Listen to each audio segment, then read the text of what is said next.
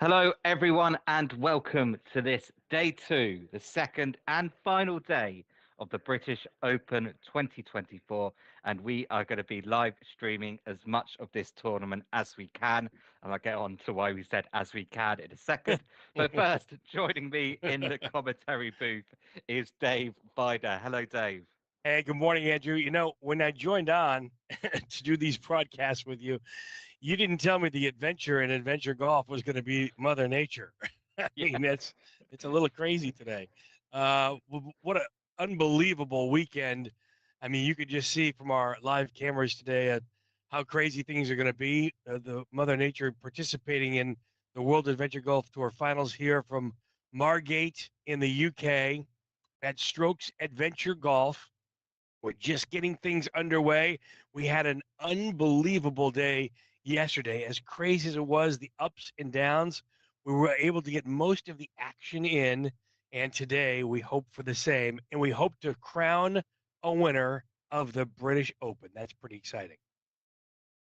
So that's exactly right. It was quite a day yesterday. So for those of you who couldn't join us yesterday, we had about an hour and a half, 2 hour break due to weather conditions here. It was raining at Strokes Margate, where the British Open 2024 is being played. So because of that, there was a suspension of play. And what that meant is that not all 4 rounds could be completed yesterday. Uh, and as a consequence of that, uh, I'm just looking at Andy Exel now on lane 18. I wasn't expecting him. I wasn't expecting him to be there, but That's okay. yeah, It's kind of crazy. This is one of our featured lanes in the top right-hand section. Not to interrupt you, Andrew, certainly. Um, but I'm not sure if he is just practicing, I believe, there, or are they actually underway because the weather is a little bit crazy today. It's going to have a profound impact on how we proceed right. accordingly. Okay, sorry, I've got my head straight now. It actually goes to what I was just saying. This is Eleanor Teubler on lane 18. So not everyone finished round 4 yesterday. So what we're seeing on lane 18 right at the moment with Eleanor Teubler playing lane 18 and picking up a very nice ace on lane 18 to boot Well done. is that the players that we're seeing now on lane 18 are finishing their round 4 from yesterday. So this is Luke Ryan right now on lane 18, and he's still playing round 4 because they weren't able to finish yesterday because of the weather conditions. So soon we'll be seeing some more players finish their round 4, and it was those players that couldn't finish their round 4 yesterday. So hopefully that's clear. Now, there's a few consequences of that. One is that the groups haven't been reordered. So our initial plan today was to do featured group coverage and follow groups around all 18 lanes. We can't do that right now because the groups haven't been reordered. However, the plan, if the weather is good, and that's a very important if, is to reorder the groups after the 6th round. So after the second round today, the plan is to reorder the groups in reverse leaderboard order. And then at that point, we can follow the best group as they battle to become champion of the British Open 2024. But there's a very big caveat on that, which is that at 10 a.m., and that's just in 1 hour's time, it's predicted to start raining. And it's predicted that the rain will not stop also. So it may be today that play has to finish early and that the players won't be reordered at all into reverse leaderboard order. Now, importantly, with the rules here, if play has to be stopped indefinitely, so the tournament will still count because at least 3 rounds have been played. For a tournament to be made official, at least 3 rounds have to be played. We're past that point at the moment, so whatever happens, a champion of the British Open 2024 will be crowned today. But if play is stopped because of the weather, and like I said, there's rain about to start in about an hour's time, according to the forecast, then if any players haven't finished their round, so if any players have not finished round 5, for example, that round will not count for all players. So, in other words, every single player has to finish a round for that round to count for any player. Dave, does that make sense in the way that I explained it Well, I'm going to drink some more coffee and ponder that for a little bit, but there? it does make a lot of sense. And what it really means to me, if I was a player today playing in this championship, is that I have to be on my best behavior only because things could change and be very dynamic at any moment because of the unprecedented Mother Nature. So, if I'm looking to win a tournament like this today, I need to make sure that every putt counts. And it's going to be very, very important, especially if we make it all the way through an individual round. So, really, really, really, really important. We're already past that halfway point. So, players need to really be looking at this now almost like a sudden death kind of Yeah. opportunity now. So that's pretty exciting. That really brings for a lot of drama. The course itself, as it played yesterday, so difficult and so challenging, especially lane number 11, which is Heartbreak Rage. You can see it there in the bottom left section of your screen. It was the backdrop for unbelievable drama. We had anywhere from aces to sevens along the way for scores. So yeah, every putter today and every pro needs to really be well aware that we are in a unique scenario today and anything can happen. So it's exciting. Yeah, I completely agree. It's not like you think, well, if I play a bit poorly now, I have a chance to make it up later because there might not be a later. The round that you're playing now, round five, could well be the final round if not all the players finish round six. So you're exactly right. I think every shot is critical now because you might not get a chance to make it back up later. In terms of how the leaderboard stands at the moment, it's Michael Smith with a five-stroke lead over Mark Chapman. Now, Michael Smith is an eight-time British Open winner. He's going for his ninth championship today. If he Wow. wins today, he will be a nine times British Open winner. Uh, Trading him, Mark Chapman, and then Sevi Kukielka, the reigning champion, currently 10 strokes behind Michael Smith. And as we said, time might be running out to decrease that gap, but we'll see. So, oh boy, Mother Nature really, really, absolutely does come into play today. As crazy as that sounds, if you looked at our rounds and joined us yesterday, Mother Nature is unpredictable. It started out with a ton of rain in the morning early, and then by the afternoon, it was almost like paradise. We had a Yep. beautiful sunset going on. So anything can really happen today. And again, if I was playing in this championship, which I'm not, but if I was playing, I would take every single putt seriously, like it could be my last, especially if I'm looking to win. So if I'm Michael Smith, Mark Chapman, if I'm Sevi Kukulika, if I'm James Rutherford, I'm really making sure that my first putt could be my last putt, and I need to make sure that I'm on my game today. Yeah, 100%. I completely agree. Uh, so, if everything goes according to plan, after the sixth round, the groups will be reordered in reverse leaderboard order. But the forecast is showing us currently that there may not be an opportunity for that, and play might have to be suspended indefinitely. Play might have to be stopped.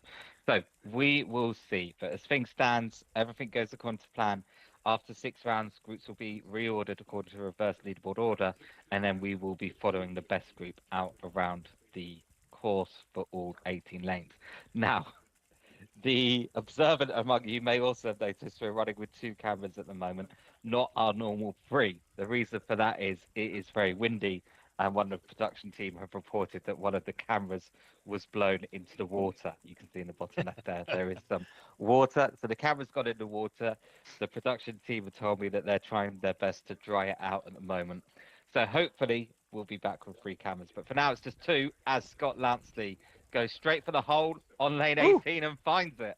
wow, I have not seen that angle at all on lane 18. Nobody's taken that direct route yet. So that's pretty exciting right there just to see alone that he was able to find the proper channel there, which guided him right to the bottom of the cup there. That's pretty cool to see that. Didn't see that at all yesterday. I don't think at once. So I'm going to make sure we have a good view here too as well. And this is that's the normal that's the normal ace right there off the backdrop on lane 18 too as well. It's going right off the back door rather than taking the direct line at the bottom of the cup. Obviously, this is you can see the three different rocks there that kind of pose a little bit of a hazard. The first rock to the right of the screen really doesn't come into play too very much, but the rock to the left, the second rock, and the rock in the far right will certainly be a challenge to have to navigate today, and most players will have to circumvent both of them in order to find the bottom of the cup. And you can see right there as a really good example of lane 18 and that third rock to the right, third rock to the right coming into play, causing a little bit of angst there for our player there and causing them to have to kind of retool their approach here for a second putt down to the bottom of the cup, which forces an unforced error and a slide to the right there and a bogey, unfortunately, for lane 18. So things are going to be fast, furious, and a little bit crazy today. And that's kind of the way we like World Adventure Golf, quite frankly. My name is Dave Vida, and Andrew Edmonds is here today.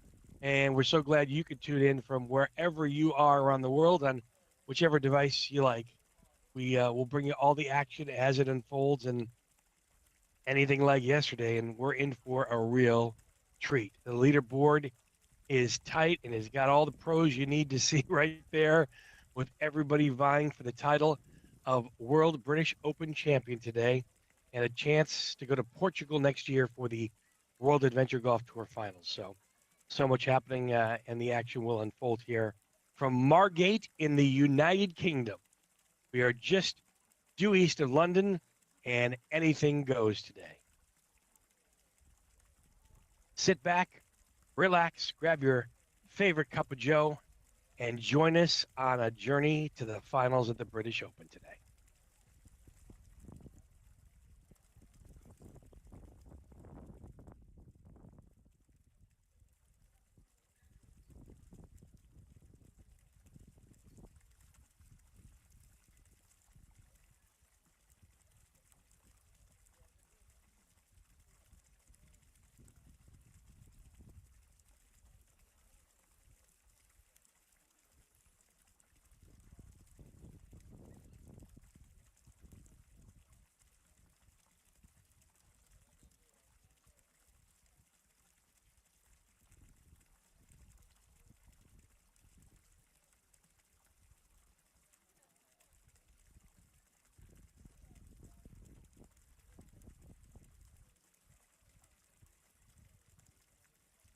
Talking a little bit yesterday about the course Strokes Adventure Golf here in Margate in the United Kingdom.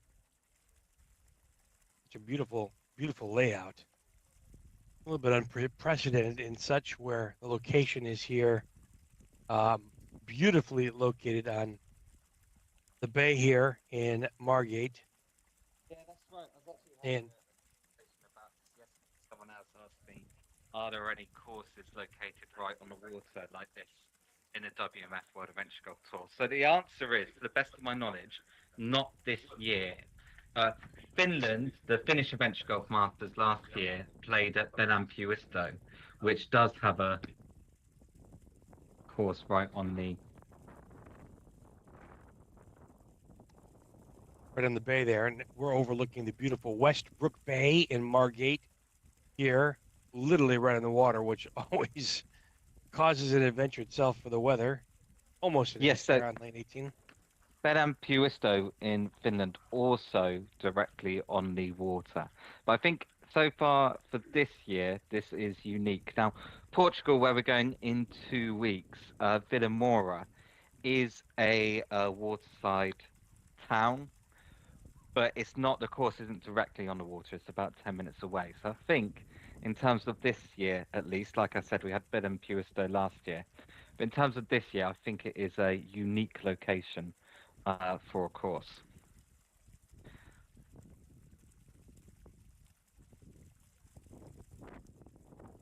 See our players now trying to wrap up their fourth round, and some of them are still trying to start their fifth round too. Michael Smith looks like he's on the course too as well right now, and Sevi Kugelka is also out there too as well.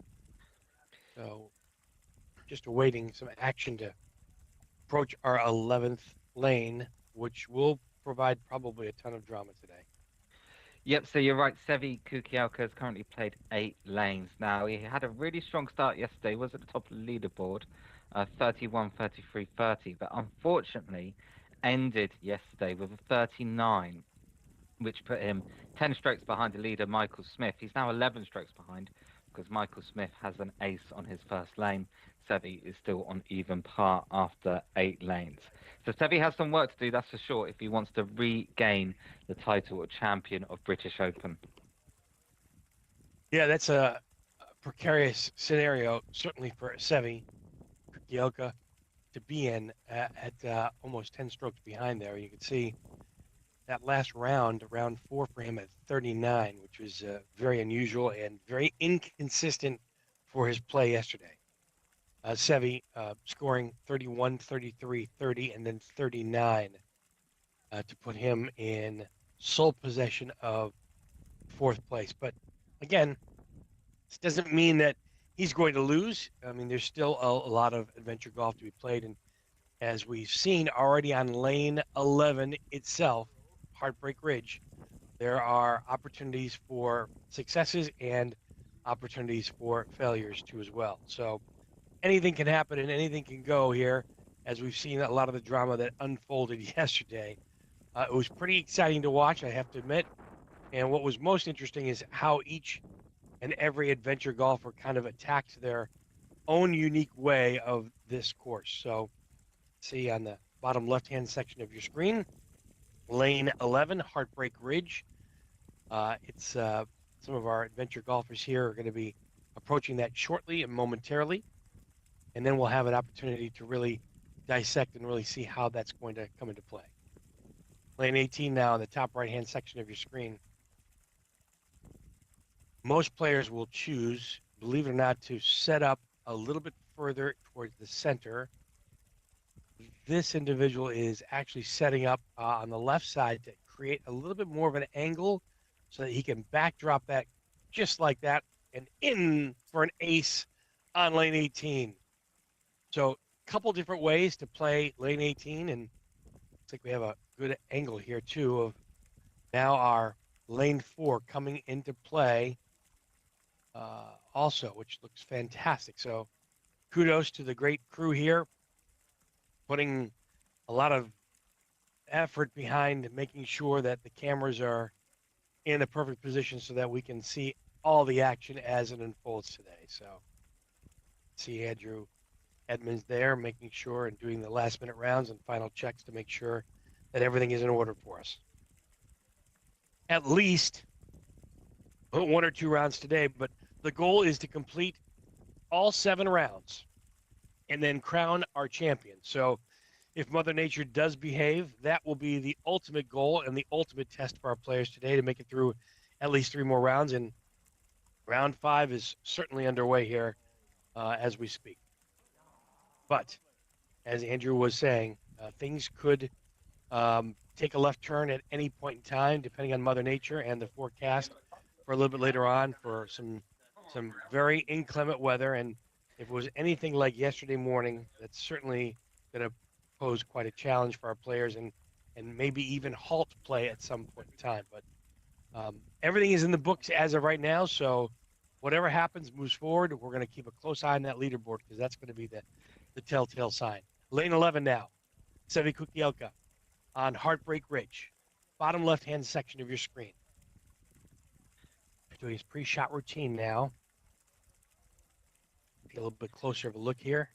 You can see the ridge there, and Sevi already with some drama unfolding. Oh, I thought it was early for the drama, but man, here we go. We've seen this angle and this putt at least 1,000 times yesterday.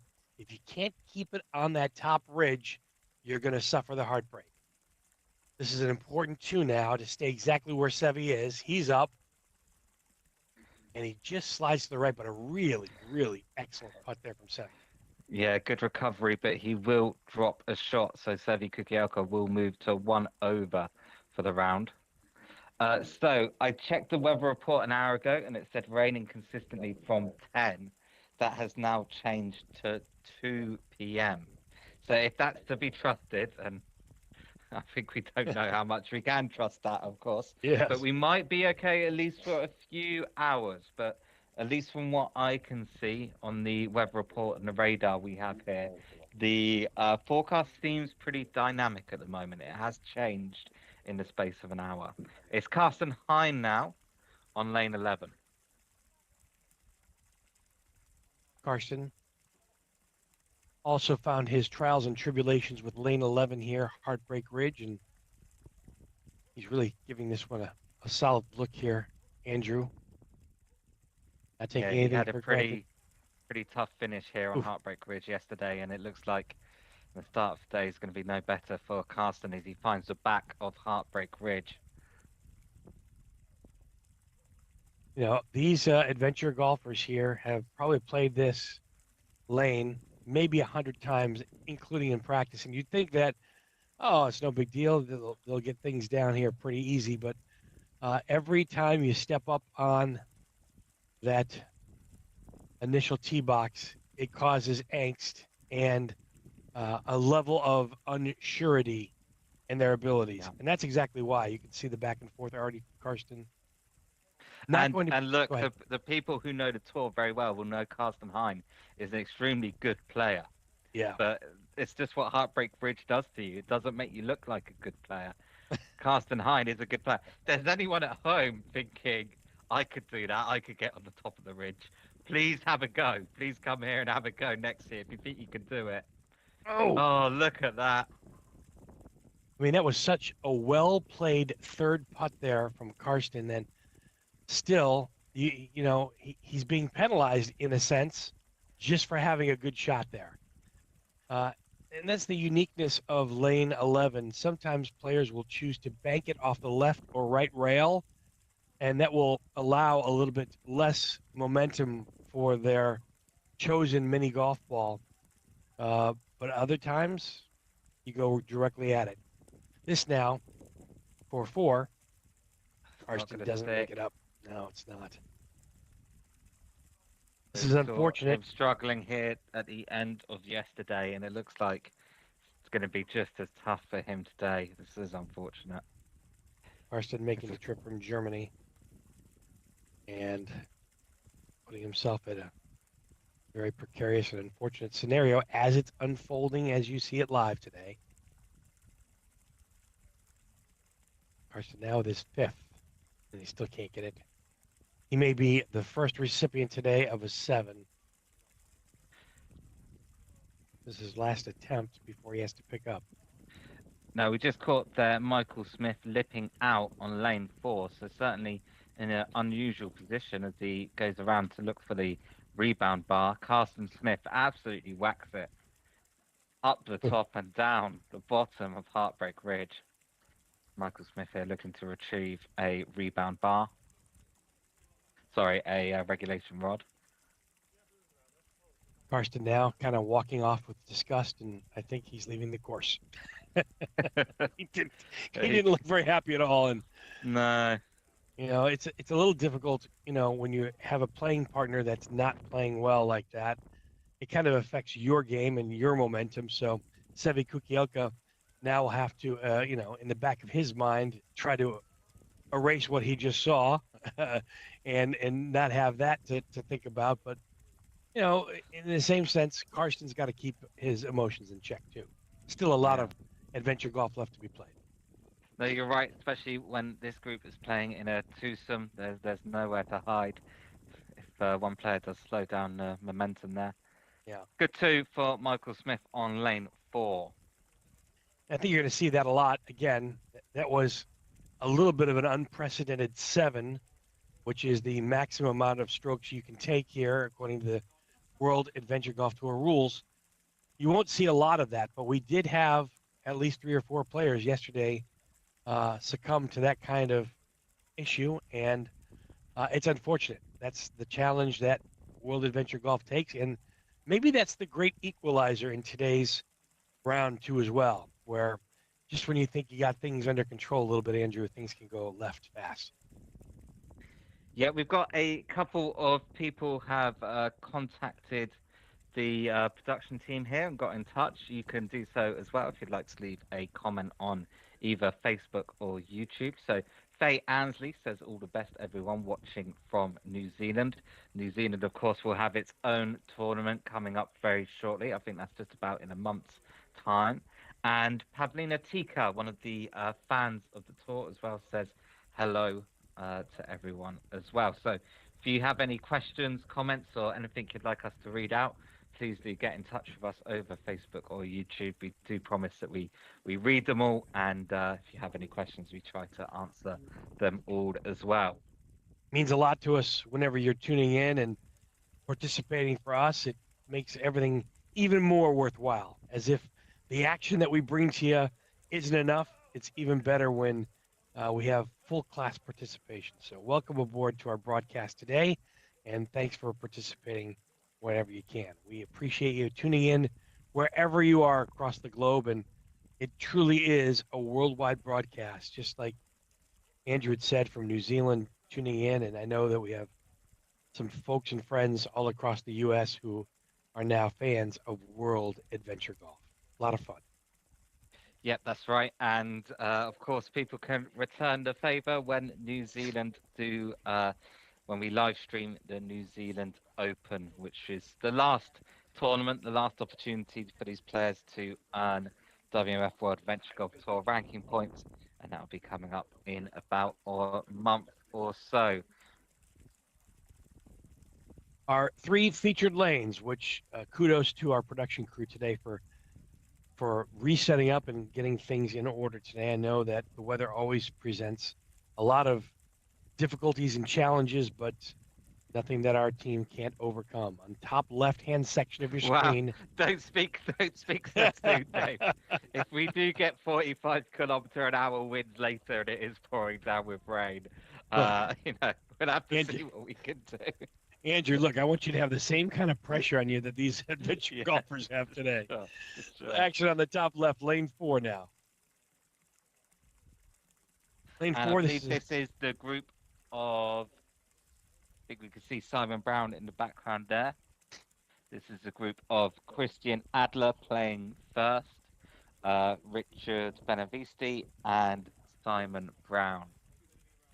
first So look at Christian lane number Adler, one four. of the two players from Austria here, along with Patrick Riener. Ah, They've yes. played in the Austrian Masters and the Slovak Open, and Christian Adler in a couple of weeks' time, we'll see him in the Portuguese Open as well. But right now, it's Christian Adler for a two on lane number four.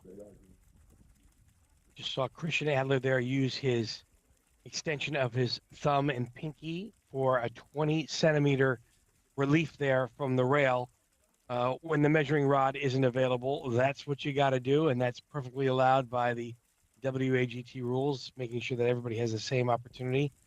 Lane at number four, top left, as we mentioned, that is Richard Benavisti. Benvenisti. He's looking at the same putt that Christian just had. It's a Big Willie style hole, if you will. That's the name for lane number four. And we'll have a chance to take a look at all of our lanes here in a little bit. You can see the channel to the right side, players right, our left of the Big Willie to kind of channel it right down the rail and bounce it right off the rock there and find a filter right down towards the cup. If anyone is wondering why it's called Big Willie, just go to Google Maps. That's Go to Google Maps, search Strokes Adventure Golf, and look at the satellite overhead view on Google Maps, and you'll see why it's called Big Willie. Simon Brown there, just lipping out on lane four. Close attempt from Simon Brown on lane four. For most players, if they miss the ace opportunity on lane four, it doesn't present too big of a challenge. You're looking at usually about 2 feet back up and in for a par being 2 strokes on each lane. This seems like a fairly manageable up and in, not Now, too Chris much. Wood now on lane 11, Heartbreak Ridge.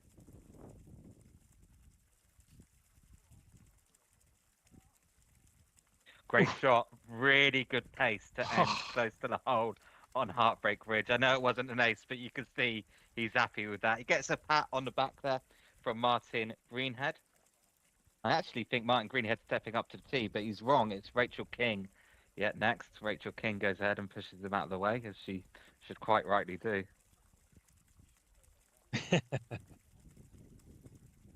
Creating her own drama on the tee box already. Yeah, as if Heartbreak Ridge wasn't enough. Yeah. The camaraderie itself amongst all of our players, I've experienced it myself in bowling Brno in the Czech Republic, is just so amazing. The competitors, the quality of play is incredibly tight, and the camaraderie is Ugh, even better. Rachel there not gonna stick, not quite. suffering a little bit of a setback.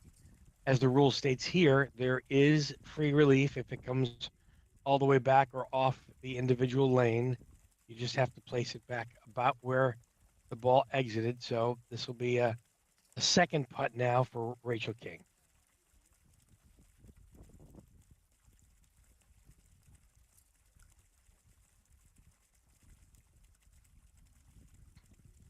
Rachel now That looks back good. up. Stay. All That was right. thick. Yeah, very nice. One Tiger for Pragnell now on lane 4. We've had a couple more questions in. Someone asking about the surfaces on the putters. So I think nearly all, or probably in fact all of the players here, will be using a rubber head on their putters. mm, The reason is, if you look at the balls that people are playing with, they're using mini golf balls which have various different properties. So the three primary properties are hardness, bounce, and weight.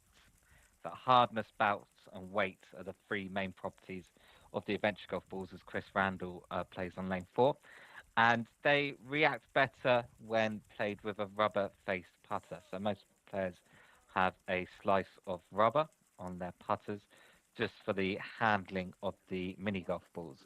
Not all adventure golf tournaments are played with mini golf balls, especially depending on where you play in the world. And if you are in a tournament that uses golf ball only, you may see more people playing with metal-headed putters. You still can play a regular golf ball with a rubber-faced putter as well. In fact, many people do that as well. But yeah, if you're wondering what the putters are that players are using, they're special mini golf putters, and all the players here, I think, will be using a rubber faced putter. that's a really, really good point that you bring up. That's a huge element of World Adventure Golf, the ability to use a mini golf ball. And it's very subjective in nature, meaning that whatever you're looking to get out of that lane will be how you go about choosing the hardness, the density, the feel of the individual mini golf ball. You'll see a lot of players actually bouncing their ball. We were watching Sevi yesterday on a couple of the tee boxes, bouncing their ball just to see what type of bounce and reaction the mini golf ball will create, and hopefully to find the desired outcome of the putt. So it's really unique. Yeah, that's quite right. It can change in hot or cold conditions, the way the material reacts with any rebounds. In hotter conditions, it tends to be a bit more zippy, a bit more bouncy. So that's why players will test it before the start of each lane. Right now, we have James Shaw on lane 4. Another question coming from Matt Ansley. Will we be commentating the Australian Masters next week with an Australian accent? I think the answer to that is definitely not, because one day we would like to be allowed back into the country. Matt, I have a hard enough time with my Connecticut accent, let alone Australian accent. It's very, very good question, though, Matt. We appreciate that kind of participation, and it really helps make our broadcast that much better. So I appreciate the good questions today. That's great. And Simon Larson says he is watching from Denmark. Denmark is one of the places where the World of Edge Golf Tour wishes to expand. Well, we wish to expand everywhere, but some places are more likely than others. So yeah, watch this space, I would say, in terms of people watching from Denmark. Lane 4 now for Ooh, Adrian Amy, and that is well short. yeah, just a little bit shy there. You don't see a lot of putts on lane 4 coming up that short because there is that slope going down. But if you do get the proper kick off that rock, it could slow things down a little bit. But again, very manageable for Adrian Amy there on lane 4, top left side of your screen. And Bottom while that left, was happening, yeah. David Hartley just played a very nice putt to the top of Heartbreak Ridge. Next up, Cindy Kukielka now.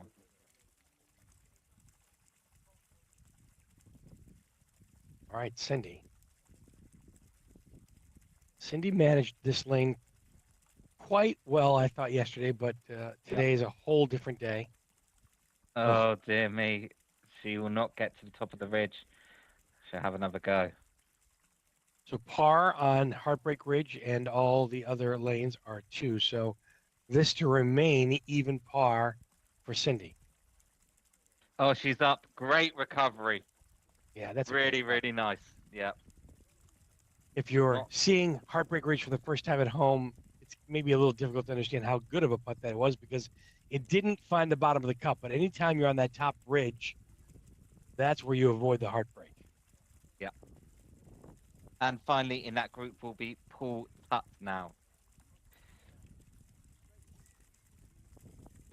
Yeah, it's called Heartbreak Ridge for a reason, as we've already seen today with Carsten Hein, and I'm sure he won't be the only player today to experience heartbreak here on lane 11.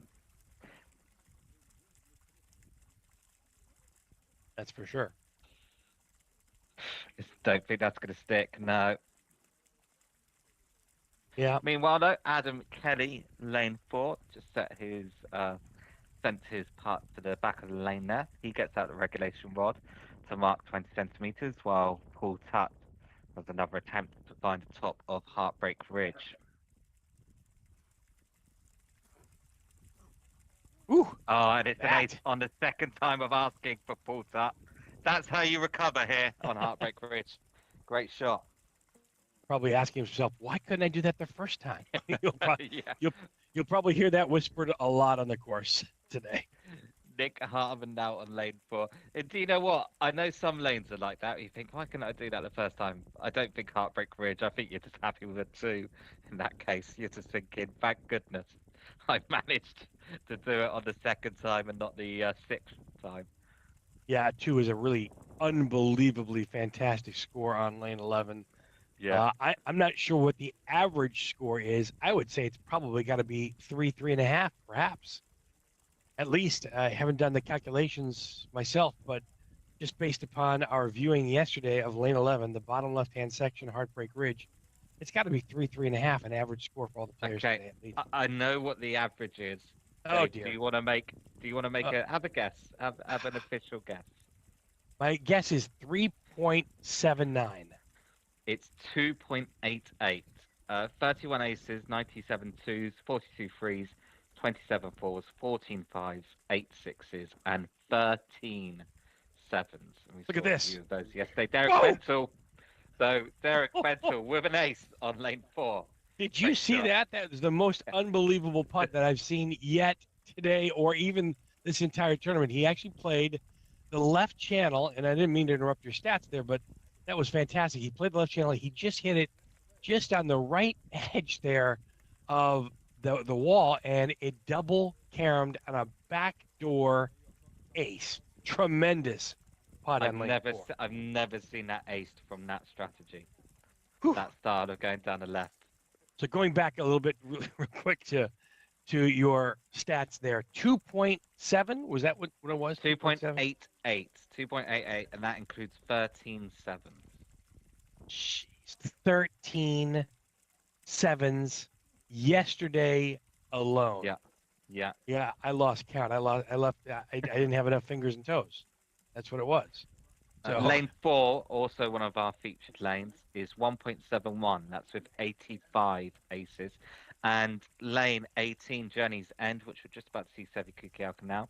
Sevi Kukiako on +1 for his round. This will be for par.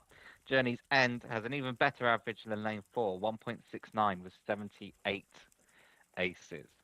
So Wow. Sevi Kukiako now to finish his round with an even par. Again, I have to say, he'll probably be a bit disappointed with that. Ooh, gotta go. He Go. probably came here to win, and I think that's looking, well, he definitely came here to win. I think that's looking less and less likely now. That's some fantastic stats you just provided us with. That's amazing. I wouldn't have guessed 18 lane 18 would have such low stats on the aces. I really thought lane 4 with 86 aces yesterday would have provided with a a lower score on than that, but that's fantastic though. Good to know. Karsten Hein now from Germany on lane 18, finishing his fifth round today.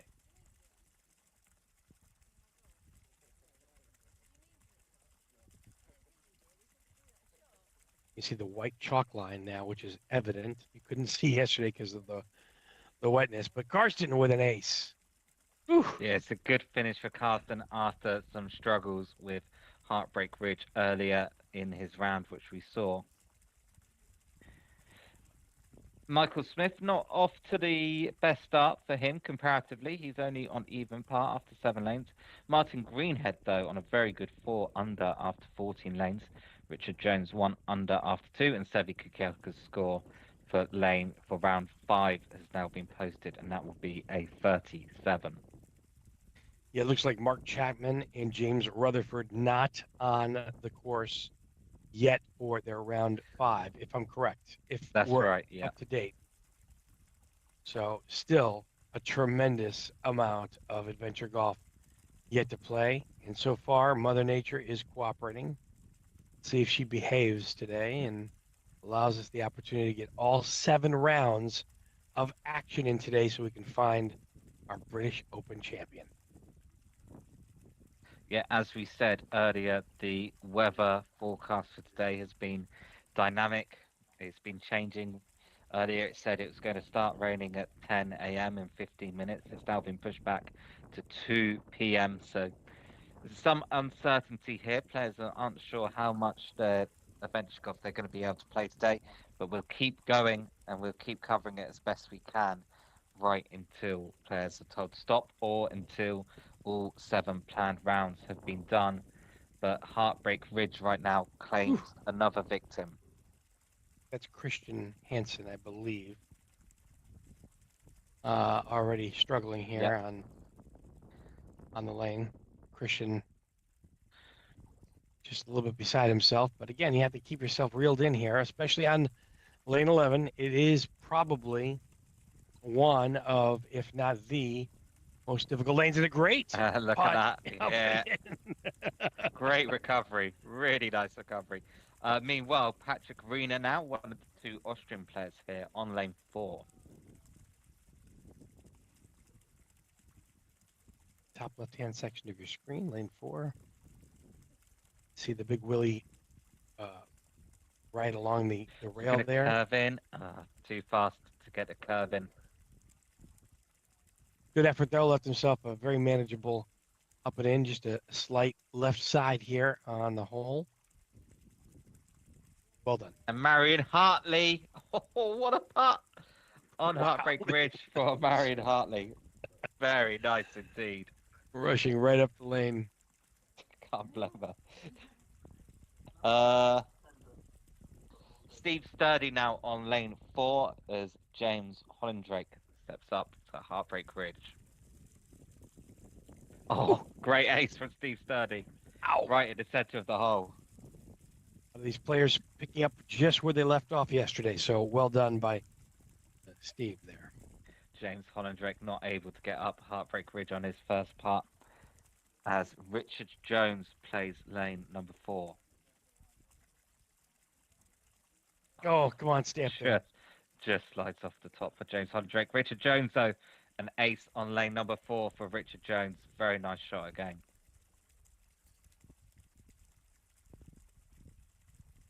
So Mark Chapman has begun his round now. Mark Chapman currently trading Michael Smith by 5 strokes, but he has 8 more lanes to play. He's 8 lanes behind, so could potentially make a move for the lead. Could Mark Chapman. Michael Smith just on 1 under after 9 rounds. That's after scoring a 29 yesterday, the joint best round of the tournament. Joint actually with the person who's chasing him, Mark Chapman. And Mark Chapman seems to be off to a good start, acing the first lane. We'll be catching up with Mark Chapman very shortly on lane number 4. All players now looks like they've completed now round number 4. So it's Yes. a rolling start now on lane 1 through lane 18. Rolling start for all of our players. And of course, if you'd like to play in groups, you can connect to our Facebook page to have all of that on the World Adventure Golf Tour. And you can play along with us at home. It's kind of like your very own home version of the game. And Faye Ansley's got in touch to say that she's curious to see what antics Tom Loftus will be bringing us today. Oh, I'm Those not. I'm not looking forward to you're not. that. Those watching the stream yesterday would have seen dancing and all sorts of antics from Tom Loftus. We love you, Tom. Tom is one of those great adventure golfers that takes his game seriously, but doesn't take everything else around him too seriously, which is I'd say that's a good description. Tony Kelly now on lane 4, as it looks like the group of Chris Wood, Rachel King, and Martin Greenhead prepare for lane 18. Tony Kelly, though, just Ooh, slips out on lane 4. jeez. We were talking yesterday about how soft that hole was playing in terms of the edge around the cup there, but that one was a little sharp there for Mr. Kelly. Neil Tan, he was in orange yesterday, in orange today. We appreciate you keeping the same garb. It's a little bit easier for identification purposes on the course. Neil's got a good looking effort there and a really, really good Very pace. close. Yeah. Neil Tan, known around these parts, always wearing orange. You can see on lane 4, the top left-hand section of your screen, the slower the ball comes down that channel after it bumps off the rock, the more right to left, to the player's right to left, the ball will move. So you got to keep that pace and keep the line. Let's see how Ruth does here. It's a little bit off cue there for Ruth Sturdy on lane 4. Ruth looking quite warm there with her garb and setup today, almost like it's going to snow. But, You never know. but it's not going to. We guarantee that. That's one thing the weather forecaster can guarantee: no snow. Just keeping yourself warm and comfortable in these types of conditions is absolutely critical because you need to be comfortable out there on the course. If you're not comfortable, your game's not going to be comfortable either. That's what adventure golf this time of year brings to the table. Different conditions, different opportunities, and it could create a different outcome for a lot of players today. We're Sturdy picking up her par. Well done. So round 5 now underway at the 2024 British Open in Margate, United Kingdom. Just due east of London today. Andrew Edmonds is here along with me, David Vida. Happy to be with you and bringing all the action live from the Bay. Beautiful, beautiful scene on Westbrook Bay in Margate here. Yesterday we saw a whole variety of weather conditions, and we may experience the same today as action continues on lane 11. Bottom left-hand corner. It's Jan Hedstrom, who from Sweden, not able to get up Heartbreak Ridge on the first time of asking. He'll have another attempt here. Whew. It's too fast, just a touch too fast. That was peppery. That was peppery. It was.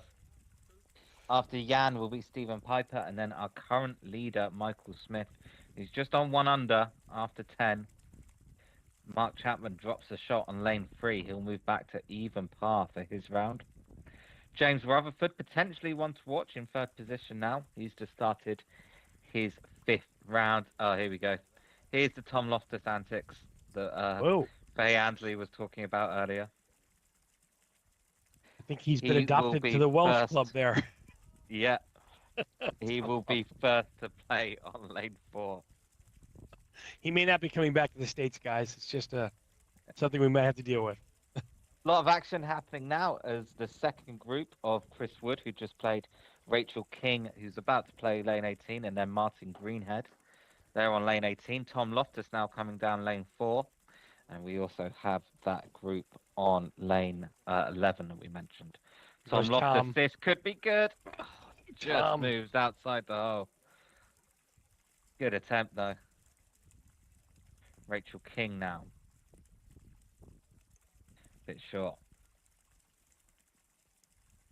Thank you, Tommy. Now a member of the Welsh Golf Club, apparently. Steve Hunt now on lane 4. And Martin Greenhead on lane 18. Steve Hunt, I think the same thing's going to happen. Yeah, it's just going to curve away from the hole. Never up, never in, as they say. All right. Lane 18 with the rebound. Greenhead. Martin Greenhead is in. Whew.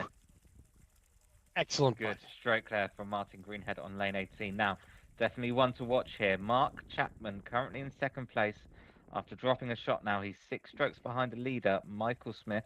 But he is a bit further back in the course than Michael Smith, so still definitely has time to make a push for a lead. But just dropped a stroke on lane 3. He'll be looking to make that back here. Is Mark Chapman on lane 4. Yeah, anything can happen here too, Andrew. It's absolutely true. I mean, just because you're 6 strokes back doesn't mean anything, especially with an equalizer lane like Heartbreak Ridge on lane 11. So anything goes today, guys. We can see that ground made up in literally one lane. Oh, so close for Mark Chapman. He's thrown out to a bit of a odd position there as the ball dribbles away. So this won't be easy for 2. He could potentially drop another shot. And meanwhile, the current leader, Michael Smith, now on Heartbreak Ridge, lane 11. And just say that ace from Martin Greenhead on lane 18 was to finish the round with an incredible 31. Whew. How about that? And that was actually with a 4 as well. But Michael Smith is in the hole on lane 11. Already finding form. And you can see, Mark as well here. This is a little tough. Mark Chapman, you could see his disgust too from this particular angle because it's not a putt he's used to. But well done. Cindy Kukielka, who we know plays off the rock on lane 18, has done it again. She hasn't aced it yet though, using that style. I think that's just more of a comfort choice for Cindy Kukielka. Yeah. Playing it off the right rock there, which is a little unconventional due to the jagged edges there, and that really conforms to a good rebound a lot of times. But that's her choice to play, and she's done very well so far with that approach. Paul Tutt now on lane 18. Close.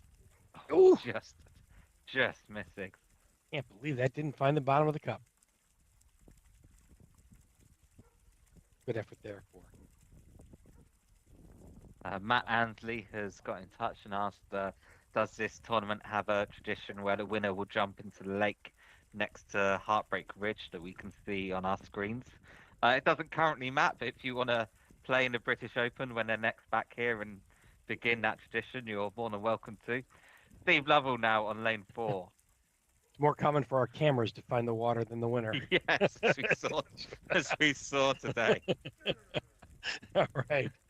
Well, the good news is the equipment has been dried out.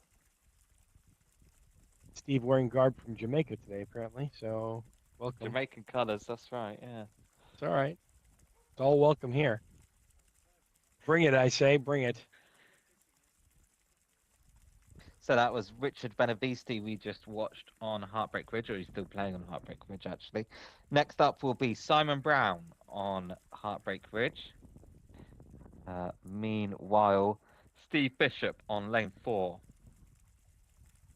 Good curve Steve, in. that's good. That looks good. Just about curves in. Very nice ace for Steve Bishop on lane 4. Well done, Steve. Simon Brown now on Heartbreak Ridge.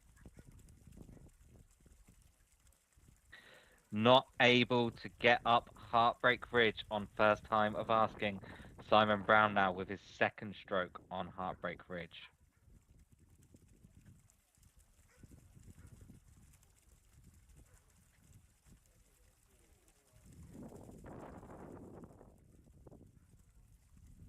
Made it up there to the top, I think. Yep.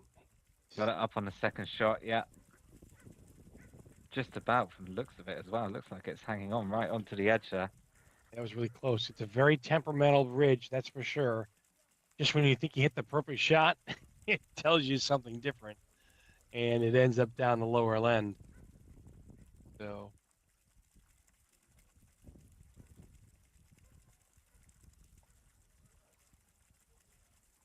well done for a 3. Drop 1 stroke there, but he'll probably take it.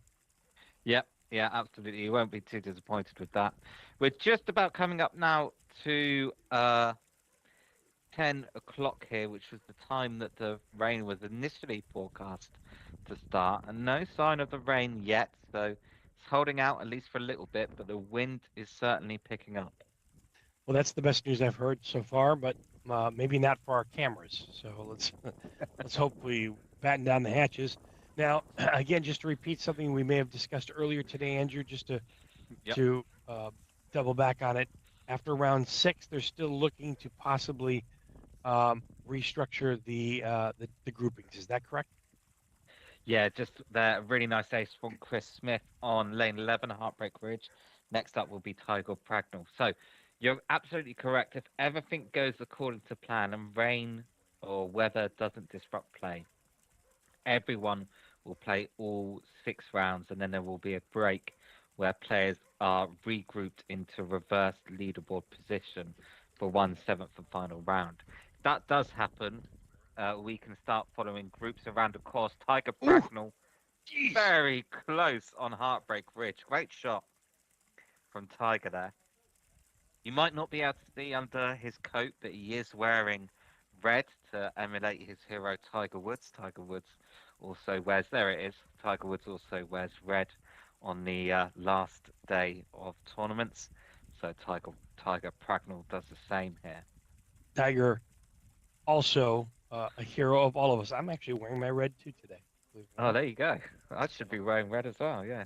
Next Last time. week's last week's winner now on lane 11 in Manchester. This is uh,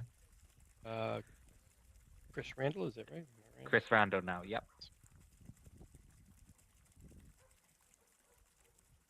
To make sure we take it right up the slope and on to Heartbreak Ridge, and that's It's not going to do it. not up. No. I think that. That's not going to get the job done there. So Chris now with a par putt uphill. We've seen it done many times where players can find the bottom of the cup on lane 11 from their second attempt off the tee box. Let's see how Chris does. It's up. It's in. Oh, he was lucky that hole was there. Let me tell you. That was sometimes the fast. sometimes the cup gets in the way, doesn't it? That's okay. You could see the emotion on his face, how funny it looked, because he Yeah. knew that if that hole wasn't there, that ball was on lane 17 at that point. So you can So see Daniel Velchek standing in the background of lane 4. Daniel Velchek currently the best international player. If you discount Wales, I suppose, if you count Wales as part of United Kingdom, then Daniel Velchek is the best scoring international player and starting his 5th round off very nicely indeed with 2 aces out of 3 lanes. yeah, it's a We'll true see him international shortly. tournament today, right? I mean, this is we got players from all over the place representing today, from Austria, Romania, Scotland, the United States, Czech Republic. So we welcome everybody to this British Open, open to all, and we love the representation here from around the globe. Hey, James Shaw now on lane 11.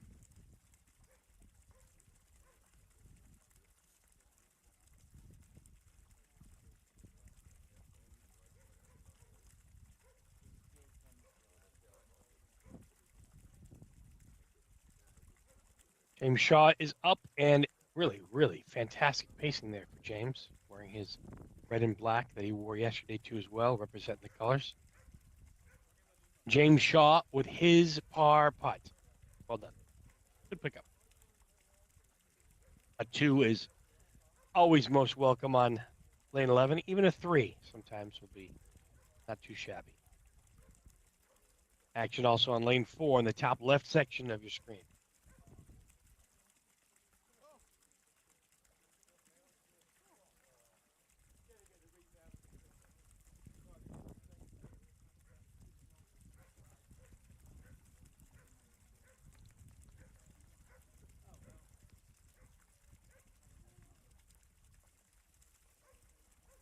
Adrian now on lane 11, bottom left-hand section. Adrian Amy is paired up with James Shaw. It's one of the few twosomes today. Saw them play together yesterday. Adrian a little bit more thoughtful on his approach to every single putt, making sure everything is in order with his pre-shot routine. His attempt at going up and in for an ace on lane 11 and a strong fist pump as they both know how that's going down, and a back-to-back ace on lane 4 simultaneously. So already a lot of the players picking up just where they left off yesterday. A lot of great action and a lot of aces coming your way already today at the 2024 British Open. We're live in Margate in the United Kingdom today, right on beautiful Westbrook Bay. Boy, it's a nice one today and a beautiful layout situated here right on the water, providing enough challenge, especially with Mother Nature coming into play today. Yesterday, we were avoiding a complete washout, which was nice. And I'm so glad that the rules officials kept play going yesterday. Really very helpful for a lot of us, and I'm sure a lot of players are excited to keep playing regardless of the deteriorating conditions early on yesterday. But it did end up being a beautiful day here on the bay. Sun was out. We saw a gorgeous sunset on the back there of lane number 4, where you can see the bay in the background. Action will be continuing on all of our featured lanes, lane 4, lane 18, and lane 11.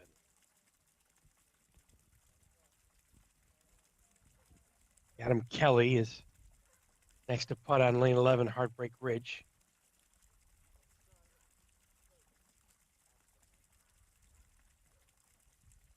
Nice comfort level by all the competitors here to play their own pace, having their own style, taking their own time with every single putt. Lane 4 now, that's going to slide a little left.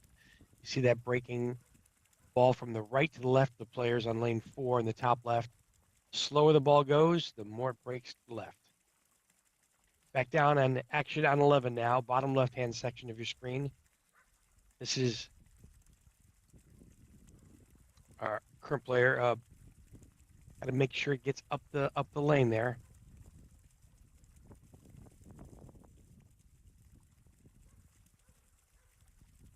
Oh, just slides by the cup, but really well done there. No problem with that one.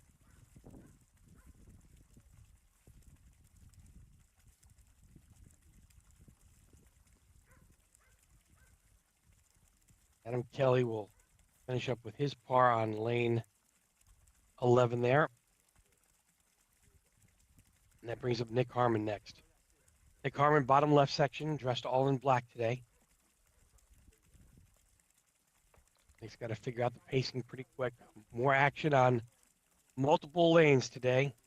Christian Adler on the top right-hand section of your screen.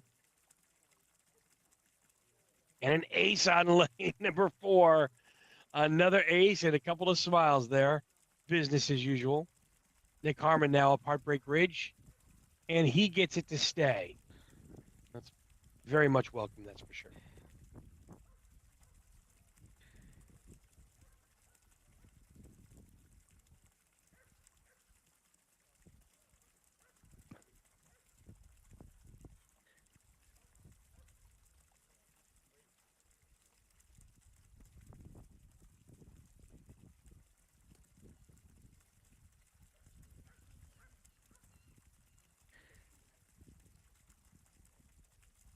Marion Hartley there on lane 18, just a bit long of the hole, as Derek Bentel now on lane 11. Yeah, I was just about to say, you took the words right out of my mouth there. And now James Hollinrake on lane 18. And someone's belly on lane 4, but it's all good. Good. I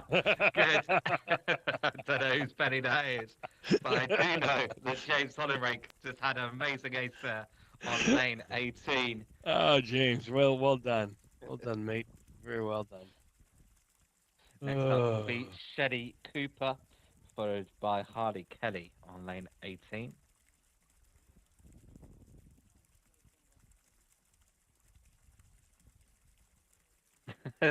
I think I could read Luke Ryan's lips there. He said, "Oh, there's a camera there." There's a camera, mate. Watch yourself. Yeah, yeah.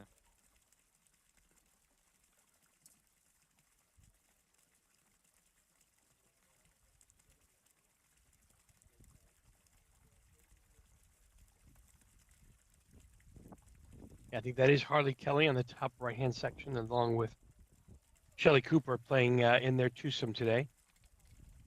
Josh Mars has got in touch to say hello from Australia. Of course, in 1 week, in 1 week, we will be seeing the Australian Masters as well, the first WMF World Adventure Golf Tour in Australia. So do stay tuned for that as well. Sure to be a good one. I've got my plane tickets. I don't know about you. More action at the top left. Another ace opportunity. This looks really good. Oh! Just got a little bit of a spin there off that rock. I don't know if you saw that. I could see the ball spinning a little bit, which caused the ball to go a little right to left on lane 4. But still a good effort and a good pickup for par on lane 4, top left Yep. section. That's young Eleanor Teubler there. People who watched the World Adventure Golf Masters this year would have seen that Eleanor Teubler and Sevi Kukielka finish in second in the doubles competition. Good finish for that pair. Luke Ryan now on lane 4. Luke Ryan, this looks good too, but that's going to slide also to the Yeah. left. Pacing just a little bit off.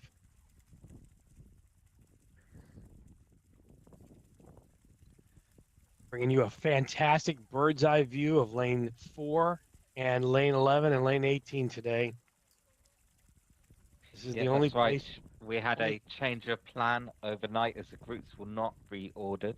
Originally today was going to be featured group coverage, but for now we're sticking with featured lane coverage until the players are reordered in reverse leaderboard order.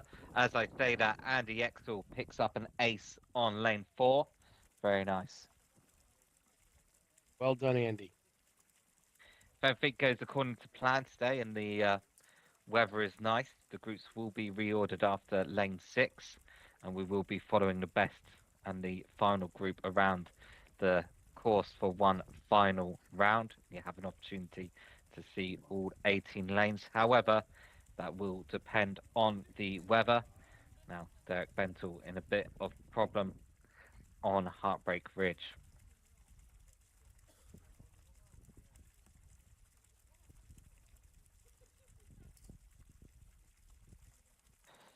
Now, this is Jan Hedstrom on lane 18. Ooh. Good ace for Jan. Sometimes they catch you by surprise. Well done. Next up will be Stephen Piper and then our current leader, Michael Smith. Michael Smith only on 2 under at the moment, so even if he gets an ace here, it will be his worst round of the tournament so far. Could potentially open the door for someone. However, Mark Chapman is only on even par after 7 lanes. James Rutherford on 1 under after 5. Patrick Reina there with a good Heartbreak Ridge. Nice 2. Unusual placement now on lane 18, top right-hand section of your screen. Got caught up with the rocks, and that's a little bit of a left to right breaker, and you can see what happens when the ball slides to the right. You miss it, but we'll drop a stroke there with a bogey on lane 18. Steve Sturdy about to play lane 11 as Michael Smith steps up to lane 18. So this will be for a round of 33 for Michael Smith as Steve Sturdy very nicely finds the top of the ridge.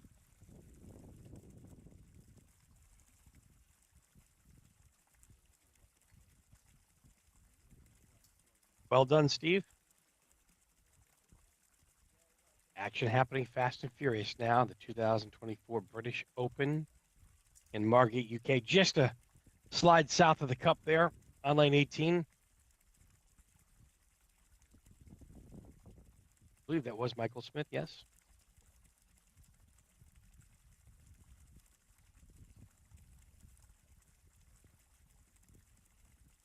And a little bit short there on lane 4, too, as well.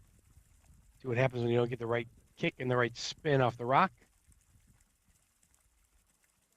Michael Smith finishing up his 5th round there with a 34. So a little bit higher than normal for Michael. Just a couple of strokes there under par, but still a commanding 7 stroke lead, if I'm doing my math correctly. A little early. Math is subjective at this point. Yeah, it's a 7-stroke lead, but Mark Chapman, although he's on even par at the moment, he does still have 11 lanes still to play. Your math better than mine. We'll see Mark coming up here on Heartbreak Ridge in a short time. For that, though, it's Scott Lansley now on lane 4.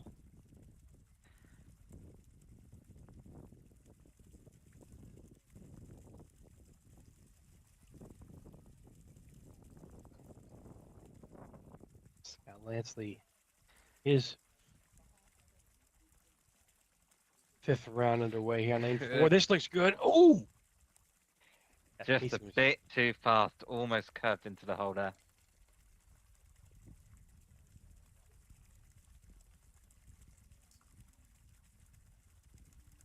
A little bit of a par pickup here. Well done. Good pacing there. Nice and firm. Back of the cup. Well done there by Scott Lansley.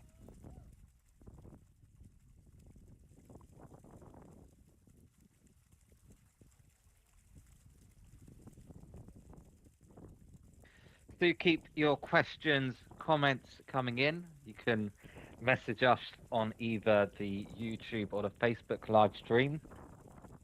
We do have someone that watches them all, and any questions we do try to answer them all as well. So do please keep your questions and comments coming in. Both Dave and myself do appreciate the engagement and the support from everyone watching. Absolutely. So do please keep them coming in. So much at stake for a lot of the players today. Not only the trophy, the top 5 will get a nice little cash surplus, and of course a chance to go to Portugal too, punching your ticket to the 2024-25 finals here coming up next May. We'll have a chance to see that course. I think you mentioned too, Andrew, in the week or two to come. 2 weeks, I think, away. Yeah, that's in 2 weeks' time. We will be in Vila Moura in Portugal for the Portuguese Open 2024. A lot of players here today will be there, including Martin Greenhead, who just scored that fantastic 31. And that was with a 4, remember, as well. So Martin Greenhead will be there, attempting to emulate his fantastic score from today in Vila Moura in Portugal. Sevi Kukielka and James Rutherford, you can see near the top of the leaderboard. Near the top of the leaderboard as well will also be there. We'll be taking a look at them in a couple of weeks' time, see what kind of kit they're wearing, and we'll mention that in a couple of weeks' time. A few other players that are here today. Christian Adler will also be there in 2 weeks. Fantastic course as well in Vila Moura, Portugal. And it'll be a chance for players who cannot make it in person, and of course fans from around the world, to get a sneak peek or an early glance at the course where the final will be played.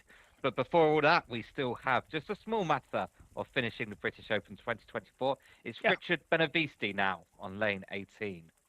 Just a small matter, that's all. Excellent. Richard now taking an aggressive approach and just misses on the high side of the cup there.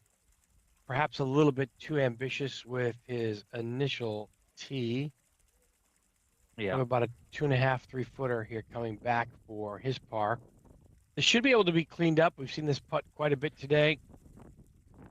Maybe left center on this one, but he'll give it some respect and take a quick close look. And probably not a putt he's used to. Meanwhile, Neil Tan slides off the top of Heartbreak Ridge.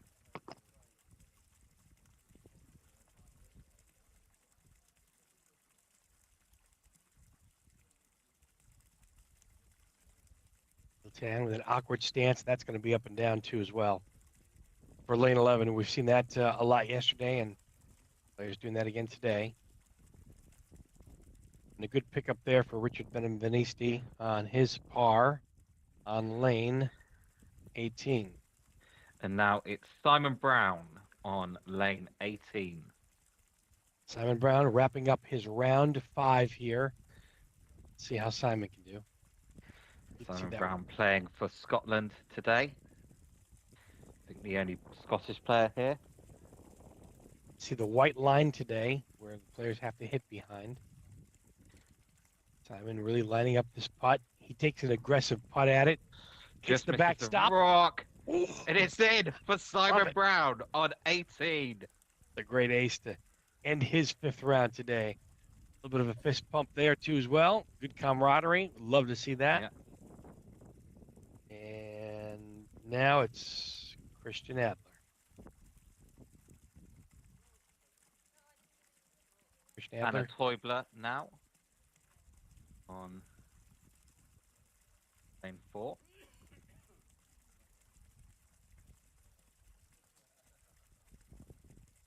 I believe that's Chris Smith actually on lane 18. Is it? Kidding. Oh, you're right. Well done, Chris Smith. Good leave for your second putt for par.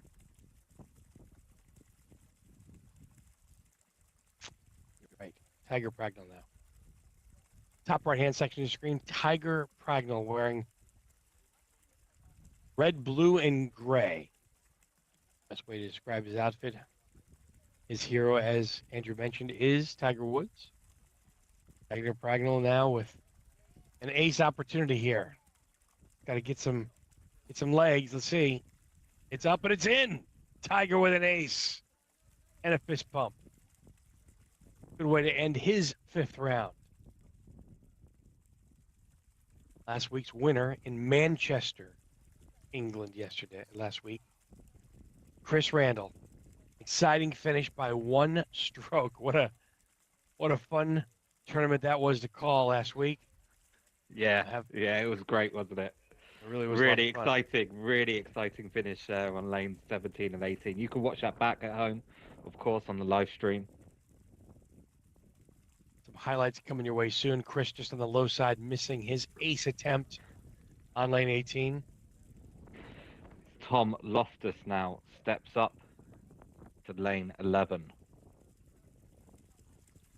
Tom Loftus, the recipient of a 7 yesterday, and the inclement weather, maybe that threw him off a little bit.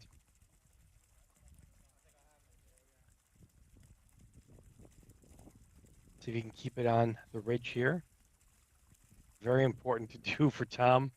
I'm sure we'll get some kind of celebration. Unprecedented, I'm sure. He's up. Oh, he got the ace. Lovely. Tom Great Loftus. shot. Excellent, Tom. Yeah, well really done. Nice. If you're enjoying today's broadcast, we appreciate you watching from wherever you are. My name's Dave and Andrew here. And if you're not enjoying it, my name's Tom Loftus. So we'll blame him for everything else. Great ace. Adam Cox also getting in touch saying good day from Australia. As a reminder, Australian Masters will be played this time next week, weekend tournament. So all these people watching from Australia, people will get the chance to return the favour. Unfortunately, because of Adrian Amy's seating position, we can't see what's going to happen to James Shaw's putt here on lane 18.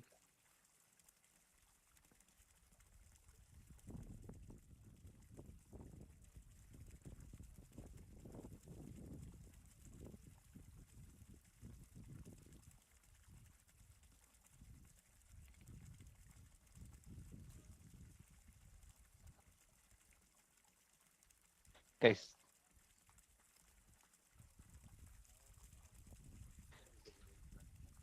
Steve Hunt now on lane 11.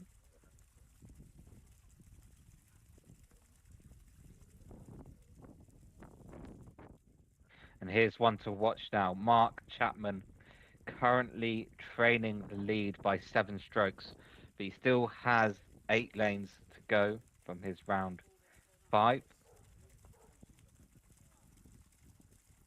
So, critical shot now from Mark Chapman on lane 11. Just 1 under for the round at the moment. This could change the trajectory of his entire round, and in fact, the trajectory of the entire tournament. It's Mark Chapman right here, right now, on lane 11.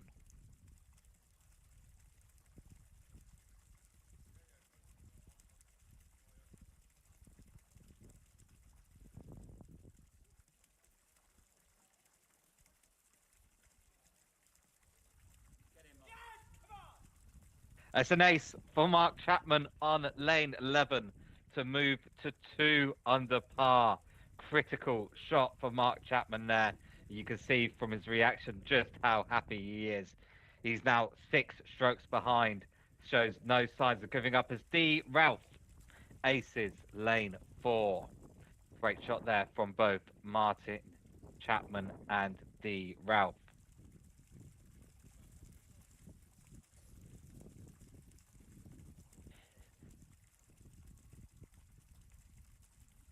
Next up on lane 11 is Steve Bishop. As Mark Wood plays lane 4.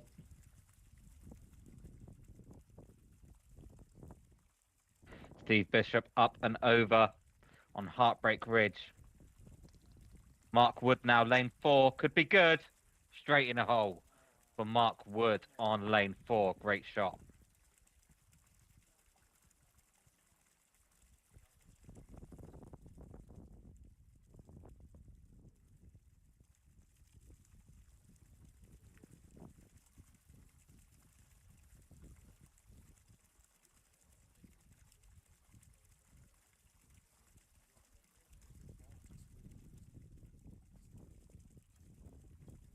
So 3rd stroke here on Heartbreak Ridge.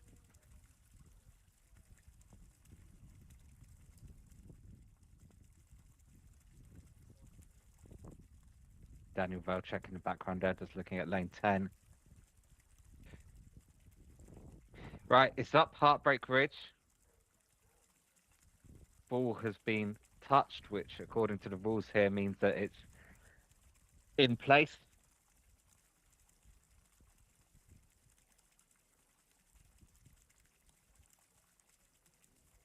It's deep level there with a 4 on lane 11.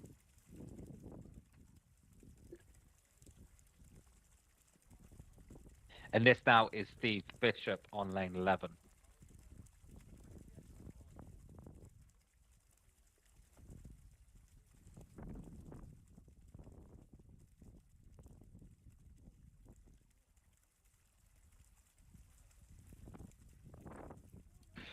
Is it going to stick? No, it doesn't. Steve Bishop almost gets up the hill, but that will roll back down.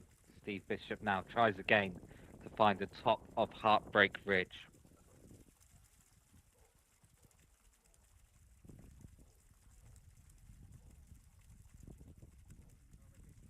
That looks fast, and the hole doesn't stop it. Steve Bishop now on the other side of Heartbreak Ridge.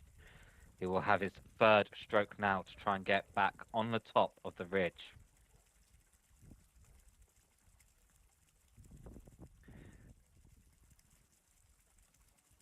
It is windy today. There's even some wind breaking through into the production tent area.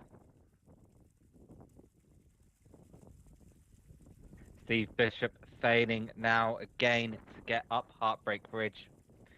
He'll take his fourth stroke now, getting more and more desperate to find the top of that ridge.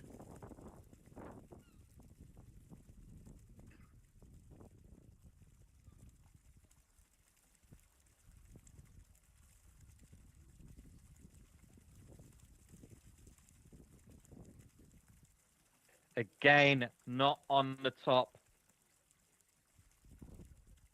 Think this will be his final stroke now. Either one or two strokes left for Steve Bishop on lane 11. Steve running out of time to avoid the 7. This will be the first 7 we've seen today on Heartbreak Ridge.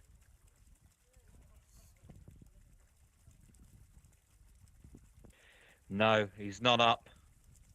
He'll pick it up. Would he pick it up? No, he'll have one more go.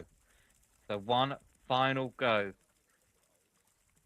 for Steve Bishop to get to the top of Heartbreak Ridge as Adam Kelly now plays lane 18.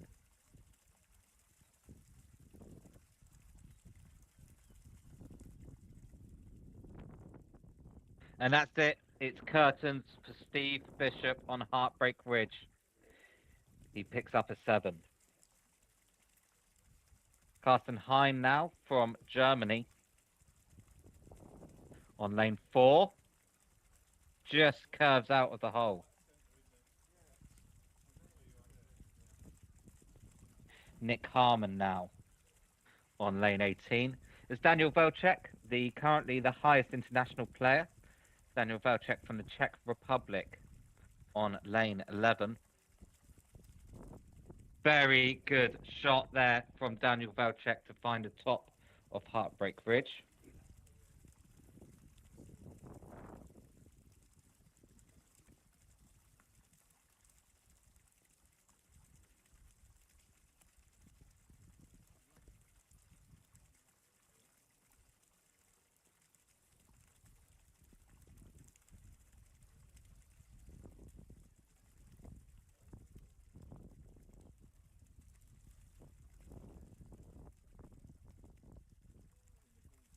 Next up, Ricky Turner on Heartbreak Ridge. Sevi Kukielka just to the right of lane 11. As Derek Bentel sets up for lane 18. So action on all 3 of our featured lanes today at the moment.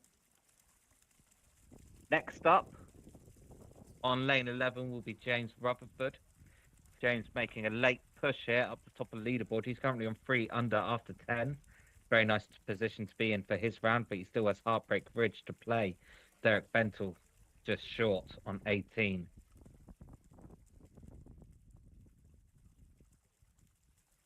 Ricky Turner now with his second stroke on Heartbreak Ridge, finds the top of the ridge. Very nice recovery there from Ricky Turner.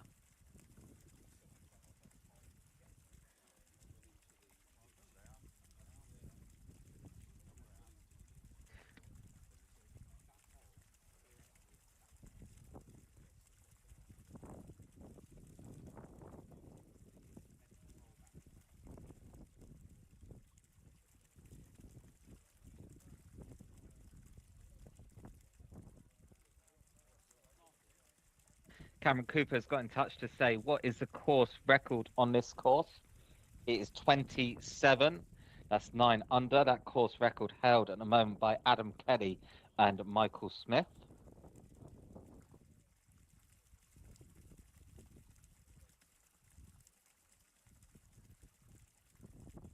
Best score of this tournament is a 29. So 2 strokes away from the record. With these weather conditions today, it will be tough to break that record or match that record, but still some time to go today. Martin Greenhead certainly off to a good start. You can see Martin Greenhead in top left here. He's on 2 under after 3 lanes, following a round of 31. Best round of the day so far. Now, one to watch here, James Rutherford on 3 under, now playing Heartbreak Ridge. this to move to a very nice 4 under after 11 lanes. But that is no easy feat at all when you're on Heartbreak Ridge. It's James Rutherford on lane 11. He's up. Oh, fantastic shot there from James Rutherford on lane 11. He'll stay 3 under for his round in a very nice position indeed.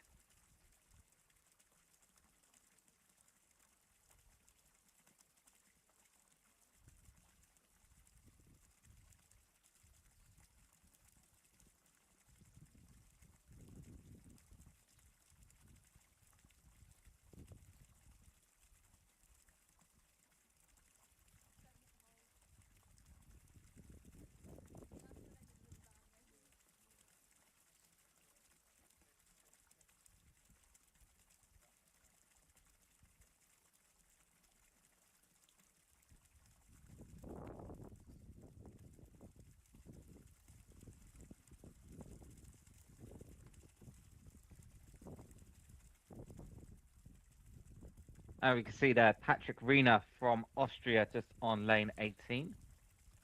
Martin Greenhead in the background of lane 4, just waiting to play. As we said, Martin Greenhead currently on a very good round, 2 under after 3 lanes. Mark Chapman's just on 2 under after 13. He'll be looking for a few more aces in his round. James Rutherford, who we just saw on a very nice 3 under after 11 lanes. Daniel Velchek's got a bit of work to do. He's on 1 over after 12.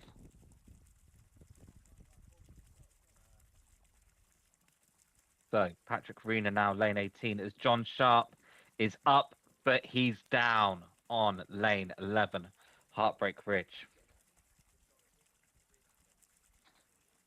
Patrick Arena now on lane 18.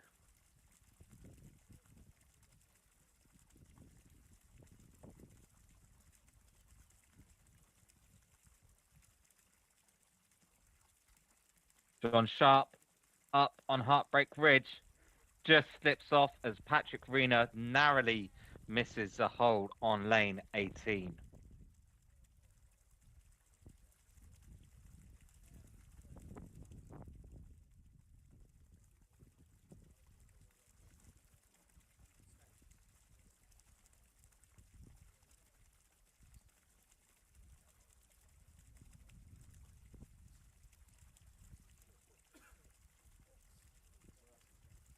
So Patrick Arena's second shot here on lane 18 as John Sharp finishes lane 11. Next up, David Jeremy.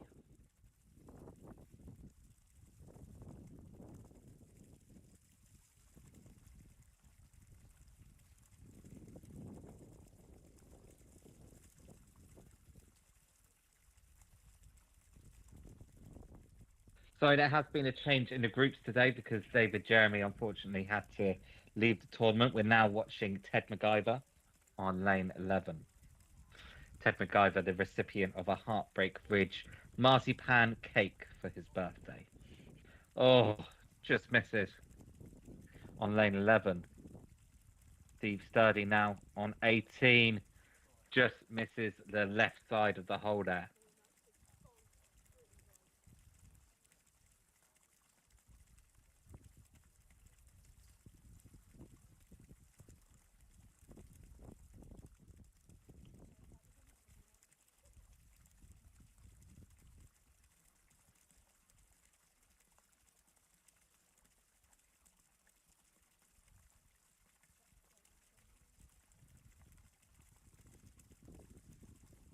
And now Richard Jones on lane 18.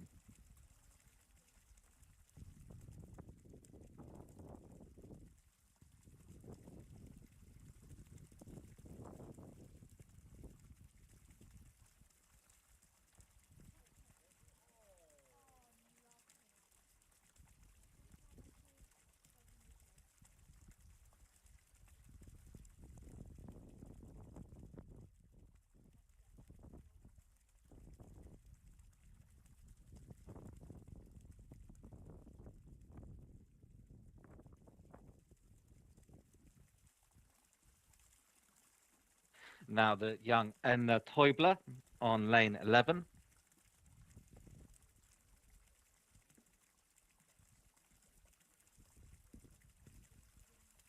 Tony Kelly steps up to lane 18. It's Tony Kelly now on lane 18. And he will be looking to go for the rebound off the bricks at the back. And Eleanor Teubler with a very nice ace on lane 11. Great shot for young Eleanor. Tony just sliding past the hole on lane 18. Neil Tan now on lane 18. Looks like lane 4 play is ready to restart. So Rachel King now on lane 4. Neil Tan on lane 18. And Luke Ryan, lane 11. Action on all three of our lanes. It's a narrow miss for both Rachel King and Neil Tan. Luke Ryan, no. Very good shot on lane 11 from Luke Ryan.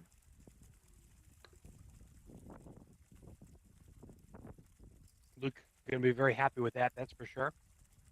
Yeah, great shot there from Luke. Rachel King now to clean up her par attempt here on lane 4. Meanwhile, Andy Exel just sliding off the back of lane 11.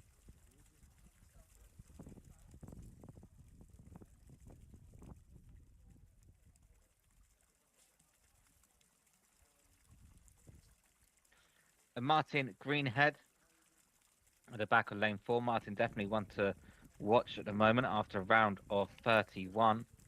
2 aces in the first 3 lanes. He should get this, so he will remain 2 under.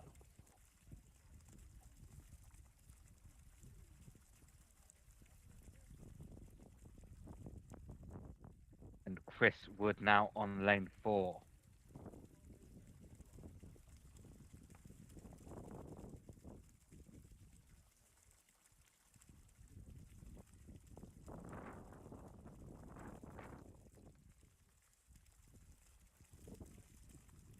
Chris Wood, lane 4. Good effort, good attempt there for Chris Wood. On a bounce out of the hole, almost sending it back down Heartbreak Ridge. It stays on the top though. Andy Exel there, really close to bouncing out of the hole and rolling back down the ridge. That would have been quite something, but it does stay on the top. Chris Wood here for his second putt on lane 4. All right, Chris cleans up his par. Well done for Chris Wood.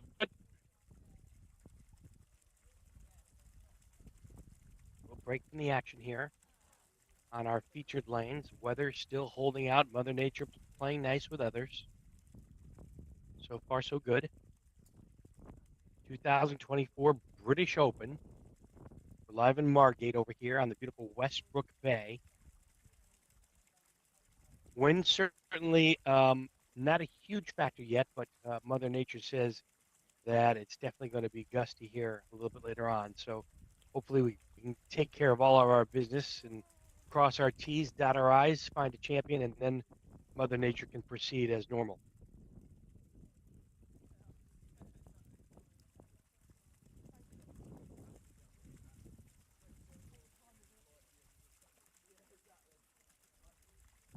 Next competitors coming up is Cindy Kukielka. Cindy, you can see in the top left, and the wind is starting to pick up. I may have stand corrected a little bit. Cindy now with a little putt that went just a little bit to the right of the cup, but really good pacing for her, and she should be able to clean up that little particular bit of business now on lane 4, top left-hand side of your screen. More action still to come on lane 11, lane 18, lane 18, top right-hand section of your screen. Seeing a lot of action on that so far. You can see the 3 Guardian rocks that kind of protect the cup. Cup is off left center, so we've seen a straight putt on lane 18 today, but we actually saw an ace 2 taking that type of approach. Paul Tutt now picking up his par on lane 4. That leaves us with David Hartley. David Hartley now lane number 4, top left-hand section of your screen. He'll take the ball. This looks really good. Ooh, just slides to the left a little bit. Get the proper kick off that rock there, and anything goes. But for the most part, it's pretty even keel putt. I mean, most players will get a nice bounce off of the rock on lane 4.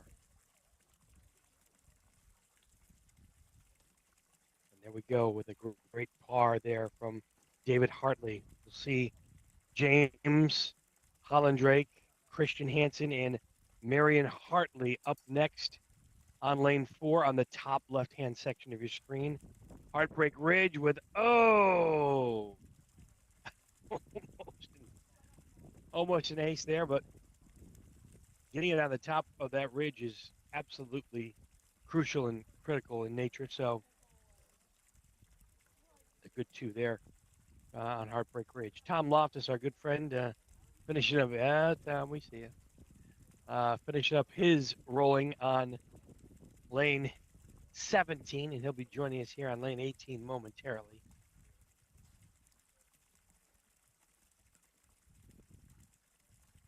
Tom Loftus is somewhere down on the leaderboard towards the middle section and just trying to hold it steady. Tom making a lot of great connections and seeing a lot of friends out here during his week-long trip to the UK, enjoying every moment of it too.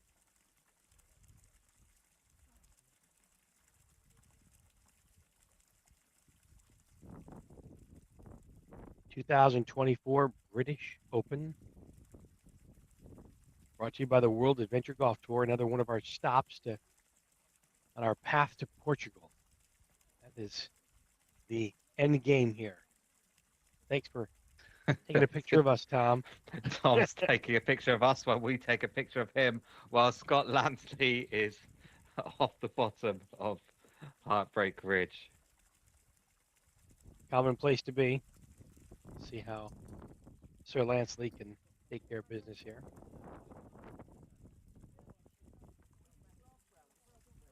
That, as he says, is the mobile scoring app easy to use? Yeah, it's very easy to use. We have instructions for it online.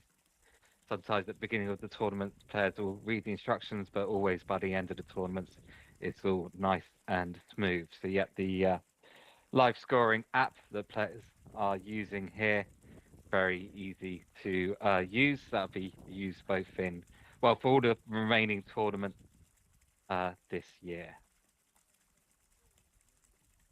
James Hollandrake with an ace opportunity, and ooh, just slices around the cup there on lane 4. While we have Tom Loftus finishing his 6th round here. I believe it's his 6th round. Please correct me if I'm wrong. Or is this his 5th? His 5th round, yep. 5th round. Yep, players have just now started their 6th round. Tom Loftus looking for the backdoor entrance to, ooh, terrible kick there. Tom does. Off the back crack of the railing there, and he'll have about a 2-footer to pick up his par.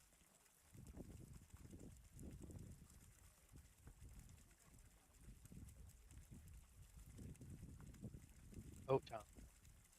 Shout out to Chris. Shout out to Chris Sutherwood, who's watching the tournament coverage right now. We'll make sure it's not too heart pounding for you, Chris, watching from home.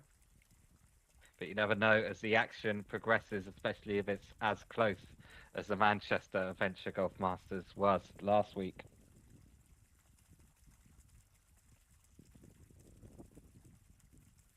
Christian Hansen finishing up his lane 4, I believe.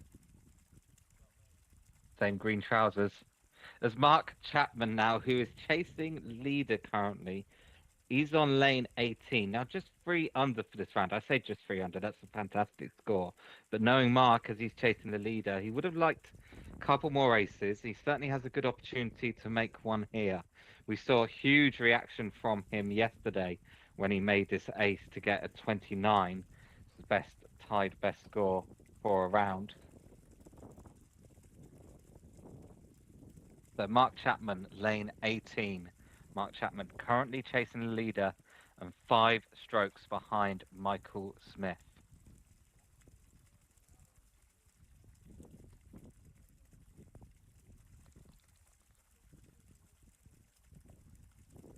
Oh, he's off the course. That's the danger of lane 18. Mark Chapman is off the lane on lane 18, missing the rebound brick. Mark Chapman off the lane. Really good, firm effort though. Does get to replace his ball 20 inches and will end up with a 2. So no real penalty there 20 for Mark. But centimeters, 20 inches, it'd be in a hole. did I say 20 inches? Oh, yeah. That's that's my U.S. ism Different there. system. Different Yeah, system. Yeah. that's a different game. I'm playing a totally different game Yeah. altogether. 20 centimeters. What do you say in the US then? Do you have 8 inch relief? That's a great question. I think it's yeah, I think it's 6 to 8 inches. Usually is what the relief gets uh from the rail. If if our good friend Pat Sheridan is watching, he can help interject at any point in time. But I'm pretty sure I think it's six inches. I think you get Right, okay. So that'd and an be ace there, 15, and the 15 yeah, centimeters, so a bit less than the 20 centimeter relief we get here. Yeah, Steve Lovell with a very nice ace on lane 18, and Matt Dodd also very nicely finding the top of Heartbreak Ridge. Steve Bishop now on lane 18. I do know in America they have the AMA branded regulation rods. The players don't have to worry about whether it's 6 inches, 8 inches, 20 centimeters. yeah, it's a very helpful tool indeed, which comes into play quite a bit in the U.S. too. The regulation rods. It's Jenny Cooper there with her unconventional shot on lane 4 going down the left hand side.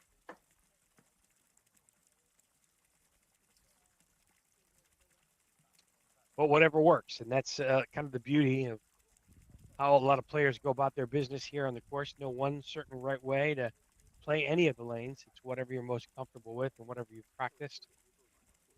I think whenever I'm in a competition like this, you got to stay according to your game plan. So Mhm. don't change too much up unless something isn't working for you and you become totally uncomfortable with it. Got to stay on your game plan. Practicing ahead of time of these tournaments is incredibly important. Henry Mars, who finished incredibly in second last week in the Manchester Venture Golf Masters, incredible result. He gets in touch to say hello from Leeds. He's enjoying the live coverage. So hello Henry, thanks for joining us. As Daniel Velchek steps up to lane 8. Daniel, now representing the Czech Republic, left-handed player, all about his business. Gets up, takes a crack Could be at it. good. No, Really good pacing though. to be one Well done there. over for his round. Not a great round. He would have been looking to make up a few more positions on the leaderboard, but not to be for Daniel's 5th round. We are at 10:50 here, and the weather so far still holding. I believe this is Ricky Turner on lane 18.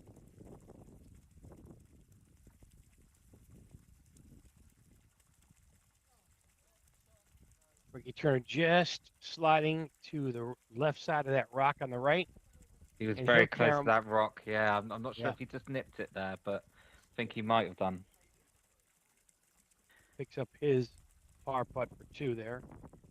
Probably about the average, maybe about.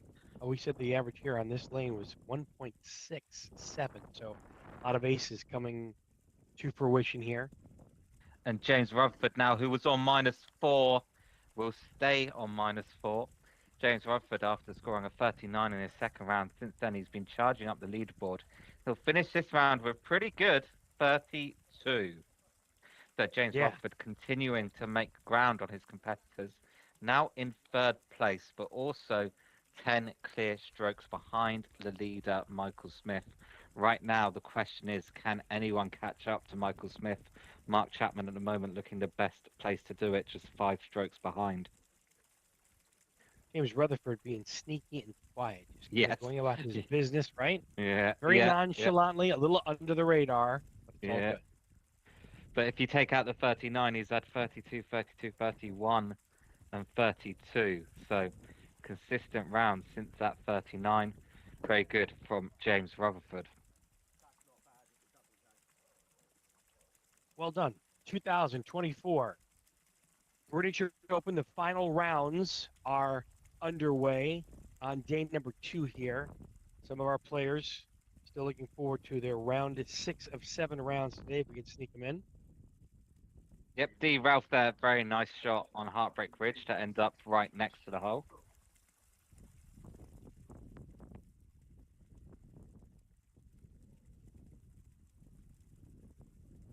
You can see in the camera then, top right, on top left on lane 4, the wind is picking up. Definitely going to be a little bit of a factor. Mother Nature says Yeah. about 20 to 25 miles per hour, and that will translate to kilometers, kilometers in years. 40. So 45 kilometers an hour, the weather report was saying earlier. But that weather report has been dynamic today. We've seen the rain push back, originally reported at 10 a.m. It's now 10:53 and we are dry. Weather report now saying that the rain will come at 2 p.m. So might just be enough time for everyone to finish round 6 and for the players to be reordered in reverse leaderboard order. Question will be if we will have a 7th and final round.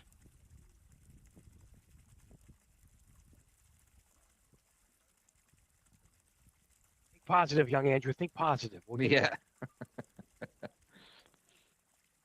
Well, the weather report has changed yet again. It's now saying rain at 11, which is in 7 minutes.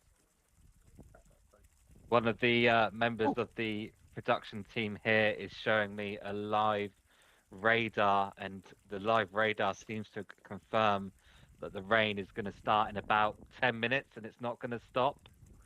So actually, round 5 seems to be a little bit in danger at the moment if that radar is to be trusted.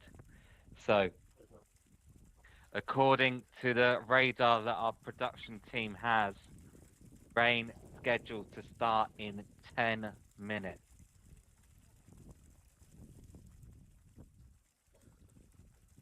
well, we know how much we trust our weather forecasters, but if the radar says it, it must be true. Let's see how that all plays out. Michael Smith, you just saw a short time ago on lane number 4, picking up his par. Jan Hedstrom now And in fact, facing in. reports from the course are Ooh, saying it's extremely gusty. You can, yeah, yeah, look at the wind. The jeez. gust is Poor Jan. starting now, and Did you that just could see what be. happened to Jan? Oh my God. I didn't know what happened. He just missed 2 short putts. The wind easily took the ball. Yeah, so what I was saying there, the reports from the course is that players are striking the ball, and between the on the ball's trajectory, a gust of wind will come in and actually alter the path of the ball. So we've Ooh, got a gusty wind at the moment that isn't man. consistent. It's a bit temperamental, making it very, very difficult for players to adjust for that wind because a gust can pick up as the ball is rolling down the lane.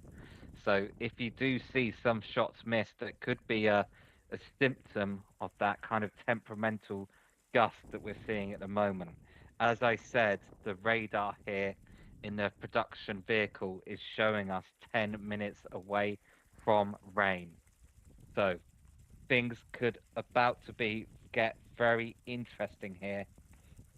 And in fact, looking at the total leaderboard, I'll just we'll see if we can show that now. There's some players, Mark Wood, who's on the 11th lane of Hmm. round 5.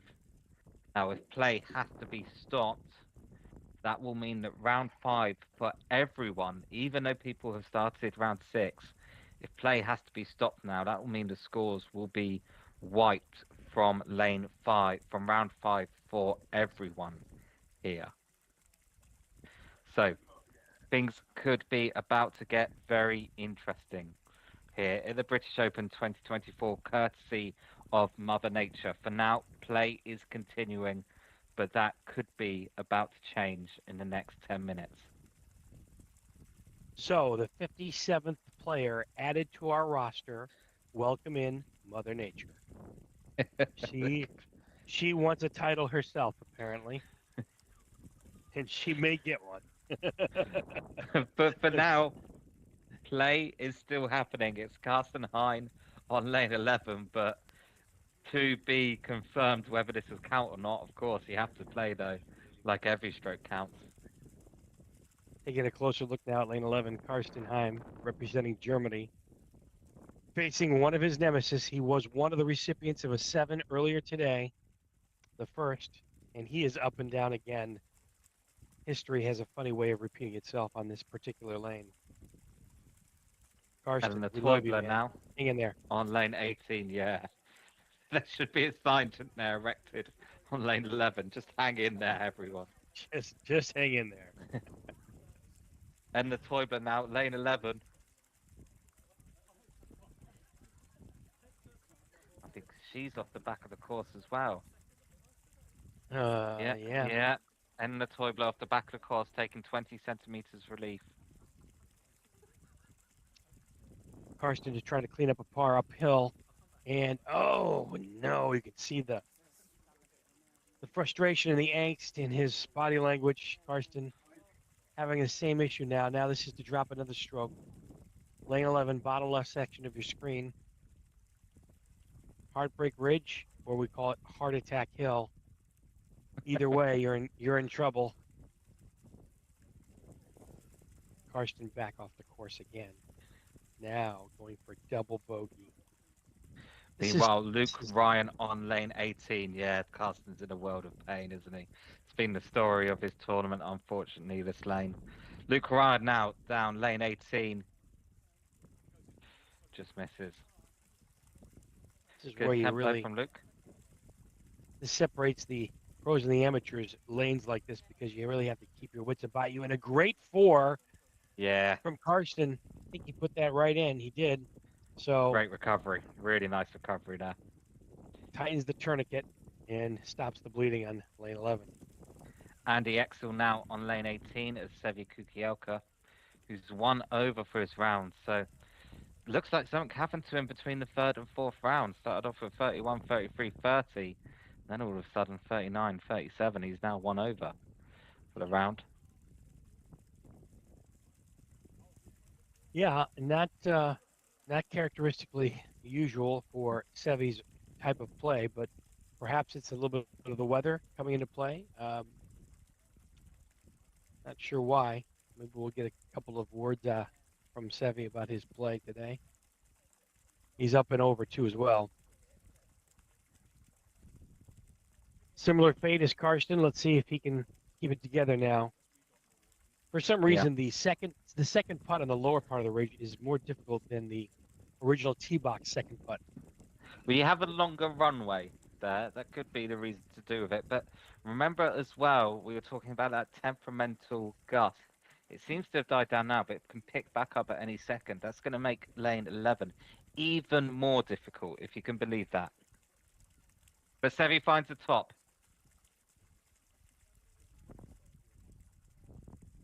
Yeah, well Of done, Heartbreak Sevi. Ridge. Unfortunately, he's going to drop at least one stroke here. But I don't think he's going to be overly disappointed with that type of result.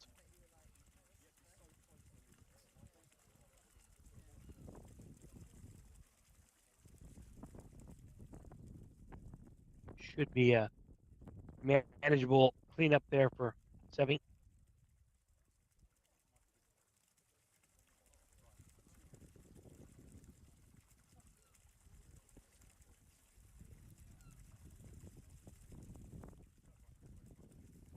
Action going on multiple lanes now. Lane number 4, top left.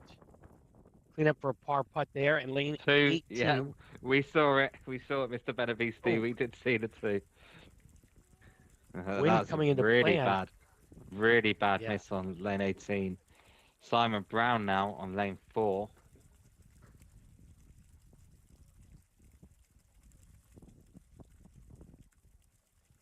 Simon Brown, closer look here at lane 4. Put it right down Could the swing camera. in. Bounces Yes, it right on. does. Yes, sir. That's right. Give it to us. Give it to us. Way to go, Simon. Simon Brown with an ace on lane 4. We should have a trophy for the most unique and dynamic celebration too, as well. That should be Yeah. added to I, next year's list. I don't know if we want to encourage Tom Loftus. He may be the winner by default. Just saying. Yeah, yeah, yeah. Just saying. Or at least a good honorable mention. Yeah. Christian All Adler right. now wide on lane 4. Christian Adler, one of the two players here from Austria, as Scott Lansley steps up to 18, and he's the only person playing this shot. Watch this. He's just going to go straight for the hole, and actually, he's been pretty good at it. He's not messing about with any rebounds. He just likes to go straight for the hole. All business. It's Scott Lansley on 18, and no, Uh, commentator's cursed. He couldn't do it that time. Look at you giving him the bad luck there. But you know what? That is Yeah, honestly, it's a very tight channel, very it tight is. lane to find. It is. It has to be a perfect putt. So I think it's high risk, high reward on that one. But Yeah. you know, what's really difficult too is the rebound off that left rock too. If you don't get the proper kick, you can bury yourself behind, and then you're looking at easy three.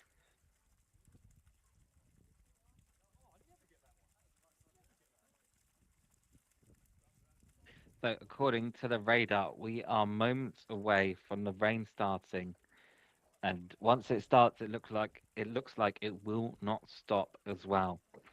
So moments away, we'll see what happens.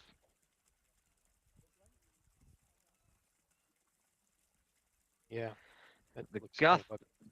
the high gust that we were seeing about 5 to 10 minutes ago seems to have just settled down slightly, but we'll keep our eyes on that.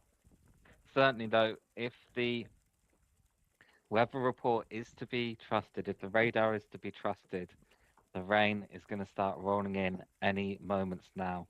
And as we said, people are still playing lane 5. So it could be that the results from lane 5 will be wiped clear for everyone. But time will tell here. Strokes Adventure Golf in Margate, World Adventure Golf Tour. Any idea, real quick, Andrew, on how many competitors are still playing round 5? Yeah, we'll see if we can take a quick look here. One person who certainly won't want the scores wiped, Martin Greenhead. He's on 4 under after 10 lanes in his 6th round. Top 5 competitors get a beautiful prize purse, and the top open winner will get a trip to Portugal and qualify for that final round of the World Adventure Golf Tour. So the final player here, D. Ralph, is on lane 14. So as long as D can finish the next 4 lanes, then that round will be locked in. So we have 4 lanes to go before round 5 can be locked in. So it's a bit of a race at the moment between D. Ralph and the weather that is rolling in. We'll be keeping our eyes on that. If D. Ralph finishes, then that round 5 can be locked in. It won't be going anywhere. Yeah, I think that is achievable at the moment, but I was looking at the radar as well. It's kind of ugly. All Oh, right, we got Martin action. Greenhead, one to watch, 4 under after 10 lanes. Martin Greenhead stepping up to Heartbreak Ridge.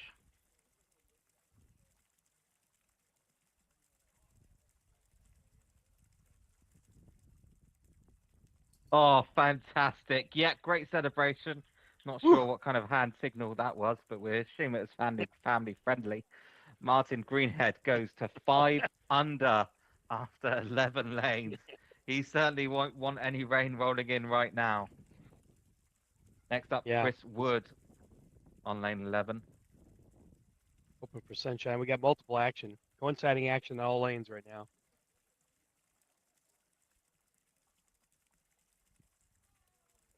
One of the Steves there, I think, possibly lane 4, and as you said, Chris Wood.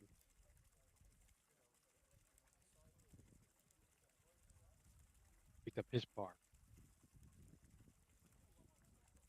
A lot of the drama unfolding, and it's not just the shots from the players that the drama is unfolding. We're keeping a close eye and watch out for the weather scenario that is fast approaching here on beautiful Westbrook Bay in Margate. We are in the United Kingdom where weather is always a factor, and it's a factor today Yeah. as Adrian Amy takes aim, no pun intended, on lane four, finds that channel, slopes it down, kicks off the rock. Would It's it going to be get a little, there? Not quite. see that movement of that ball. The slower the ball goes, the more left it goes towards the players, left, right to left, or right, or left to right. James Shaw will be next as soon as Adrian cleans up his par putt here on lane four.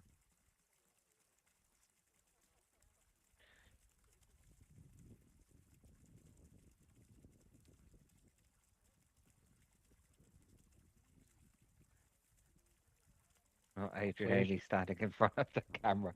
These cameras aren't small, if you're wondering. They're quite noticeable.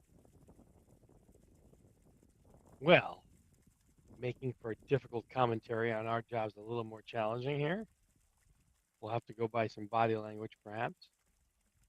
Looks like Tony Davis there off the back of lane 18. Get some help with the rebound bar from Tom Loftus.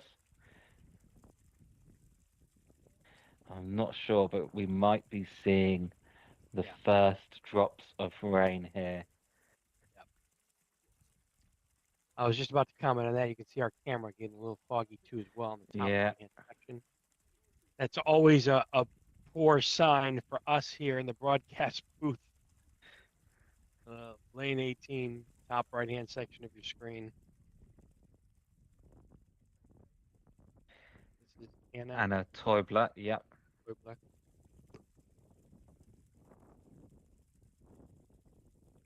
And we want her to sink that putt so we can get that last grouping on 18 here.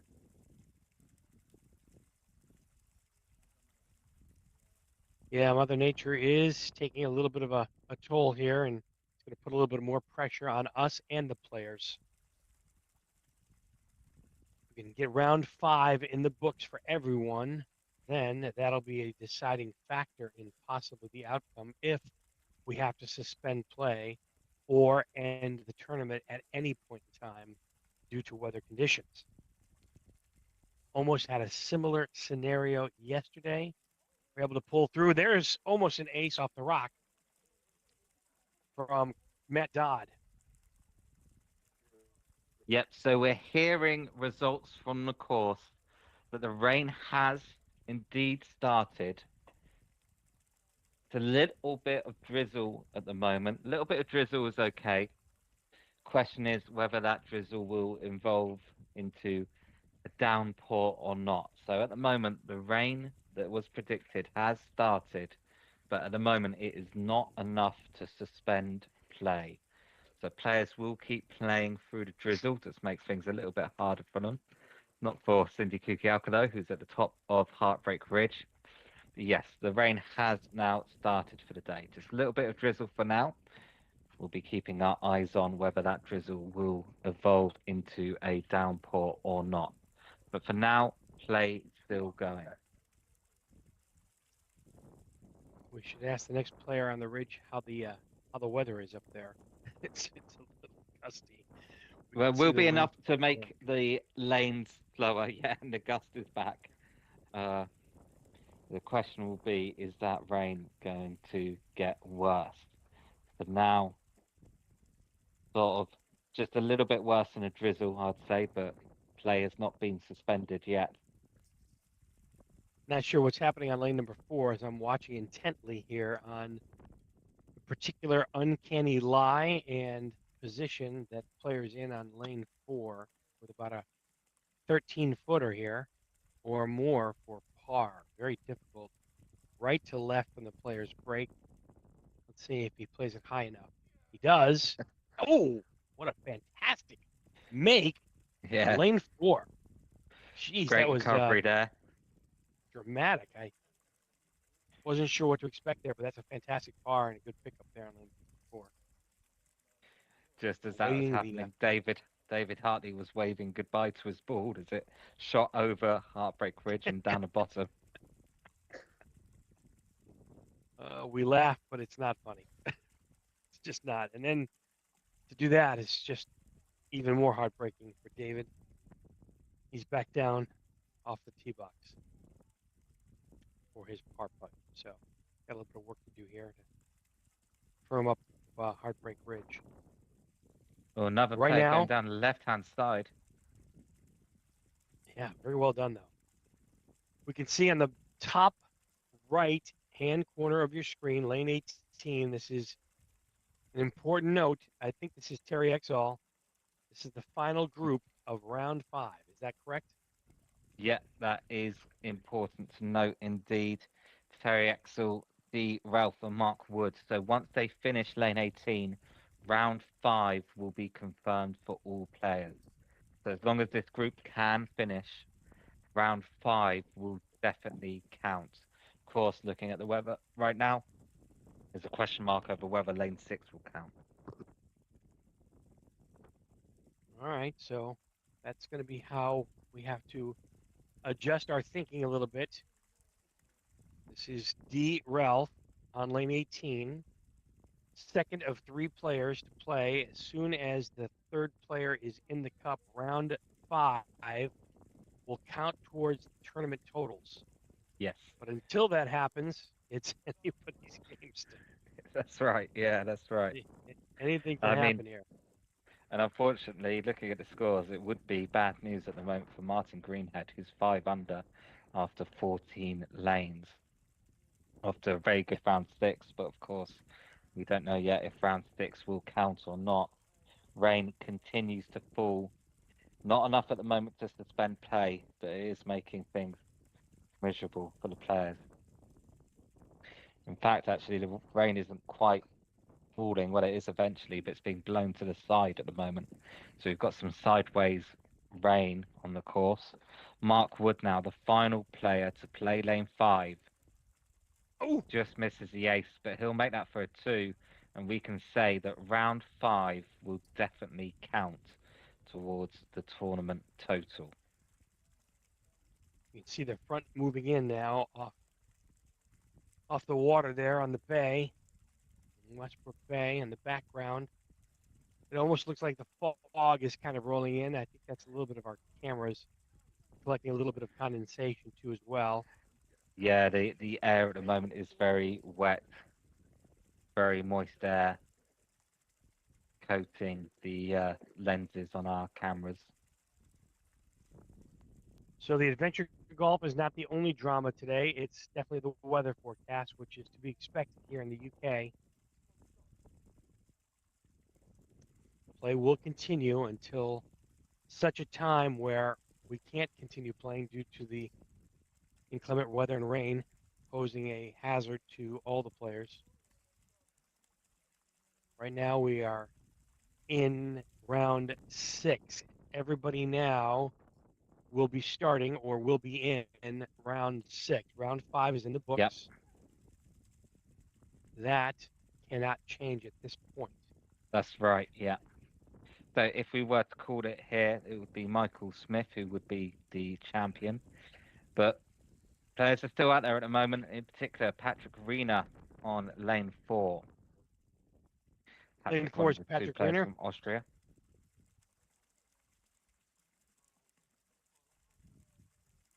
See Patrick turn out at a lot of these tournaments. Could Really be good good. adventure Oh, golfer. Oh, very I thought close he was for slow down Patrick. enough.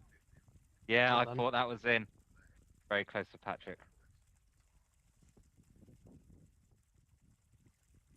Foot and a half here to clean up his par. Patrick Reiner is in on lane 4.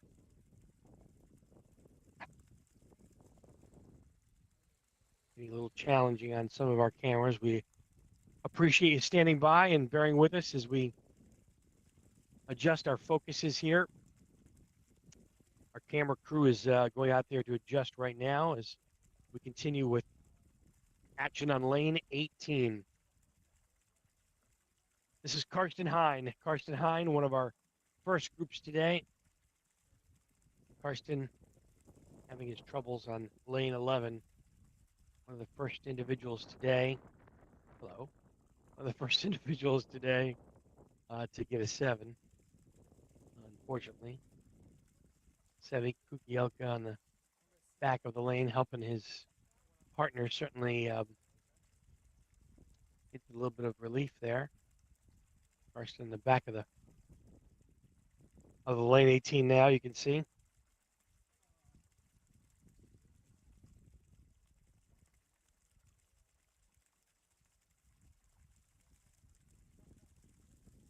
Karsten with a second putt here to clean up his par. And we'll put it in the bottom of the cup. Not much consolation. Karsten not very happy with his performance today, but nothing to be too disappointed of. It's a very difficult conditions and a difficult track and layout. So he's representing Germany very well this weekend. Nothing to be ashamed of, that's for sure. No shame in your game today. Sevi dropping the ball there. He's seeing what type of bounce he can expect. Sevi Kukielka now currently listed as 4th place. 1 under, looking to get to 2 here. Did he give it enough? Ugh, not sure he did. Sevi just leaves it a little bit low on the low side of the cup, but you can see Sevi now will get his par, and we'll end up 1 under now for round 6. So his 6 rounds are now in the books, as we have at least a dozen or more groupings still to come through on 18 to finish up round 6. Now it's Neil Tan. Neil Tan on lane 4, top left of your screen. Neil dressed in the orange garb. We'll slide it down the right side of the rail. It'll kick off and really gets a terrible, terrible bounce. Probably the worst we've seen yet off that rock guarding the cup. He's going to stand quickly and go right at the cup for his second putt. You see that ball just take a toil to the left there. To pick up a bogey. So Neil Tan with a bogey on lane 4. Brings up Ruth Sturdy. Ruth Sturdy wearing the red cap here. Also going to take a similar approach down lane number 4 as well. Our good friend Andrew, one of our grounds crew today, is doing a little bit of course maintenance. Thank you, Andrew. Ruth Sturdy now with her putt coming down the lane. It's got a chance to find the bottom of the cup for Ruth Sturdy. What a fantastic putt. Gets a proper kick off that rock and ends up with another ace. Over 90 aces this weekend alone on lane number 4. That's quite an improbable but pretty accurate stat from our lane 4 action. Going for a back-to-back ace 2 as well. Not going to see it on this one. And that's a really good cleanup from Tony Kelly on lane 4. So a little bit of a break in the action here. We're at the 2024 British Open, Margate in the UK. We're just west of London, and if you're able to check your Weather Channel app or whatever your favorite weather app is, you can see what we're seeing, and that is pending rain and very severe inclement weather on the horizon. We're going to try to do our best to get round 6 in. Only one group so far has finished round number 6, and that's Sevi Kukielka and Karsten Hine. That's our first grouping that has finished round 6 today. So in order for round 6 to count towards the final scoring, we have to somehow manage the remaining groups to get through here. We see Rachel King now starting her 18th lane in the top right-hand section of your screen.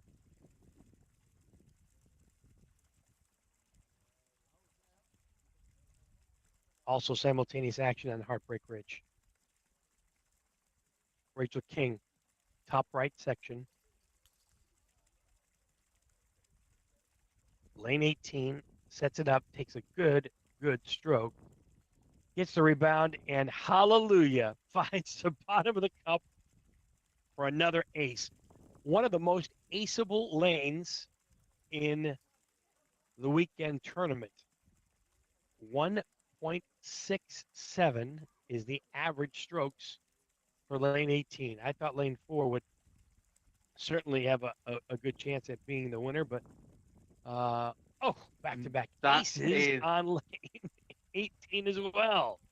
that is for a round of 30 for Martin Greenhead. So Martin Greenhead today playing a 31 and a 30. Fantastic results from Martin. As Chris Wood now steps up to lane 18.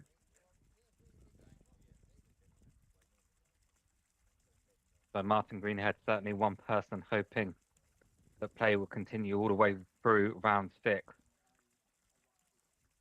But Yeah, fantastic results today, yeah, for Martin Greenhead. Momentum definitely swinging in his direction, that's for sure. Yeah.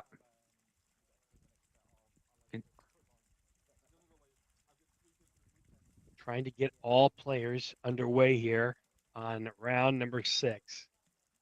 Definitely going to be a little bit of a challenge. You can see the wet conditions now starting to accrue on the lanes. Top left-hand section of your screen is going to be lane 4. We have now 2 completed groups on round 6 so far.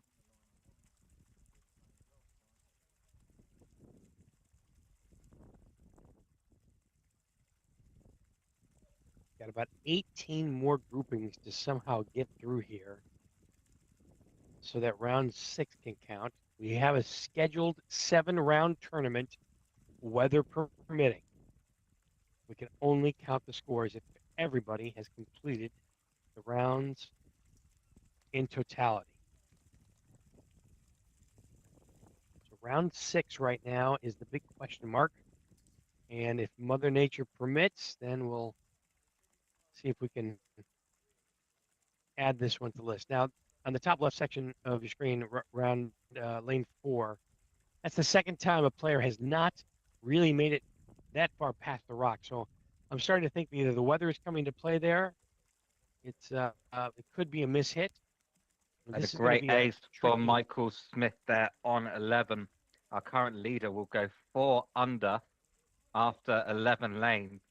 So another person probably hoping that lane 6 will count. But at the moment, Michael Smith, after a fantastic ace on lane 11, will move now to 4 under for his 5th round. It's a tricky right to lefter in the top left-hand section of your screen, lane 4.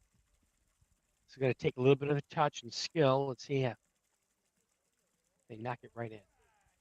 Oh, well done. Woo! See the pressure and the kind of stress that putt kind of left you. Most of the players don't have that much left for their par, but that was well done and well executed. This is Tom Loftus now. I think hard to tell, but it looks like his garb and his clothes. Tom Loftus from lane number 4 coming on down. Gets a nice kick. Oh, this looks great. Oh, it finds another ace for Tom Loftus. And the chivalry concludes. Very good. Giving us a lot of love here on the camera. It's Tom Loftus with another ace representing the U.S., a couple of putts, and the American Miniature Golf Alliance. Well done. Excellent putt there.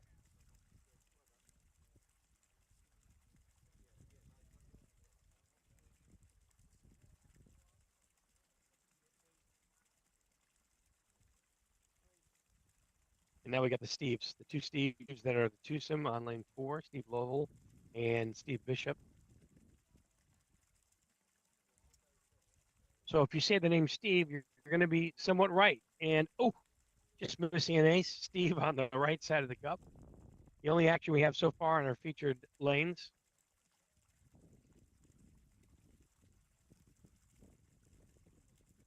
little bit of a foot and a half or there for cleanup for par. Should be manageable.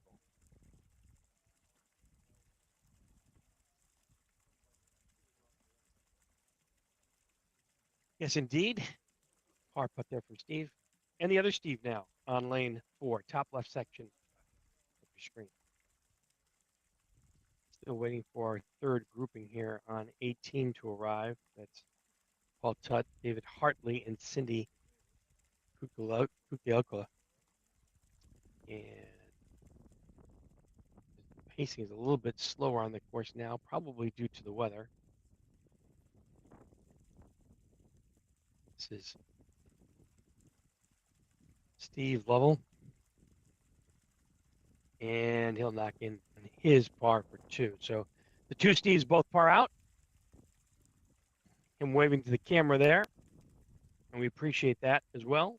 Thank you so much for participating in the tournament. And thank you at home for watching wherever you are around the globe. This is the 2024 British Open. We're live at the UK in Margate at an unbelievably challenging tournament and course called Strokes Adventure Golf. Mother Nature being a focal point today as we are almost everybody in round 6 of 7 scheduled rounds. Whether we make it that far today remains to be seen. We're 2.5 hours into our broadcast already today. So far, so good, but the rain is coming on the way. So if you take a look at your radar on your favorite weather app, you'll see that London and the UK are faced with some rain challenges at the moment. Yeah. So far, not enough to stop play. Players are still out there. You can see Richard Benavisti now failing to get back up Heartbreak Ridge on his second stroke. This will be his third stroke for Richard Benavisti.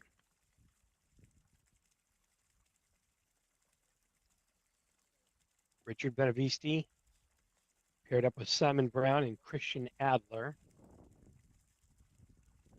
Finds the top nicely though that time. And next on lane 4, in the top left will be Ricky Turner, James Rutherford, and Daniel Velchek. James Rutherford today, rounds of 31 and 32. Currently on even par for his round, as Simon Brown steps up to lane 11.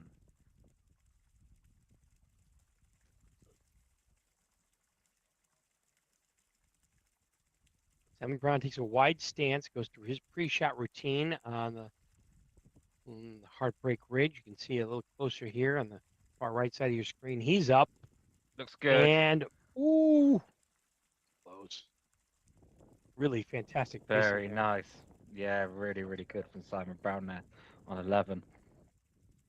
Pacing has certainly been a challenge for most of the competitors today, I would say. Usually finding the bottom of the ridge, and then it becomes a teeter-totter back and forth of shots. Finding the top of the Heartbreak Ridge seems to be a challenge for most today, but certainly Simon Brown has it down. Christian Adler now. And Ricky Turner on lane 4, an ace from Christian Adler. Very, very nice indeed on lane 11. Good one to get, certainly. Look at the Aces scores, can be Michael. had there. Absolutely, yeah. Michael Smith looking at the scores, 5 under after 13. James Rutherford currently on even par, but only after 3 lanes, so nothing to worry about just yet. Adam Kelly off to a good start on round 6, 3 under after 7. Cindy Kukielka now. You can see her jacket being buffeted by the wind. Whew. Is about to play lane 18. Tiger Pragnell in red for the final day of the tournament under his coat. About to go up Heartbreak Ridge.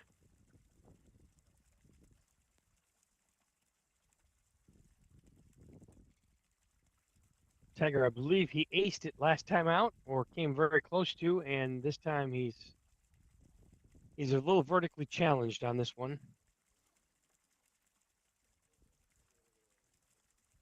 Simultaneous action on the course now.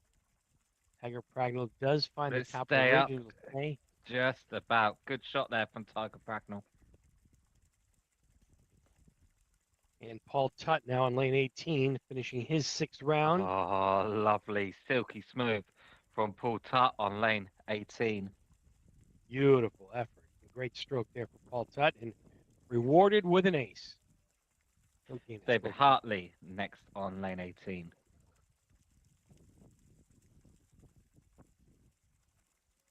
David Hartley looking to repeat here an ace. And James Rutherford looking for his first ace of the round now on lane 4. He said very good results today from James Rutherford, 31 and 32. He's currently on even par. He'd love an ace here. James Rutherford on lane 4. Oh, he Found it. finds it. Great shot there from James Rutherford on lane 4. Next up will be Daniel Velcek from the Czech Republic. Still currently the highest ranked international player. However, close to him now, Patrick Riener from Austria. Daniel Velcek in 7th, Patrick Riener in 8th. Czech Republic gets an ace. It was pacey, but it was AC for Daniel Velcek from the Czech Republic. We haven't heard that one in a while, Andrew. I was waiting for you to bring that one aboard. Yeah. Bring it back from time to time. That's fantastic. Excellent. So Daniel Volchek, one of the top international players here, showing what he's made of and getting an ace on round number 6 on lane 4. Chris Randall, the champion of the Manchester Venture Golf Masters, failing to get up Heartbreak Ridge from the back on his second stroke. We have another attempt now. Yeah, Chris Randall with a really good finish last week and trying to finish strong here too as well in these final rounds of the British Open. It was dramatic last week in Manchester, dramatic here now, but for different reasons. Mother Nature. Yeah. Tricky little putt. Did he play it off the rail? I think he did, didn't he? He went for the rebound, yeah, bit too low on the rail, on the brick boundary. Any chance we can get a close up of that real quick? Is that possible? On lane 11? I'll pass that on to the director. Okay. Thank you, Director. No problem. Simultaneous action of the course, too, as well. Again, the lower left-hand section of your screen. Chris Randall. Goes straight at it again, and oh, dear. Third putt for bogey for Chris Randall. Unsuccessful to navigate the back part of the lane. This now for double bogey to drop 2 strokes. Not how he drew this one up. That's up, and that's in. He did find, I believe, the bottom of the cup there on lane 4, so he'll drop 2 strokes for his bogey. 2024 British Open. Round 6 is underway now by all players. Question is there enough time? Is there enough time to get all the rounds in before inclement weather may come into play here? We do say may come into play because it is a prognostication of what is to come in the forecast here in Margate in the UK, but it certainly looks a little foreboding here that the radar is kind of ugly at the moment.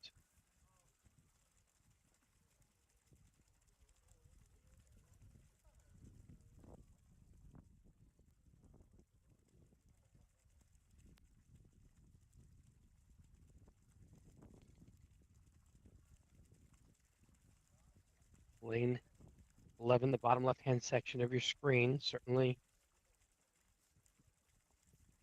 Heartbreak Ridge, causing all sorts of problems there. That was Chris Smith going back and forth here. And how that was drawn out, Christian Adler on the top right-hand section of your screen on lane 18.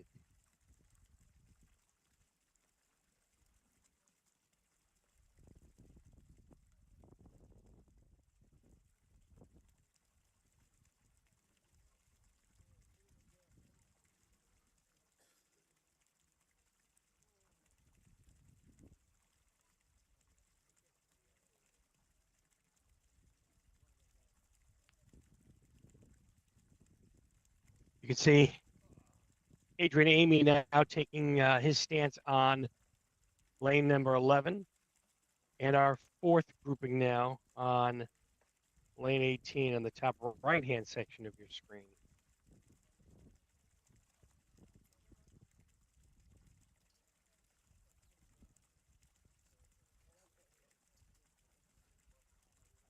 It's Marion Hartley. Marion trying to finish out her round 6. Action on all lanes now. It's coming fast and furious. Bottom left, Adrian Amy looking to attack Heartbreak Ridge. Let's see his putt. It's up and it's over. And an ace on lane 4. A lot of different results pending right now on the course.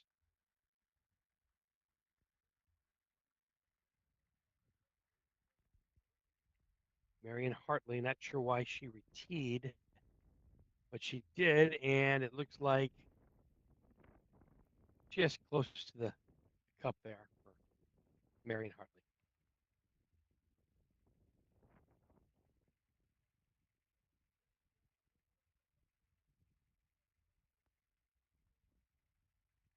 You know, that may have even been Shelley Cooper. Very good possibility. Camera's a little challenging now because of the weather front that's coming in, so please bear with us as we try to keep our bearings straight here too as well. Definitely providing a challenge.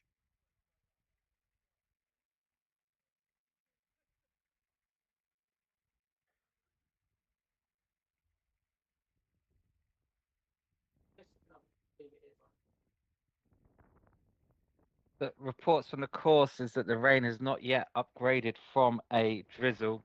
Players are still out there at the moment. As you said, Dave, earlier, the big question will be if round 6 will finish. But so far, a little bit more than a drizzle, but not enough to suspend play.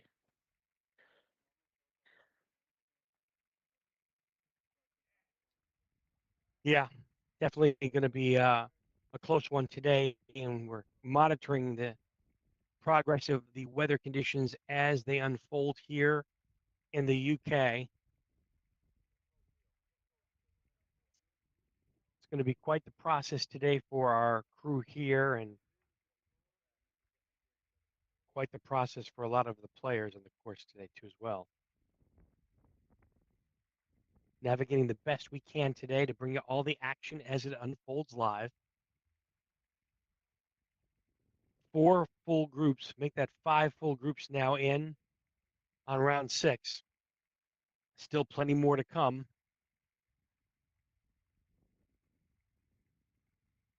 Yeah, that's right. Mother That will Nature. be one question whether that final group, D. Ralph, Mark Wood, make it to lane 18. That at the round 6 scores can be locked in. One person, of course, who will want that to happen, Martin Greenhead, who scored a 30 in lane 6 after his 31 today as well.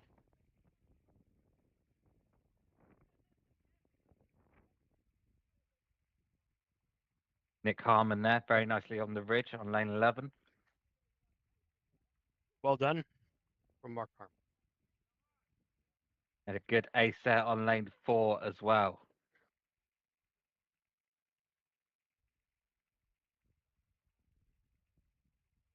Action still unfolding on a lot of our lanes now.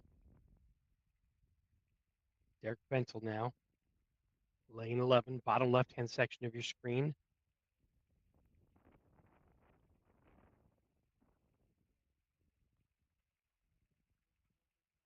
Heartbreak Ridge coming into full effect, and rain coming down a little bit more gingerly.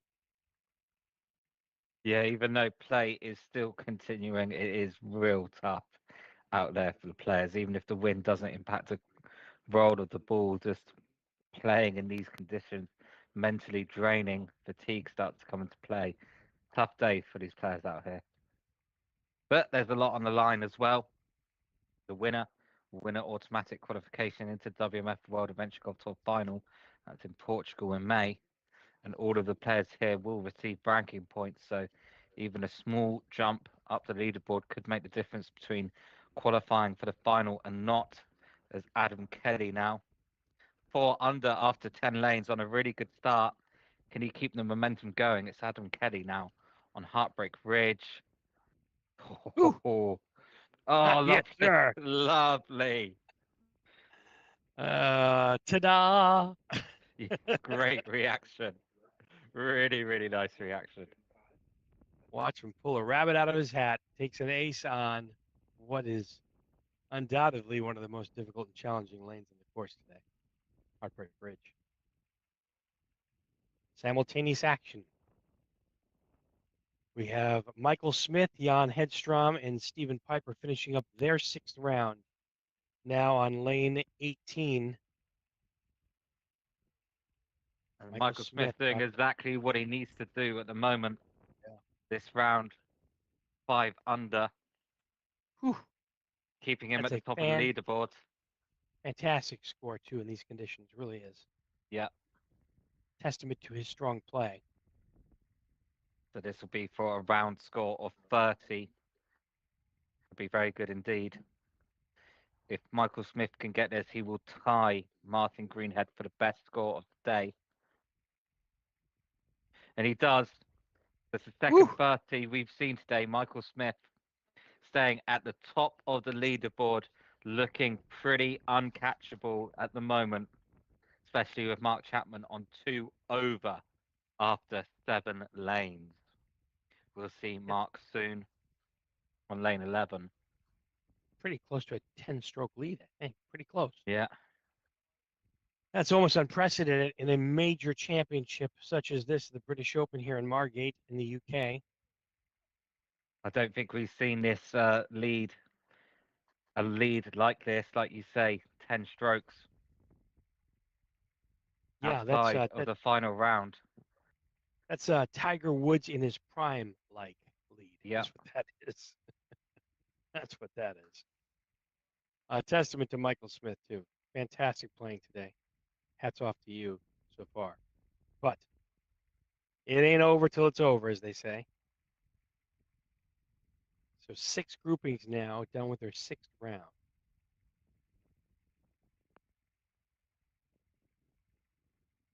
15 more to go before we can put round 6 in the books today.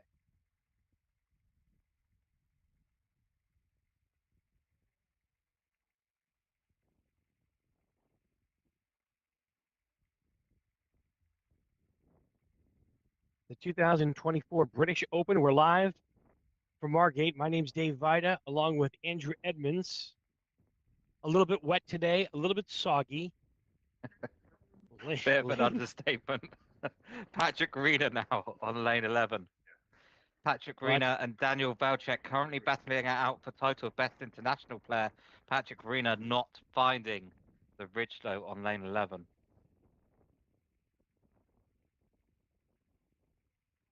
Players, of course, who have finished round 6 now, like Michael Smith, will have a long rest if play is going to continue. I have to wait for everyone to finish round 6, and then players will be reordered into reverse leaderboard order.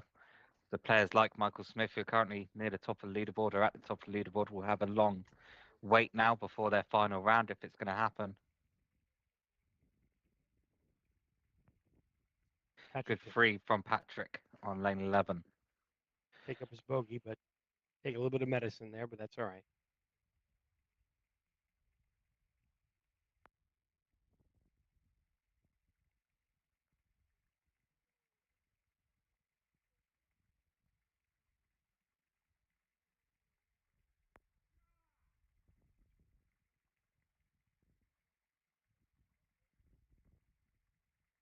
Lane number 4 holding the action next here for us all. And also on lane 11, Heartbreak Ridge. We continue now with Neil Tan.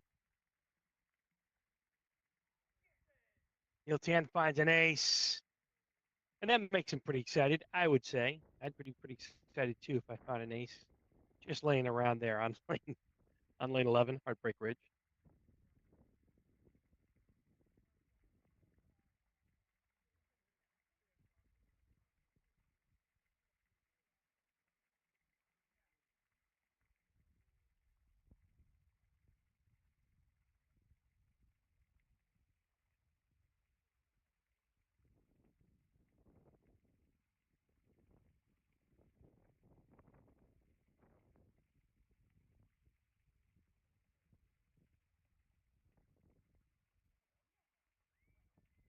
And back-to-back aces from Ruth Sturdy now on lane 11. Can we make it a trifecta? We've certainly not seen a trifecta of aces on lane 11. That would be unheard of. And in these conditions, virtually impossible, right? I mean, we might have to call Guinness Book of World Records if this happens. Let's see if we can make a trifecta of aces now.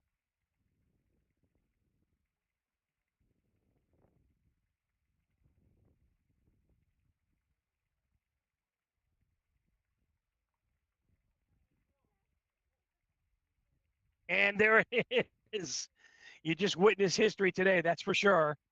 Trifecta of aces, three aces in a row from the same grouping there, which is quite spectacular, I think. I mean, that was unbelievable. You just saw Ruth Sturdy, Tony Kelly, and Neil Tan ace lane 11, Heartbreak Ridge in succession. A perfect trifecta today in round six. That is quite spectacular. And as I say, and Andrew can certainly attest, you stick around here long enough, you'll see just about everything. It's the 2024 British Open from the UK. More action coming up. Yep, I think there will be more action coming up. The rain is still not fretting enough to call off play at the moment. Definitely a drizzle right now. It seems to have gotten a little bit lighter than it was 10 minutes ago. So all players, even though I'm sure some of them will be miserable, still out there at the moment.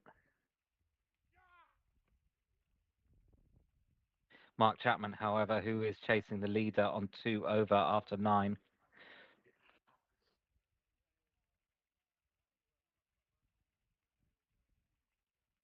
James Rutherford 1 under after 6. Adam Kelly off to a very, very strong start indeed. 6 under after 12. If he can find 3 more aces in there, he will tie the course record that he already holds. Daniel Velchek finding some form, 1 under after 6 lanes. Tom Loftus, very good round from Tom as well. 5 under. So we'll see if we can find him.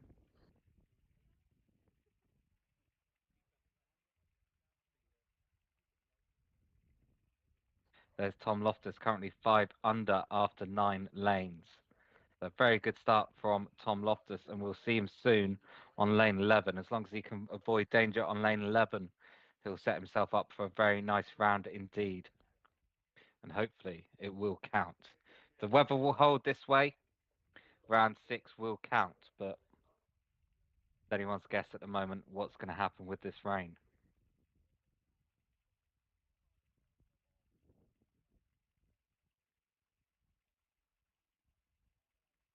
The rain is certainly the big question mark today and is the extra variable in today's round. It played a major part yesterday, but we were able to make it through. Not sure if we'll be that lucky today. No, it's anyone's guess at the moment. Matt Dodd here on lane 4.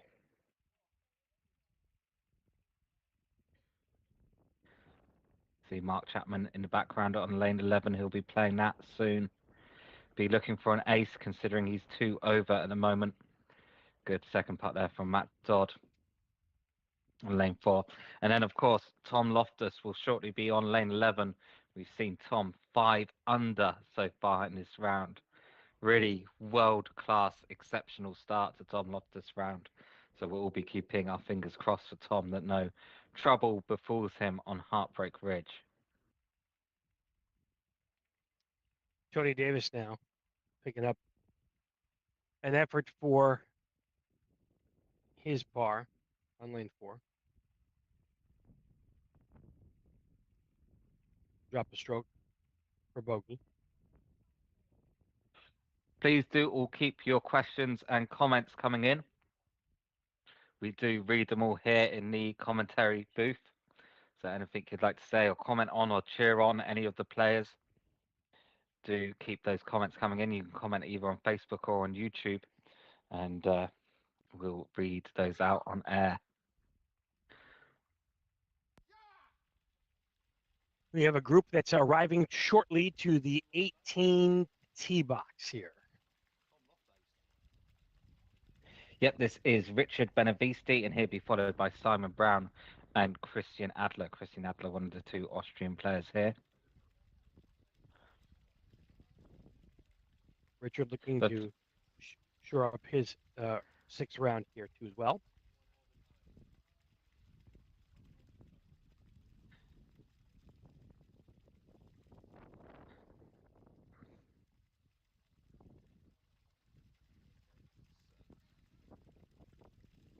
Richard taking aim now, looking for a backdoor approach. Hits the back wall, and I think he may have gone out. Or did he? first on 11 will be Steve Hunt.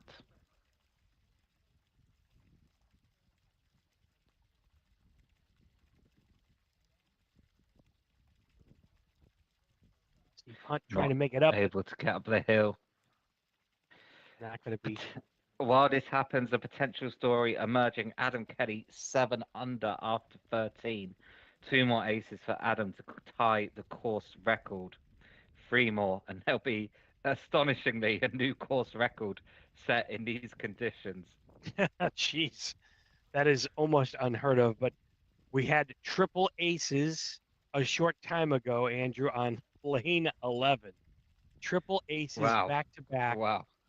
That is unheard of in itself in these conditions. And to have a new course record potentially in the making in today's weather conditions is truly spectacular. And as I said before, you stick around long enough, you'll see just about everything here.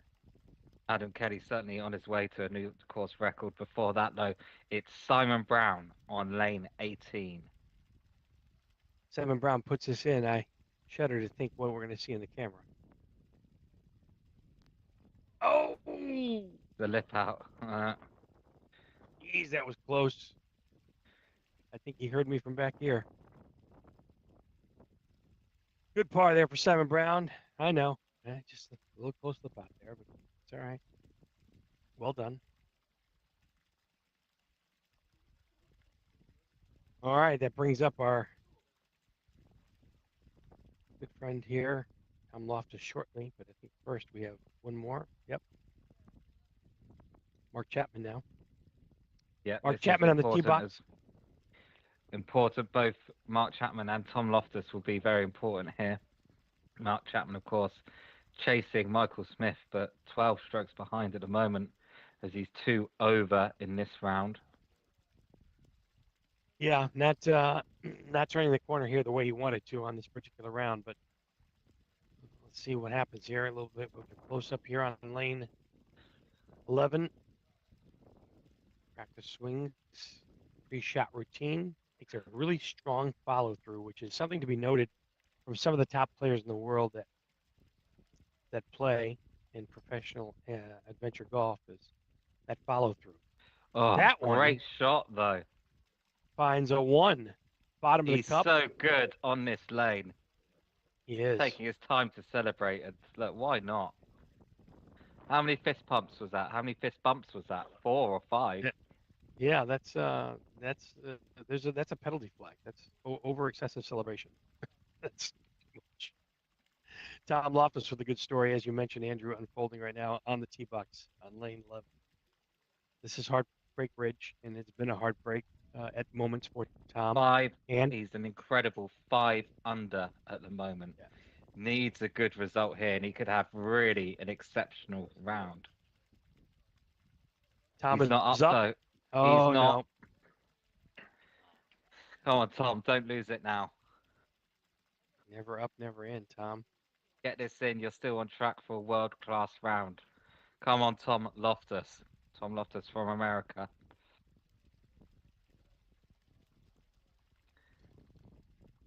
Second effort. This is for his par now.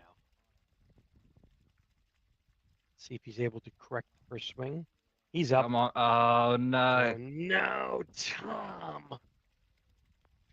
Now we'll see if he can keep what's between his ears in check now, because this Yeah. is where it becomes a little challenging. Now he's also moving at a Pressing the fast ball pace. quite quickly. Yeah. Yeah, don't like this. Don't become frustrated. Just keep level-headed. These are okay. This is the drop one stroke now on a fantastic round. Let's see if Tom can keep it together. Oh dear me, Um, dear me. Stroke number 4. you know, if this round doesn't work out for Tom, he can always double for the Gordon's Fisherman with that outfit on today. Look, looking like some fish and chips. Actually, I hate to say it, but before this lane he was 6 under. That's on Oh, for record pace. oh, Okay, Tom. so 6 under will probably go to 3 under for Tom Loftus. I mean, 3 under is still a good score at this point, but Tom Loftus was on 6 under before Heartbreak Ridge. Easily on record pace there. I know, Tom. Yep. So he's dropping But he'll, 3 strokes there. That's tough. he, yeah. I mean, and that's the thing. 3 under at this point is still a good score, but that's from 6 under. Oh, He's that's got to tough to take. keep it in check here. He's still got some time to get back up there, but that's going to take Yeah, a lot of effort on his part. We'll see what happens. you can see him shaking his head there. So much pressure on this one lane, especially when you're on 6 under, walking up to it. But James Shaw now on lane 18.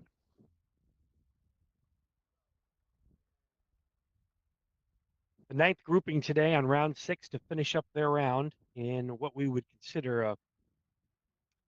a make or break, hit or miss type of round here, whether it's going to count or not, based upon the weather. All players must get in each rounds before they can be completed or counted towards the final score.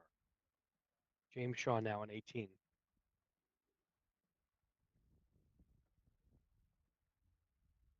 Looking for a backdoor approach to see how his mini golf ball reacts. Just misses on the low side there. You can see a little bit of an inquisitive reaction in James' body language, but he'll pick up a easy tap in par there and he'll end his round accordingly. Jens Bergstrom, who we recently saw at the Slovak Open, he says hi from Gothenburg. Hi Jens, thank you for watching. Another Great fan today. favorite, Jens. Always fun to Yeah, watch him in his play. great today that we've had players from all around the world watching us and joining us. New Zealand, Australia, Leeds, Gothenburg, Czech Republic. So thank you all, wherever you are in the world, for joining along with this challenging day for the players, I think it's fair to say. Yeah, please feel free to invite a friend or phone a friend to invite them to watch too as well. We will share on social media channels. You'll have a chance to rewatch the broadcast, and we'll have some highlights too as well. A lot of our tournaments as they progress throughout the World Adventure Golf Tour. Still some major tournaments to come this year as everybody kind of puts their best foot forward to get into the World Adventure Golf Tour finals in Portugal. We'll have a sneak peek of that tournament in that course layout here in a couple weeks. Andrew and I will be live in Portugal, bringing you the action of that tournament. So much to come. It's so fun to watch and so fun to bring you the action, and we hope you're enjoying it as much as we are here experiencing it live. Lane 11 now in the bottom left-hand section of your screen brings more course action. The two Steves, Steve Bishop and Steve Lovell.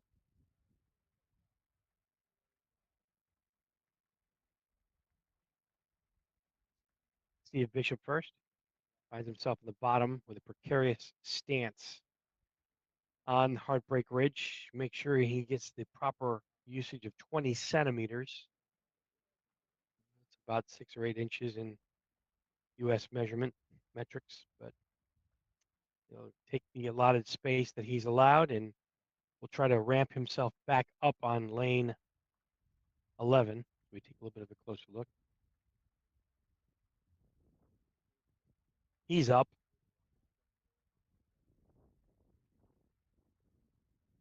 and back down. Unfortunately, he'll have to restart on the tee box. This will be for stroke three. There's no penalty when you go off the course from the starting point.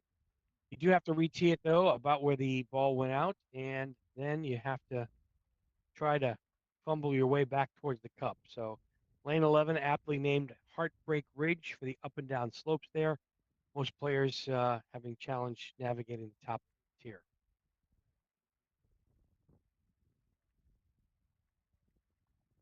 And Steve Yeah. Bishop there, able to put it in for, oh, maybe not.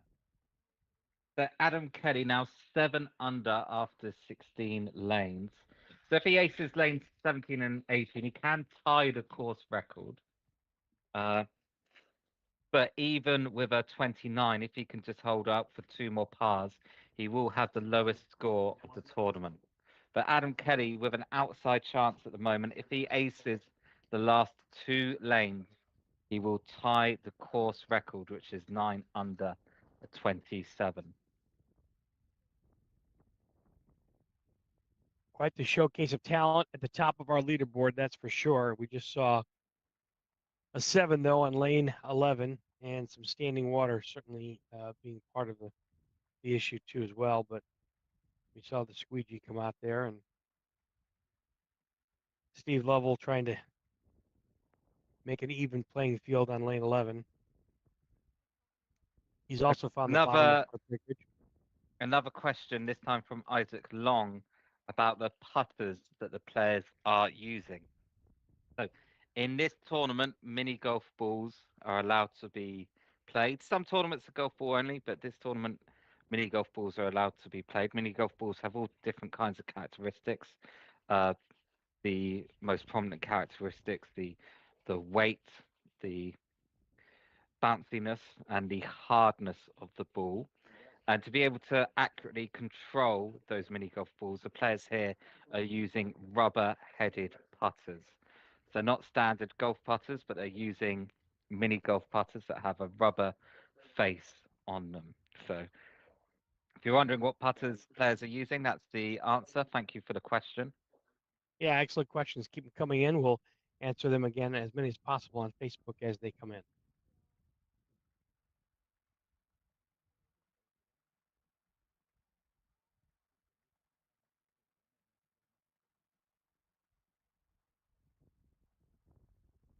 Now you can see the group of Ricky Turner, James Rutherford, and Daniel Belchek on lane 11. First to play will be Ricky Turner.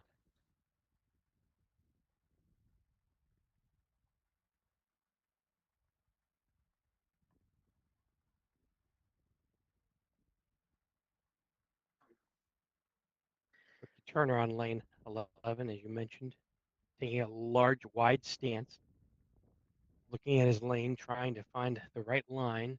He needs to give it enough oomph. Too fast. Ooh, boy, that was Up ambitious. and over Heartbreak Ridge. Seen it so many times today, Andrew. Yep. It's difficult to navigate, that's for sure. I'm sure it's even more challenging with these weather conditions. Yeah, that's for sure.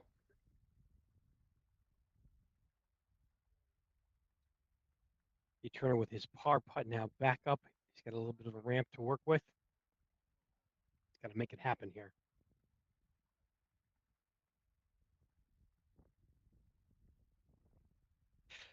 Not up the hill. Ricky Turner on his second putt. He'll have another attempt now. This will be for his third putt to drop one stroke.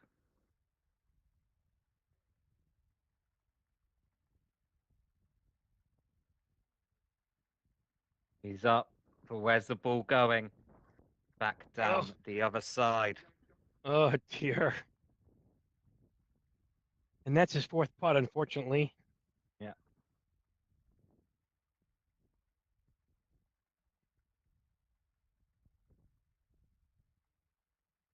So a little bit of work here for Ricky Turner. Not who I envisioned playing this lane in round number 6, but it is what it is. This time he's up, and oh dear. Oh dear me. We And are on that's the a bad verge of miss for Ricky Turner on lane 11. We're on the verge of possibly witnessing another 7. That is not out of this conversation. Ricky Turner now. This is for 5, I believe. It's up, but where is the ball going? Where is that ball going? Oh, Back down the hill. dear. That's going to be curtains for our friend Ricky Yeah. Turner on lane 11. I mean, he has this for 6. One This will final save him a attempt stroke. here. Yeah, this will save him a stroke, perhaps, if he's able to do something. No harm in going with this with some gusto either. Leaves it. Is it a bit long there too in that one? So I think he's had enough of that lane for today. James Rutherford now on lane 11. Currently in third place, minus 14 for the tournament, doing quite well. Let's see if he can put what he just saw out of his mind, and apparently he can't either. You don't want to be short, and you don't want to be too long. I don't know which is better or which is worse, quite frankly, on this particular lane anymore. It's just It looks like log is worse, doesn't it? But there's not much in it, I'd say. it's Adam Kelly now for the oh best yeah. score of the tournament. The record's out of question, but this will be for 28, which would be the best score of the tournament. The camera's struggling a little bit there in the rain and the wind. We'll take a look at that in a second. Get a member of the production team out there. So Be Adam chatting with Kelly right Quinn. now, lane 18 for the best result of the tournament. Daniel Valchek steps up to 11. Daniel Valchek currently on 1 under for his round.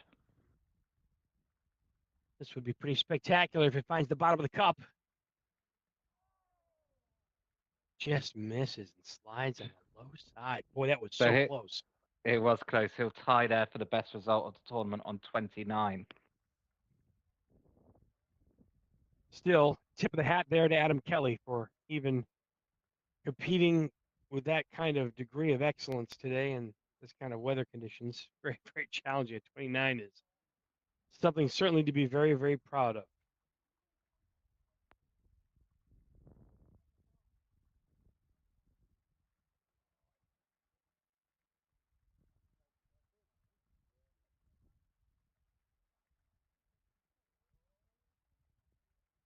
I think this is David Jeremy. Lower left-hand section of your screen, I think. Tough to tell with the winter garb on now and the rain gear.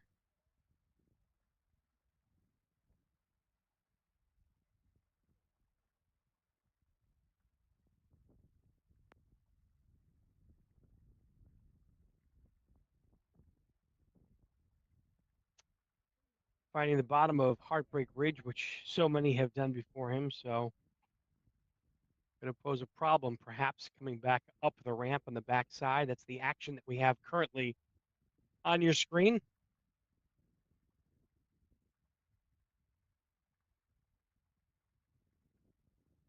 We'll keep you posted on a recap of things here moments to come. A little bit of course maintenance on our cameras too as well. David Jeremy back off the course. This will be his third. No penalty for coming back on, but he's struggling also mightily here with Heartbreak Ridge. He's up, and I think he's in. Or not.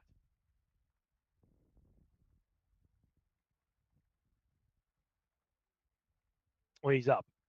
Let's put it that way. David Jeremy's back up on the high ridge, which is half the battle, really, if you think about it on lane 11. Anytime you can get it to stay is much warranted. So let's see, 1 stroke over, 2 strokes back, 3 up. So that's a 4. David will drop a couple of strokes there. John Sharp now. 6 round coverage now. All groups are live in action on round 6 today. scheduled 7, where we'll have a chance to possibly regroup our settings and follow around with our live camera too as well. Stay with us.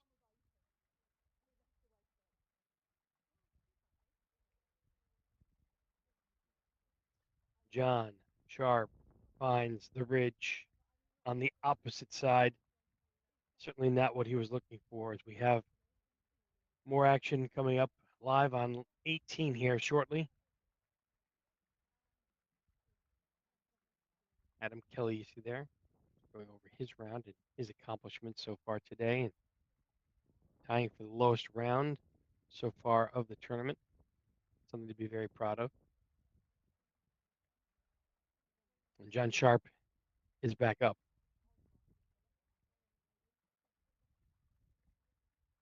And back down. This now for a bogey for John. He's up. He's going to stay. Oh, no. Oh, John looks at another problem there. Ball going back down for his 4. This is his 5th shot now back up the lane. We don't want to see another 7.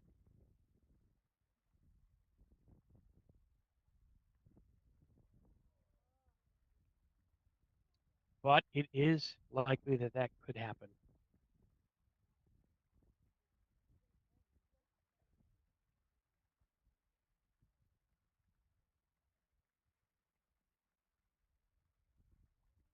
Live action unfolding from the 2024 British Open. We're live in Margate in the United Kingdom.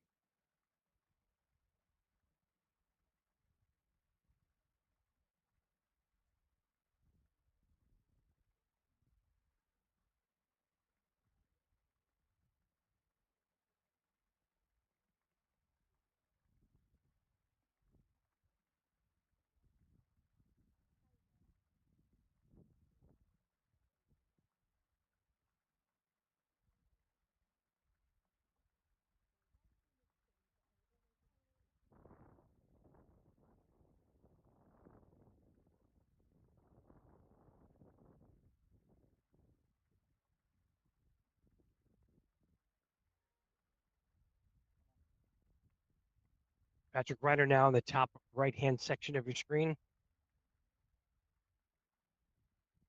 Looking to finish his 6th round here of the British Open today.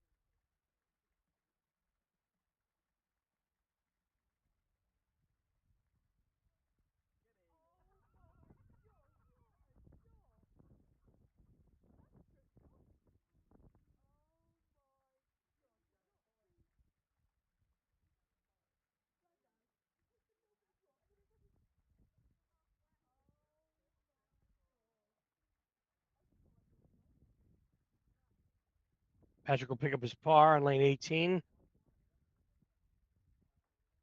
Lane 11, showcasing its problems and trials and tribulations, as is the standard here. Ted McIver, James Tubler, Kane Hawksford. Lane 11. Neil Tan now finishing up his 6th round on lane 18, looking for an ace. See if he can pull it off. I think he did. Not do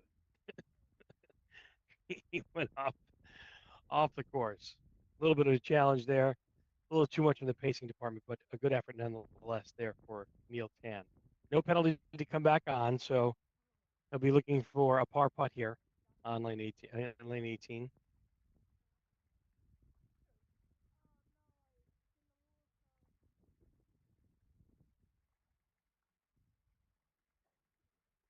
Oh, so close to an ace there from James Tubler. Really, really, really good effort there. And Elena Tubler. Elena now.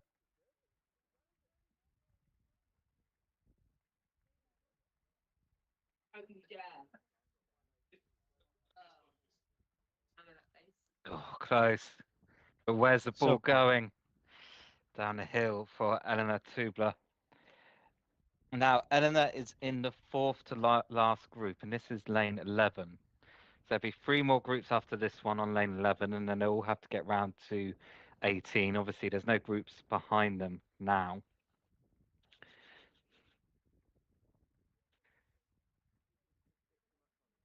Yeah, that's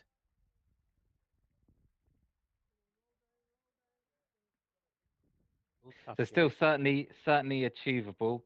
Looks like the rain isn't getting any worse. So it looks at the moment certainly achievable. Oh, what a fantastic two for Emma Woo! Teubler there on lane 11. Wow, great shot. Yeah, really well done.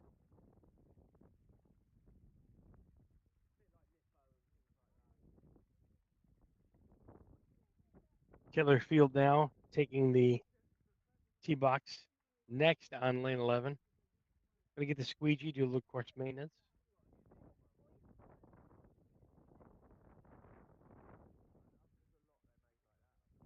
No problem there. You got to do what you got to do in these conditions.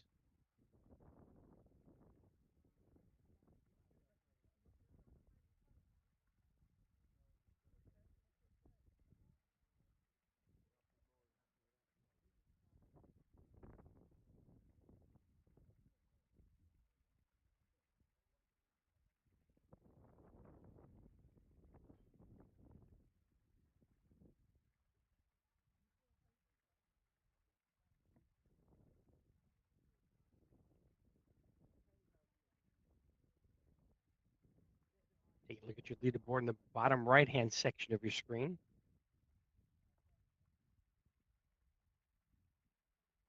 Michael Smith finished round 6 with a 30 at minus 29, 10 strokes ahead of Mark Chapman, a close second, who's still on the course and about to finish his round here shortly.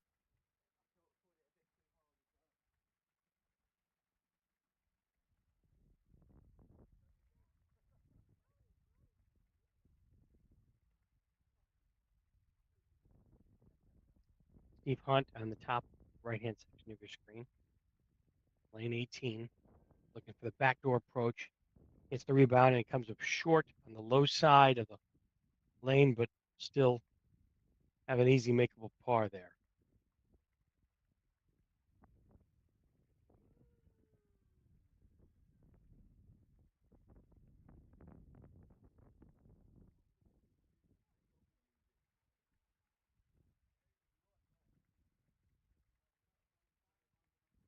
Tom Loftus coming into your screen there from the U.S. See him on the top right-hand section of your screen. But before that, it's Mark Chapman. Mark Chapman in clear second place right now, about 10 strokes behind his signature follow through on his setup on lane 18. Left-handed player looking to slide it just to the right of the second rock in the middle of your screen on the top right-hand section. He's up. His follow through, Karams. And that finds an ace on the bottom of the cup. A beautiful ace from Mark Chapman, and he'll end his round at 1 under par. So he'll gain one more stroke. He'll be just 9 strokes behind the leader as we go into the final round of coverage, round number 7. Tom Loftus looking also for the same result here, looking for an ace and a good finish to his round. Had a little bit of trouble earlier on lane 11, but has come back since. Here's Tom's putt. Finding the backdoor approach. It kicks off and it goes down in the bottom of the cup. Tom Loftus with an ace. Great finish for Tom on his 6th round here at Margate. 2024 British Open in full effect. Still a handful of players left on the course in their 6th round. We're on the beautiful Westbrook Bay here, just east of London. It's Dave Vida and it is Andrew Edmonds, and we're bringing all the action live as we get ready to go round to round here and lane to lane. It's going to be an exciting finish, even though Michael Smith has a commanding lead. There's still a lot at stake for our second, third, fourth, and fifth place players today as we head towards round 6. Stay with us. Don't miss a minute of the action.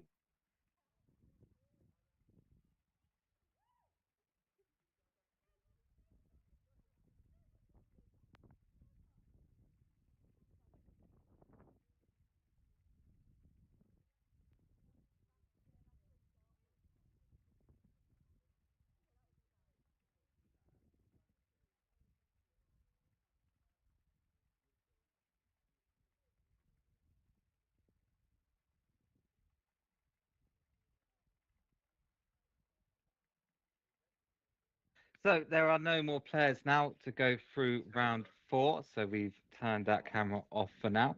We'll stick with coverage of featured lane coverage of lanes 11 and lanes 18.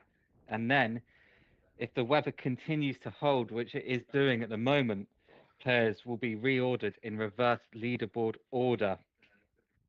And we will follow the leading group for one round through all 18 lanes here of this course at Strokes Adventure Golf Margate. That's if the weather holds, but it is doing so at the moment. So do stick with us for that to see how the day goes as David Hartley picks up an ace on lane 11. Steve Lovell now on 18.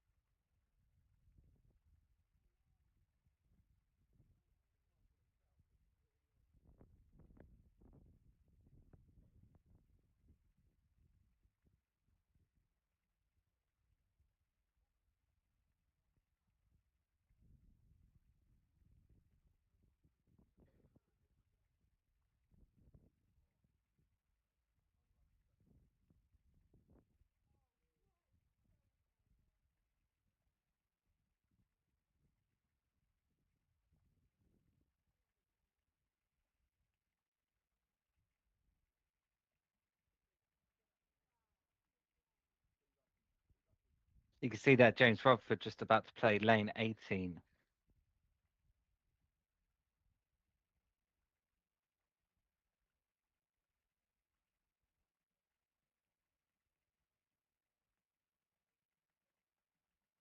But James Rodford now on lane 18. James Rodford only on even par for this round after scores of 31 and 32 for today. So he's lost a little bit of ground on the rest of the leaderboard. Right now, James Rodford on 18. Oh dear. Hits a crack and ends up behind the rock. It's a bad bit of luck there for James Rutherford on lane 18.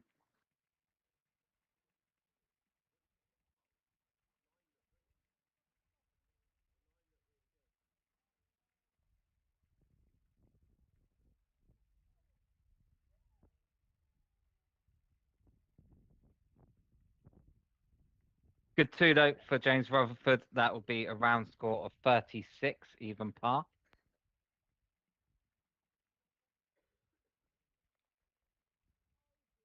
Daniel Valchek now from the Czech Republic, currently the leading international player on lane 18, just catches the rock, almost went in the hole. Would have thought that's not what he intended to do. He'll pick up for 2.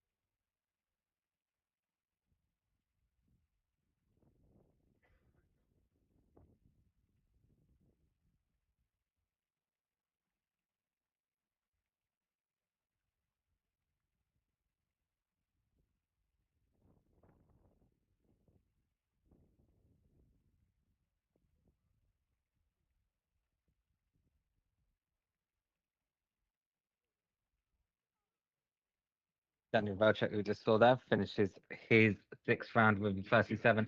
Now the final group is on lane 11. This is D. Ralph, Mark Wood, and Terry Exel. So on lane 11 currently. They have 8 more lanes to play. And once that's done, the scores from round 6 will be locked in. But if the weather holds as it does at the moment, players will be reordered in reverse leaderboard order for one final round. D. Ralph now up lane 11, too hard down the back.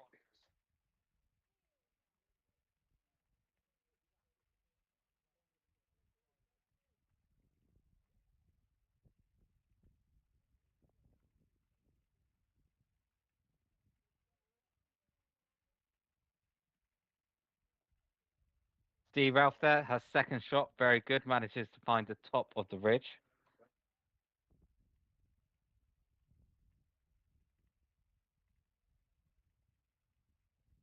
Good free there for D. Ralph on lane 11. Next up will be Mark Wood on lane 11.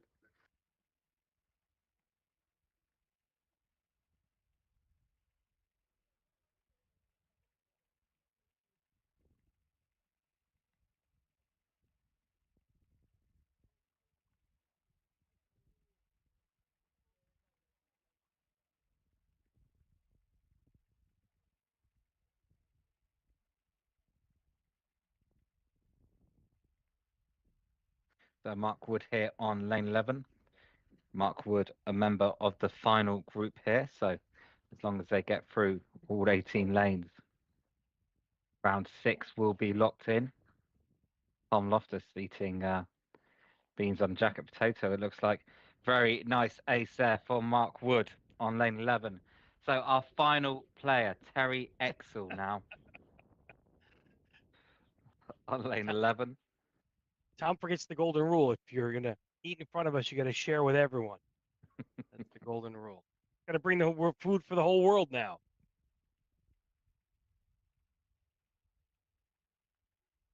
Oh, so close to finding the hole for Terry Exel. He's back down the other side.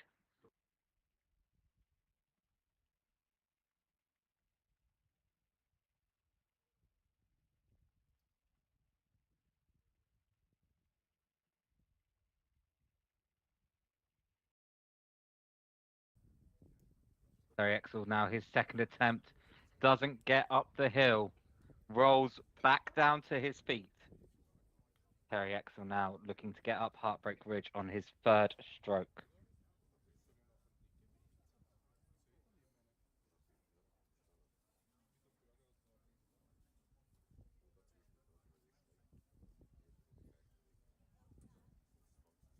Would it stick?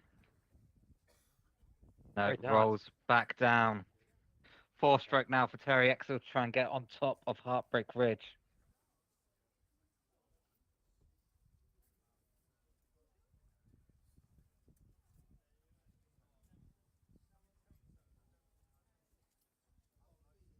Still can't get it up for Terry Ah, Exel. dear, dear, dear, dear. Always a challenge, and we've seen this so many times today, Andrew, and so many times over the tournament. Back to back, rolling down a hill. I think that he has one final attempt here to get on the top of Heartbreak Ridge.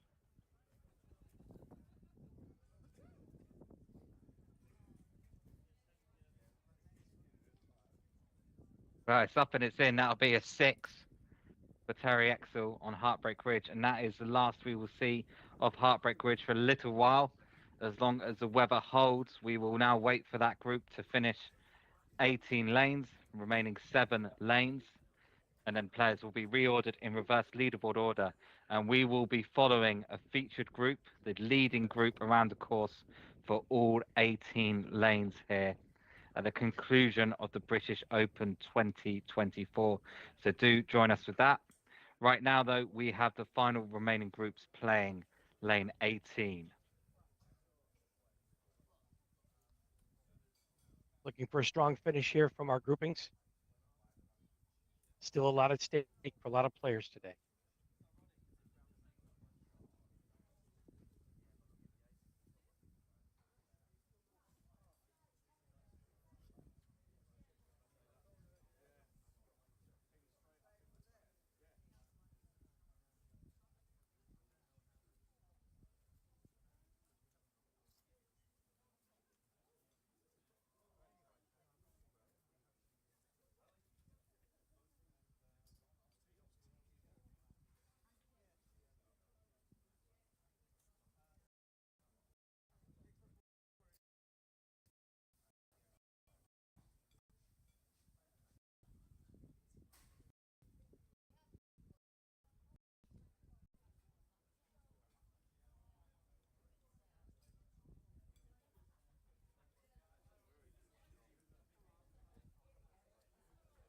More action as it unfolds now. Lane 18.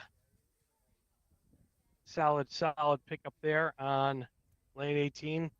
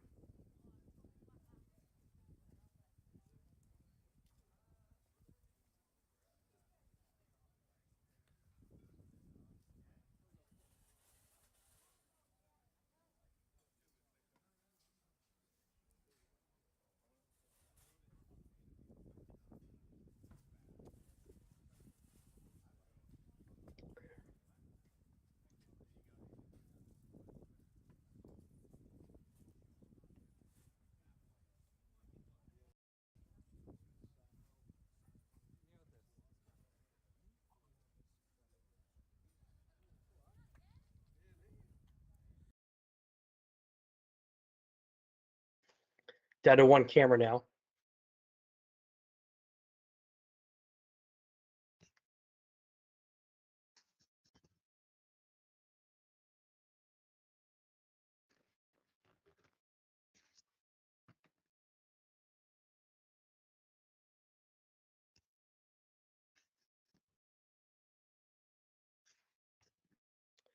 Lane 18 finishing up strong here for our groupings.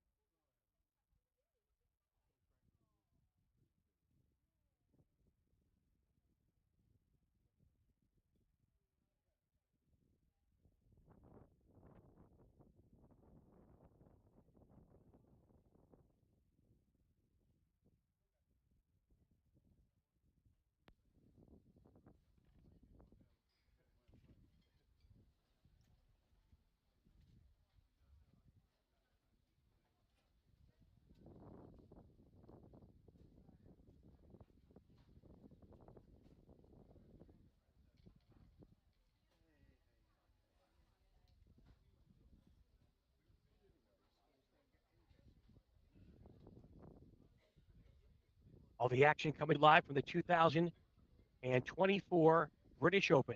Stay right where you are today. All the action continues here live.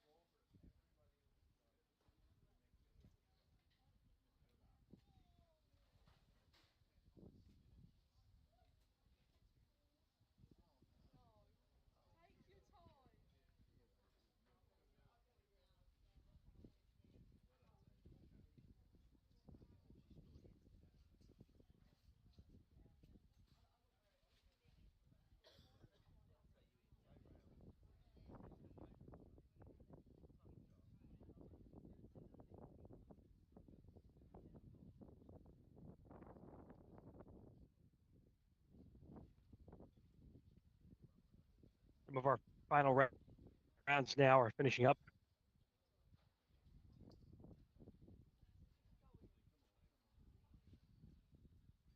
as our play continues.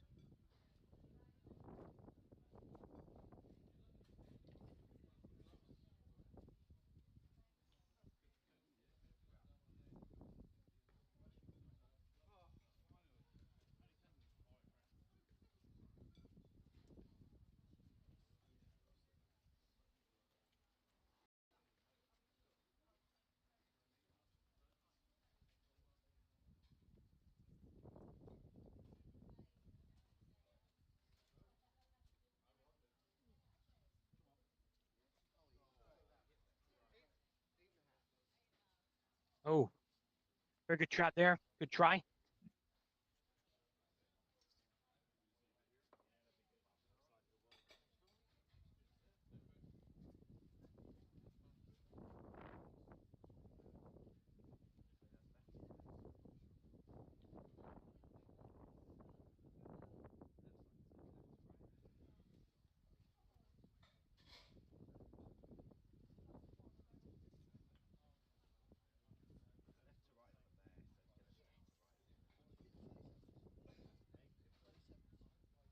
So this is the third to last group at the moment of Scott Lancey, Chloe, Alex Bennett, and Taylor Field. Just two more groups to go now before players are sorted in reverse leaderboard order.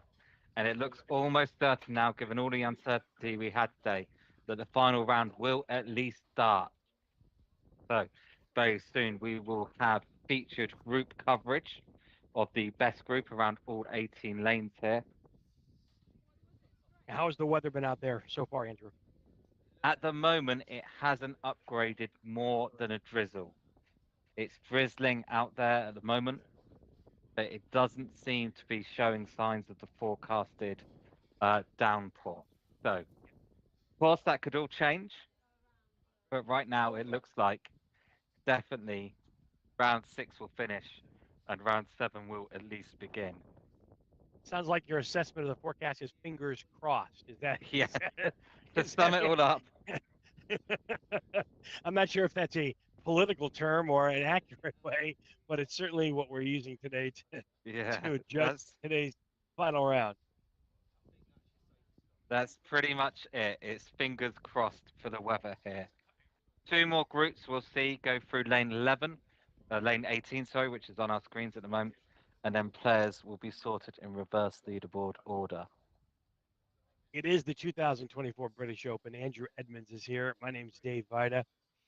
We're bringing to you best as live we can here with all the conditions going on up and around the course and our broadcast team. This looks like Anna Tubler. Yep. Anna, Anna definitely dressed for the weather and dressed accordingly. And she'll look to ace 18 here and end her round in style.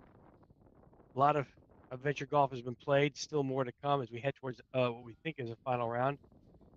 Anna with a good effort and Oh, just slides right of the cup. Not sure how that didn't go in. A little bit of a dish there might have helped, but not to yeah. be I so. mean, it looked like maybe the slightest of lips around the hole there prevented the ball from rolling in. So close. Matt Dodd now.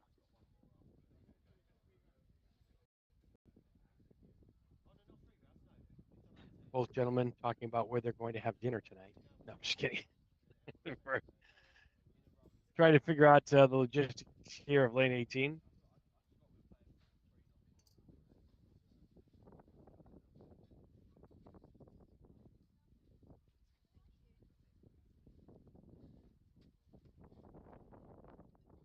Matt Dodd needs a little bit more effort, looks like.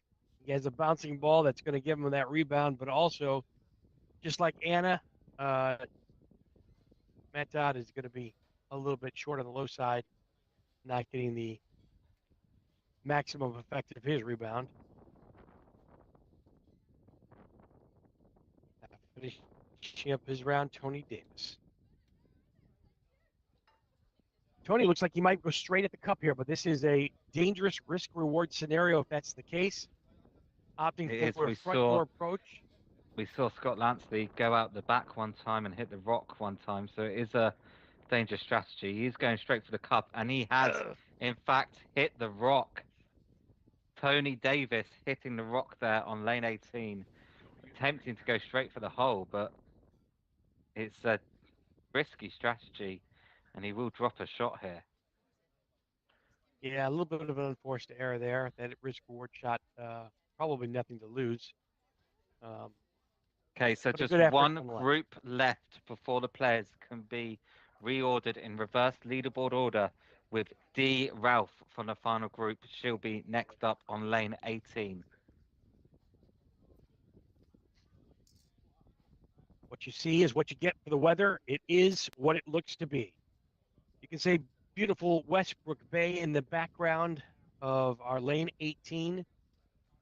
Overlooking the water, you can see the wind blowing on the top right of your screen. It definitely isn't a factor today. But the big story from Mother Nature is the rain and the wind and the cooler temperatures prevailing today. And doesn't really bode extremely well for adventure golf this time of year. However, it's been an exciting tournament nonetheless. Trying to get round 6 in the books here. Once our last group goes through, those scores, those numbers will be posted and it becomes official. And then we can head to round 7. Yep, and here is D. Ralph. So I don't think there's any danger now of round 6 not finishing.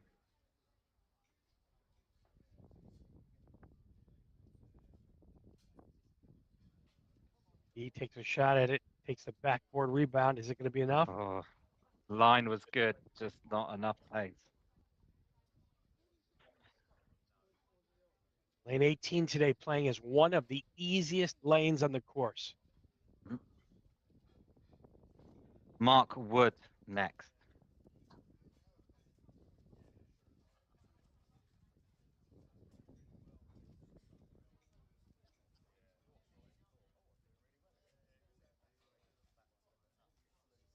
Mark starting on the lower Mark left-hand Wood, section of the screen here.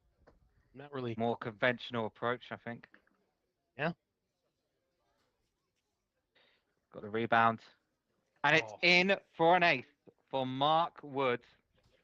And is now our that any good? final player, Terry Exel. We saw him struggling so bad on Heartbreak Ridge earlier. Finds a rebound and And finds the finds the hole. ace. So that is it. Round 6 has now finished. The players will be reordered in reverse leaderboard order. They will be sent out very shortly, and we will be following the leading group as they battle to become champion of the British Open 2024. We'll follow them through all 18 lanes of this course here.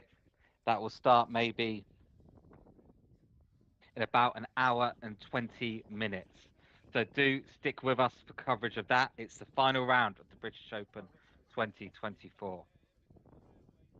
Yeah, hang tight. Nobody leave. Don't go anywhere. We'll leave the streaming up live, and there's a look at your leaderboard, and we'll be back shortly.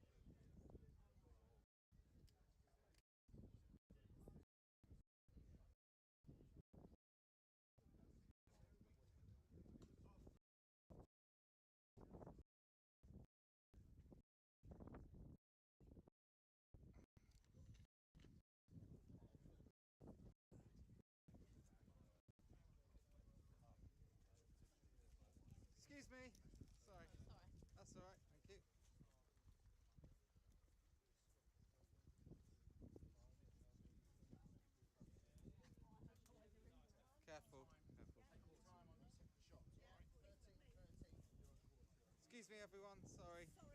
That's okay. You're all right. Thank you.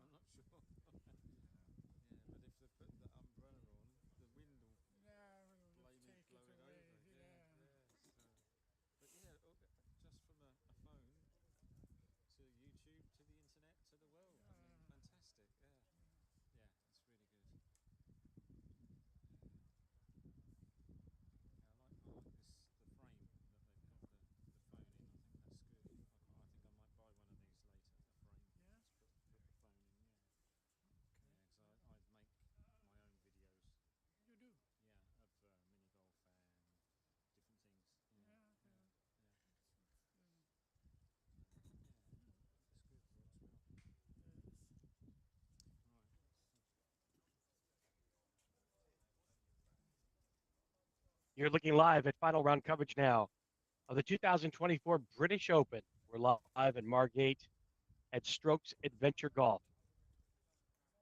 Final pairings going off here, and we'll play another final 18 holes.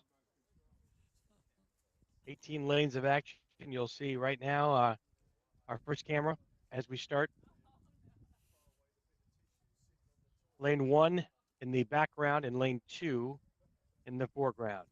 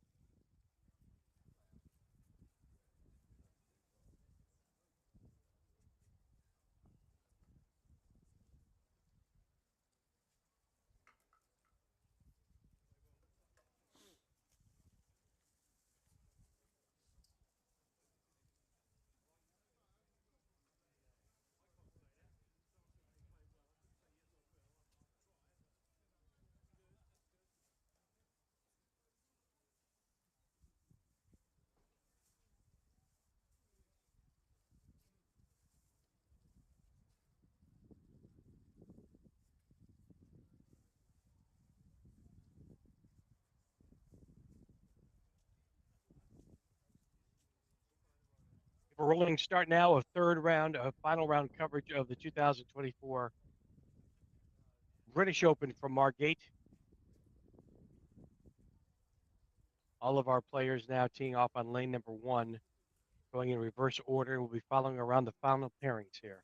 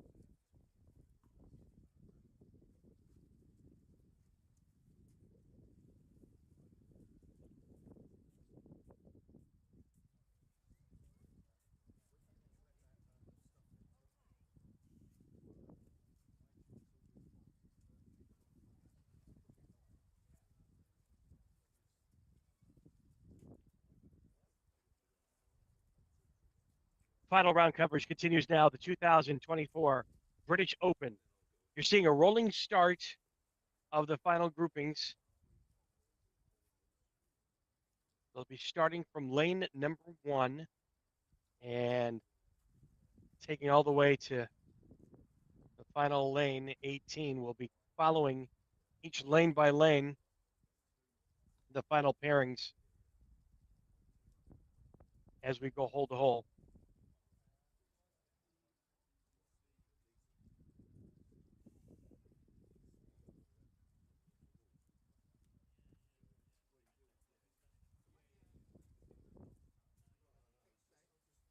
All the players are now ready to brave the terrible weather that we've been facing this whole weekend here at the British Open in Margate, just due east of London.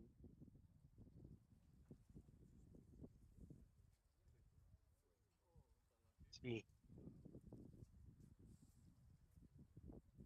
Jan Hedstrom there in front, and then also Nick Harmon ready to attack lane number 2 as we hit our next grouping behind us on lane number 1. Again, we'll be following our last grouping of the leaders. James Rutherford, Mark Chapman, Michael Smith will be following them as they go out at 2:17 local time, which is just about an hour away, maybe a little bit less.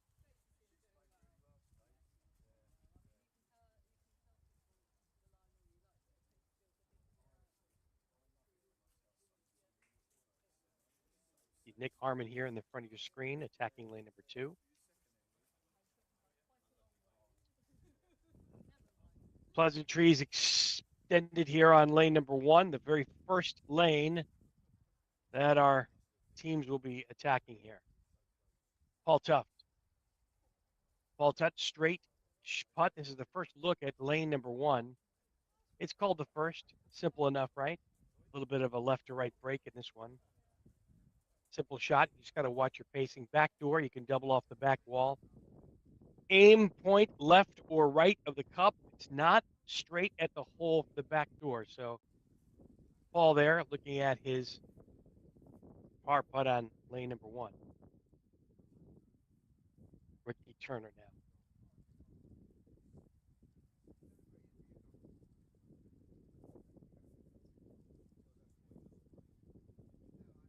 Turner taking the right side. He's going to go just the left side of the hole. Let's see if it gets a bounce back.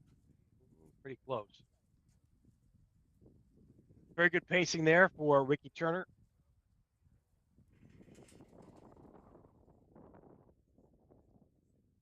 Steve Hunt left next from Fox's Mini Golf Club. He also traditional start on the right side of the tee box. We'll find a point, and he's going to go front door, and it bounces over the cup, unfortunately. Leaves himself with a 1.5 feet, 2 feet to pick up his par on the first hole of round number 6, 2024 British Open.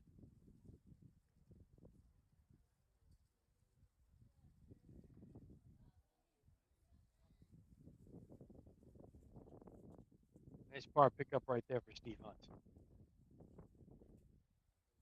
You can see beautiful Westbrook Bay in the background there. One of the true adventure golf courses here on tour that actually sits on the bay, sits on the water. Also directly affected by the weather here in the UK as well. That grouping we just discussed now goes on to lane number 2. And they'll do their tee-off shot. We'll be following the final grouping today, all around all 18 lanes, so we'll have a chance to take a look. Neil Tan in his orange jacket, you can tell it's Neil. He'll set up just to the right of the tee box, and he'll get a backdrop bounce. Not quite the end result he was looking for, but a tap in for his 2 and a par on lane 1.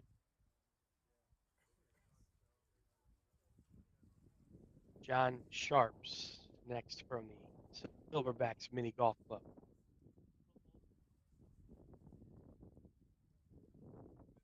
Pairing now in reverse order from how our players did in the tournament.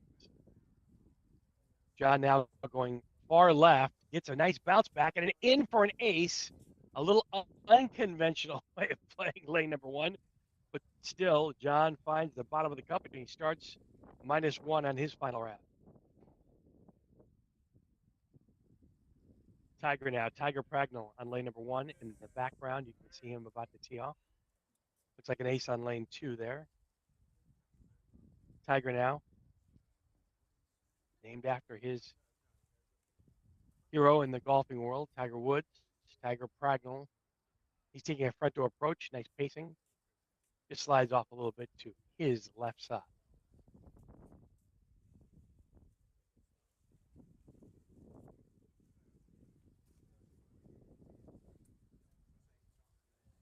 Tiger with about a 1.5 feet left for his par putt.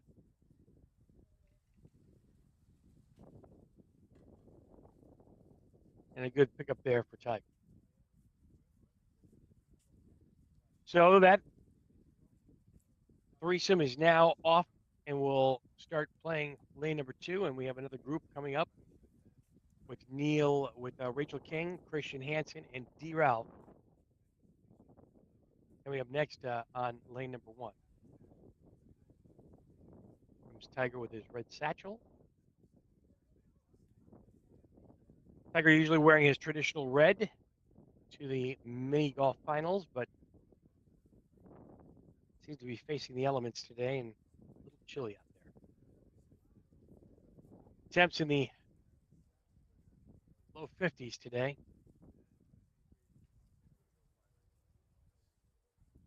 That, of course, is Fahrenheit.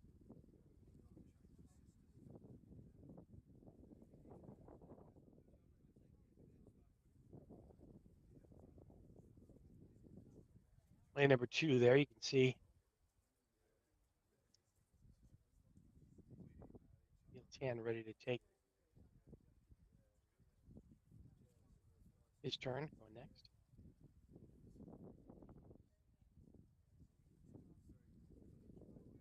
Awaiting the tee off here of our final grouping, and we will follow them around the course as the action unfolds and bring it to you live.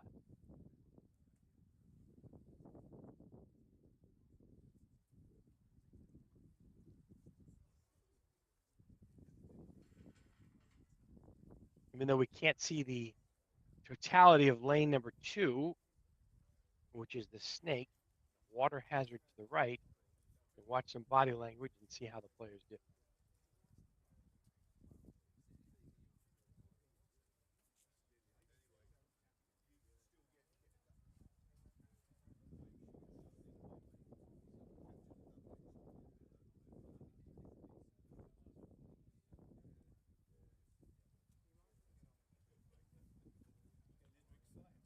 John Sharp next to the tee box on lane number 2. Tiger Pragnell, you can see standing there in the background. Neil Tan, third member of this grouping.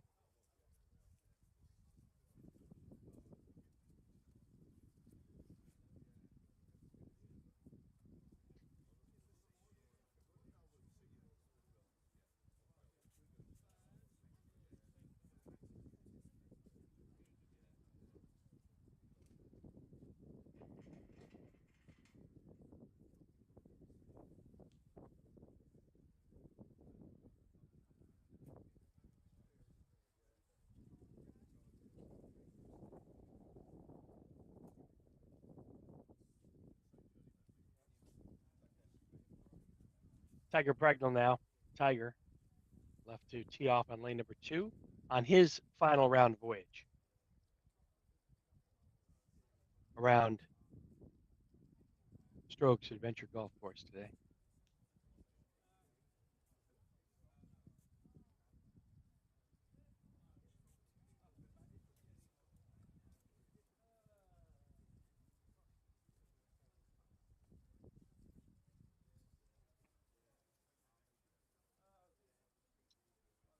Final round coverage unfolding live at the 2024 British Open.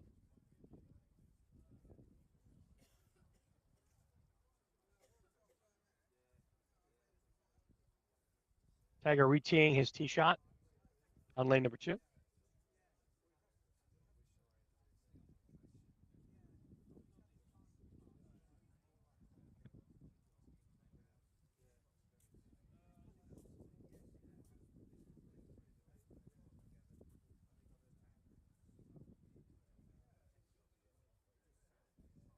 Weather the main attraction and the main factor here at this weekend's tournament. A lot of rain yesterday. Rain again today, although it seems to have subsided. I don't see any droplets falling on the ground as of right now, but certainly that could come into play. Weather forecast does put heavier downpours delayed a couple of hours here, which will help and assist us in determining and finding a winner of the British Open today here in Margate. My name's Dave Vida, along with Andrew Edmonds, part of the broadcasting crew here, bringing you the action today and all weekend long. Rolling start on round number 6. Tee box coming up next. You can see Rachel King there in the back right. She's watching her clock accordingly for her next tee off time, which is 1:29 in Europe. And here in the U.S.,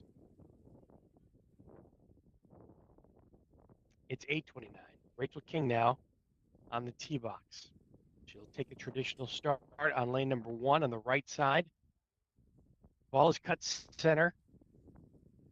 Cup is cut center, rather, and you can play this one of two ways. You can front door it or you can back door it just like that, left of the cup and back in.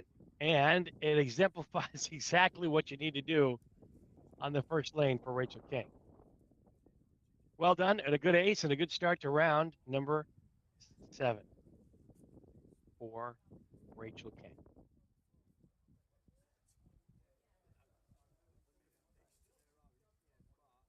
Christian Hansen next,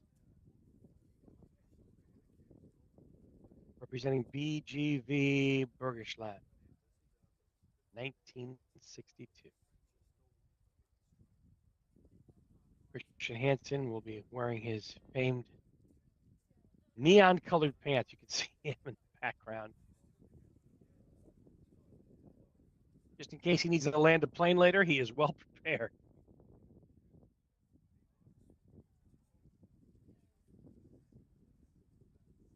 Christian Hansen now on lane 1 on the tee box, and Margate and strokes.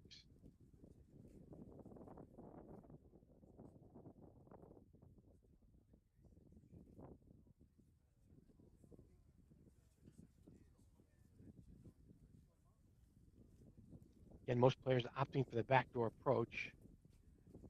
Christian will slide it just to the right. Let's see if he gets the kickback.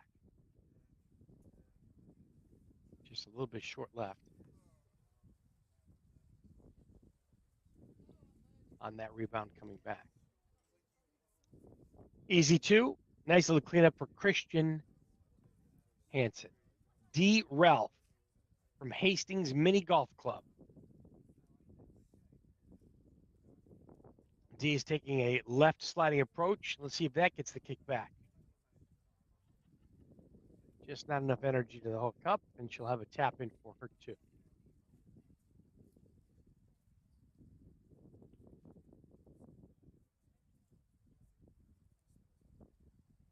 The 7th grouping is off and running on round number 7.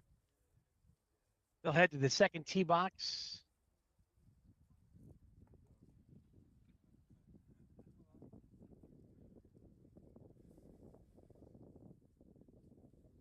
Our good friend from the U.S., Tom Loftus, will be making his round 7 debut on the tee box in the next grouping here shortly, along with Terry Exall and Chloe Allard-Bennett. Now it's Rachel King in front, lane number 2.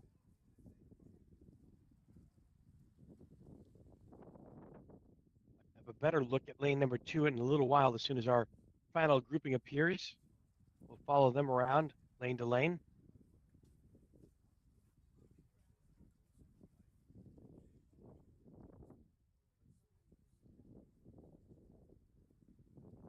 It's the 2024 British Open. And we're live from the UK, just east of London today. About an hour and 45 minutes. Margate right on the coast. You can see the wind is blowing. You can see Westgate Bay in the background, one of the true adventure courses on tour here that is actually on the water.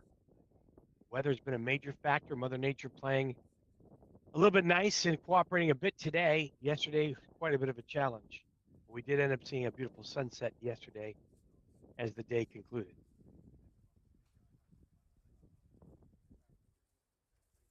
A rolling start from lane number 1 on round 7 today.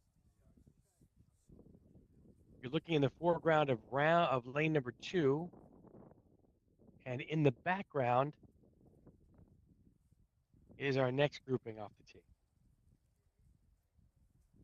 Chloe Allard-Bennett setting up in the background there on lane 1. You can see where the pin is positioned there in the cup, center cut. She's going to go hard left and get a kickback now, back towards the cup. It just ends up on the lip there. A little easy tap in for Chloe on her for round 7. Completed nearly 4 full rounds yesterday and about 3.5 today. It's scheduled, provided we make it all the way through here. That is dependent upon how Mother Nature decides to play out. Terry Exall now. Terry Exall from the Silverbacks Mini Golf Club. Taking a far left approach. Once that kickback off that wall, it comes up just a little bit short. Need a little bit more enthusiasm, but tap in 2. And now from the U.S., it's Tom Loftus. Got his rain gear on, representing a couple of putts and the putt cast with Pat Sheridan from the AMA in the USA. Tom has had his trials and tribulations with this course, but he'll start out with a backdoor approach on lane number 1, and that just slides right past the cup. Good pacing, though. Leaves himself with a manageable tap in here for his par on lane number 1. Well done, Tom. Tom's spending the entire week out here from the U.S. across the pond. Tom making some fantastic connections and meeting up with some great friends and really, really enjoying himself 100%. Putting on quite a show for us back here, too. Uh, Talked about Tom a little bit earlier today, is how he definitely takes his adventure golf game seriously, but a little less of himself. Chloe now on lane number 2. You can watch her body action and body language and see how she does. And, oh, just misses on lane 2. So close. Terry Exall next. Terry, you can see fishing for the right mini golf ball. This is a mini golf ball tournament, different than a regular golf ball tournament, as is more prevalent in the U.S. Mini golf balls have different densities,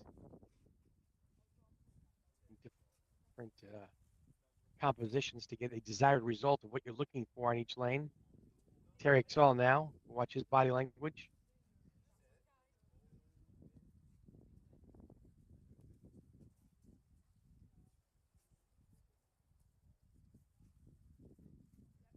Tom Loftus now back on the tee box on lane 2. Tom with a pretty genuine and consistent pre-shot routine. Always also a little bit of a flair for the dramatic, and always appropriately dressed with some great colors too as well. Always a pleasure watching Tom whenever he presents himself at any of our World Adventure Golf Tour tournaments. I'm looking for the end result. It's close. It's close.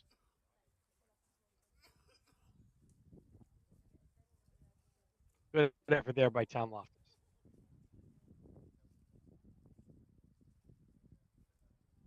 Now our next grouping, you can see Luke Ryan in the background. Luke is about to undertake lane number 1. He'll start on the far right tee box of lane 1, right in front of you.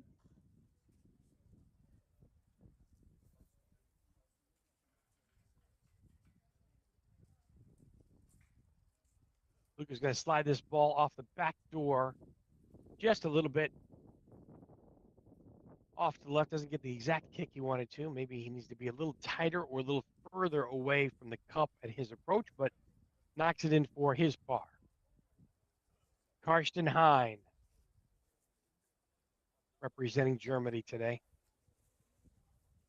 Fun to watch Karsten. His dedication to the sport is impeccable. Had a chance to catch up with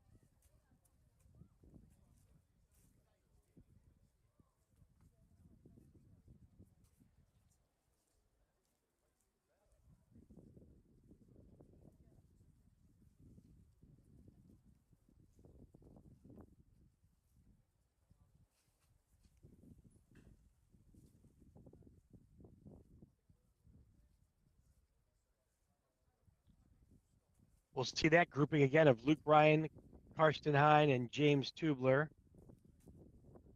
Moving forward here on lane number 2, right in front of you. Of course, maintenance there by Luke.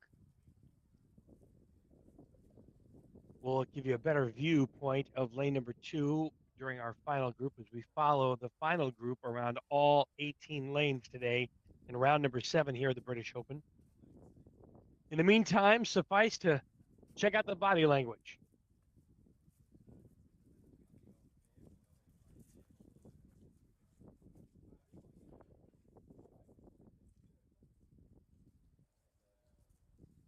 Final round coverage is live and on the way from beautiful Margate. Today, Mother Nature says it needs to be wet and a little bit windy. So the elements come into play today and challenge our adventure golf enthusiasts that are competing here for the top prize. The top 5 will get a lovely cut and share of the purse, a trophy, as well as punching their ticket to the 2024-25 World Adventure Golf Tour Finals. And that's coming up next year in May. First tee shot at lane 2 for Karsten Hein of Germany.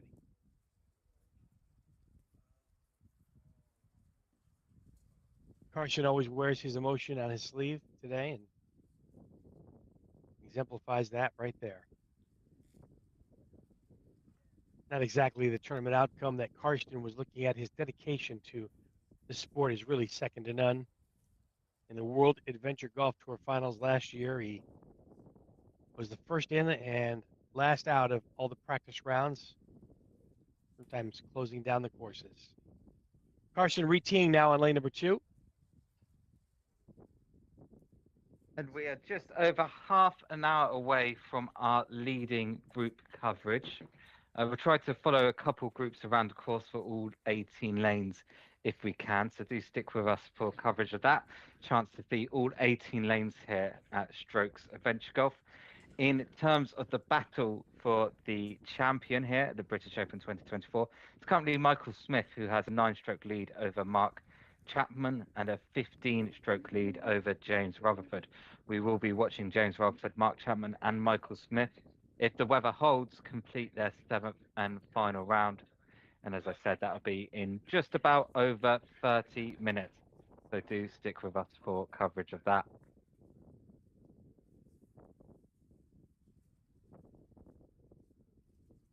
James Tobler now.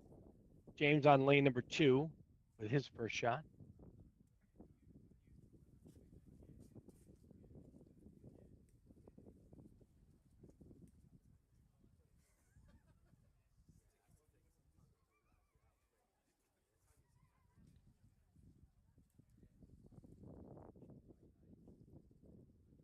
You can see lane number 11 action in the top left-hand section of your screen, an ace there.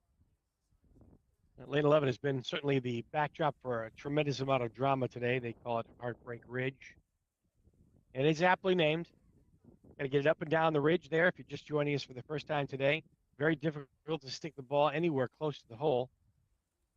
A lot of times, pacing is the biggest challenge on lane 11, top left section of the screen. Lane 1 on the bottom left. See Tony Kelly grabbing himself and doing some arm stretches just to stay warm and stay active. And lane 11 in the top left.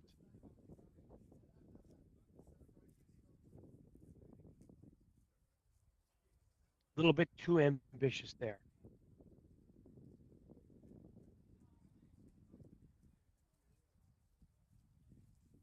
For our second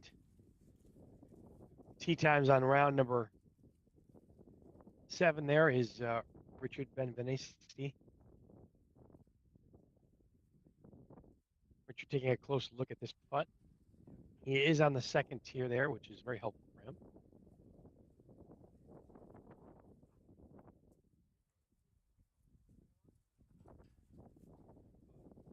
Just slides it to the right. A little bit of an unforced error there. Probably not a putt he's very familiar with, but he'll drop a stroke there to the field. So Richard Benvenisti there, dropping a stroke on lane number 11. And we are closing in now to our coverage of the leading group. We'll try to follow a couple of groups around all 18 lanes. So the leading group will be James Rutherford, Mark Chapman and Michael Smith, due out in just about 30 minutes or so. Tony Kelly with his par putt on lane number 1, lower left-hand side of your screen.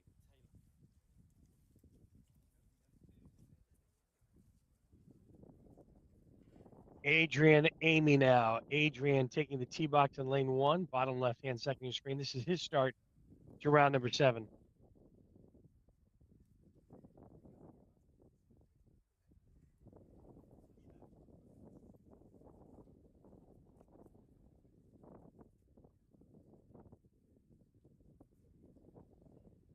Adrian sliding off to the left side of the hole.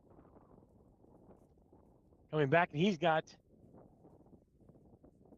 a little tap in for his par here. Par 36 on the course today. That's 2 strokes allotted for each lane.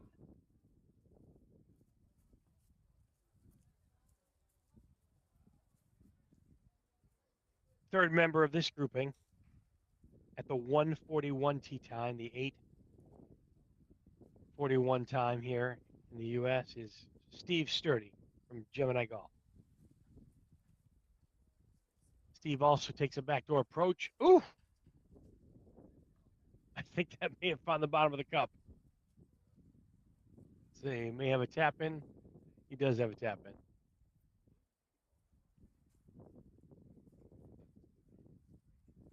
I think that one ended up lipping out of the cup and actually left himself a little more than desired. Should be manageable though. Let's see. It is. Good par pickup there for Steve Sturdy, Gemini Golf, and his round is underway for round number 7.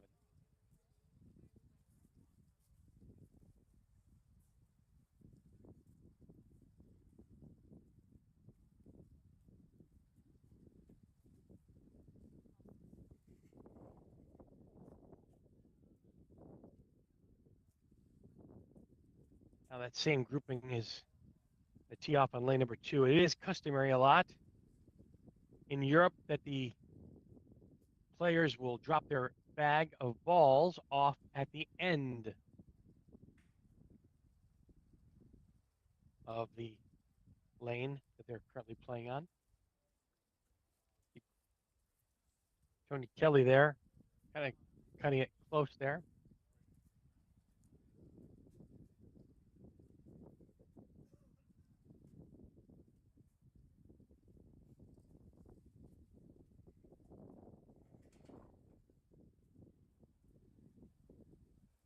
Adrian Amy now. Strokes mini golf. One of our local blokes.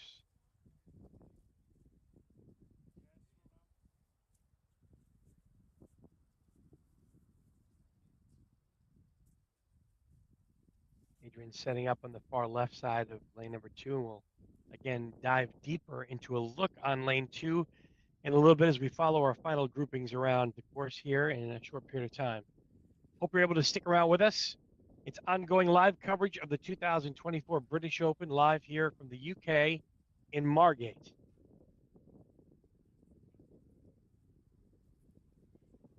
Scott Lansley in the upper corner there of your bottom left screen. Dressed in red, and his tee shot now on lane number 1 gets a vertical bounce back. That's exactly what he was looking for on the rebound and playing the double bounce there, but easy to pick up a nice 2 and a par. A good start for Scott Lansley. Shelly Cooper in pink in the center of your screen there, bottom left-hand corner. Shelly now working on lane number 1, Fox's Mini Golf. Shelly plays it wide left, looking for a comeback. And she gets the ace on lane number 1. Great start to Shelly Cooper there. Chris Randall starts his final round 7. He was the big winner last week at the Manchester Open, and that was so much fun to do the call there. A lot of drama, and it came down to the last putt on the last hole. Chris Randall now representing Gloucester Aces Mini Golf, which that club will sadly be closing here shortly. Nice pickup for par for Chris Randall.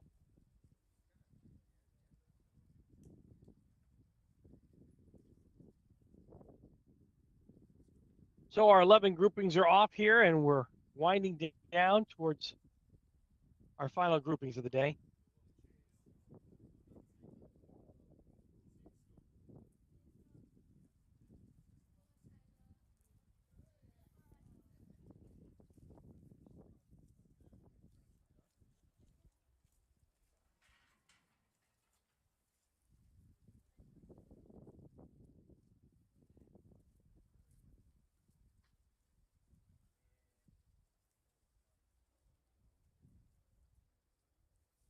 Please stay with us as we have our final groupings. We'll be following around the course here. Mother Nature is cooperating so far with us, and don't see any droplets on our water pond there on lane 11. But anything can happen. Forecast is calling for some rain, hopefully to hold off here and allow us to crown a champion today.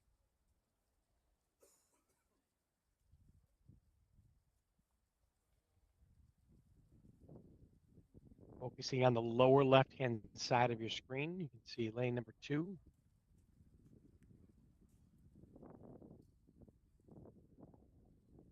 Shelly Cooper now about to take her tee shot. We'll watch her body language and see how she does today until we get our roaming cameras up and going.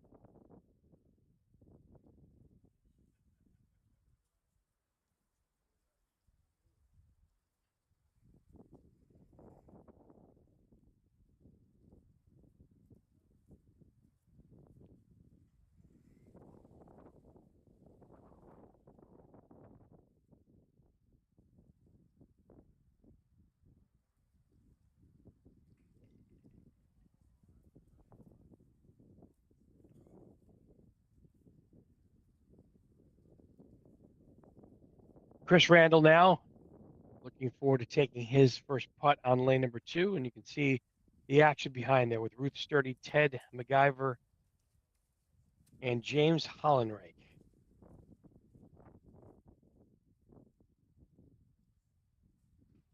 Ted on lane number 1 looking for that rebound, and I think he gets his ace.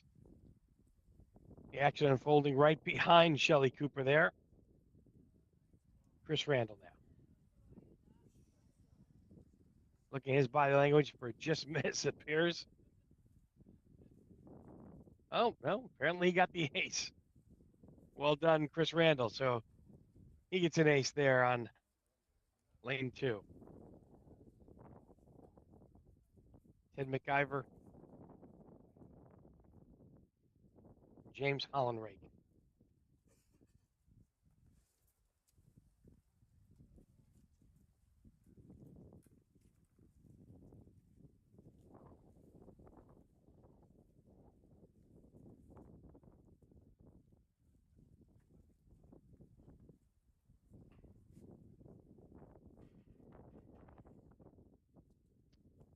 Working on our rolling start of the final round here, round 7 of the British Open in Margate. We're live in the UK, bringing you all the action. Dave Vida here, along with our good friend Andrew Edmonds in the broadcasting booth. Andrew working with our production crew to be able to bring you nonstop coverage here of round number 7. Completed nearly 3.5 rounds yesterday until I guess we had a rain delay early on. Beautiful sunset late in the day, but we ran out of illumination. The sun set a little bit early on us, and we had to complete round number 4, round number 3 for some, earlier today. We got it underway, and we're at the apex here. Ruth Sturdy now on the tee box on lane 2.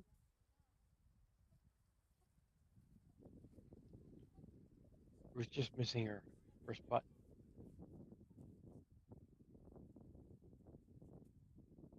Ted MacGyver next. Following her. Now the tee box, lane 1. You'll see the threesome of David Hartley, Chris Smith, and Steve Lavelle.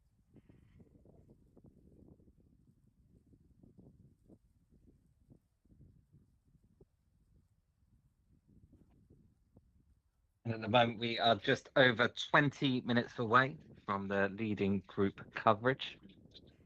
We'll try to follow a couple of groups around. In the leading group, it'll be James Rutherford, Mark Chapman, and Michael Smith. Yeah, that is the main story right now, Michael Smith. With a 9-stroke lead, which is not very common, but certainly things seem to click very well for Michael over his first 6 rounds. Yes, I can't recall a more commanding lead before the final round in any tournament this year.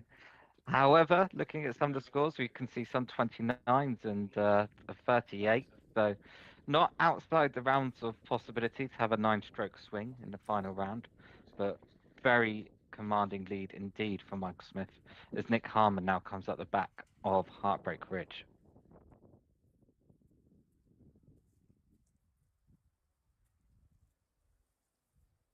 That's right, top left. Nick Harmon. It's up, but it is back down, whacked up the hill on Heartbreak Ridge. Nick not very happy with that. There's no stroke penalty Understandably. to come back, but he's going to struggle now to just make bogey. Part 2 on these lanes. He tried to get the ball in the cup in 2 strokes. This is now the 3rd stroke here for Nick Harmon in the upper left-hand section of your screen.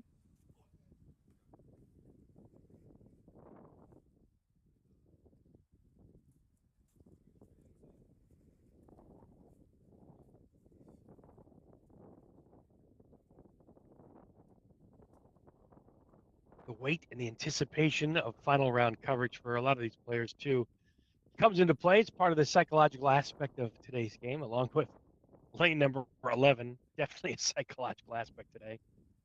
A lot of players not figuring out the total ability to navigate the 2 ramps that you see in front of you on the top left-hand section of your screen. So definitely has presented quite a challenge for our players today.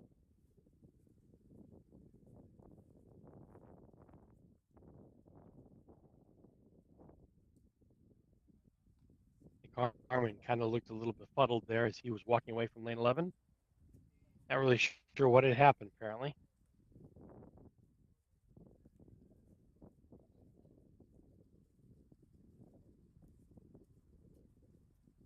And MacGyver now on lane number 2 in front of us.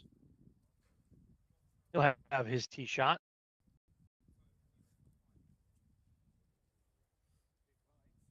We'll take a look at his body language, see how he made out, as we won't have our own camera to final couple of groups.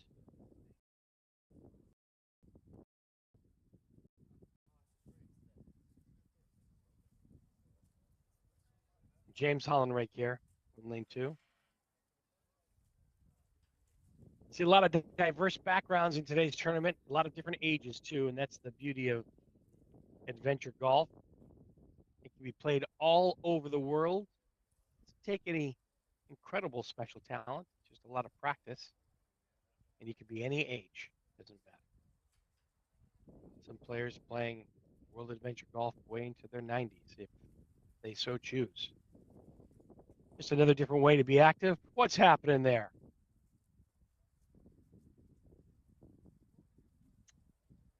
Our good friend David Hartley, representing Hastings Mini Golf Club, giving us a tip of the hat today.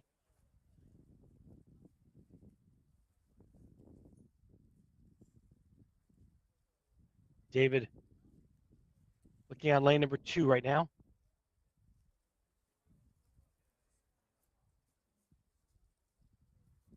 A closer look at 2 momentarily. Our leaders come aboard.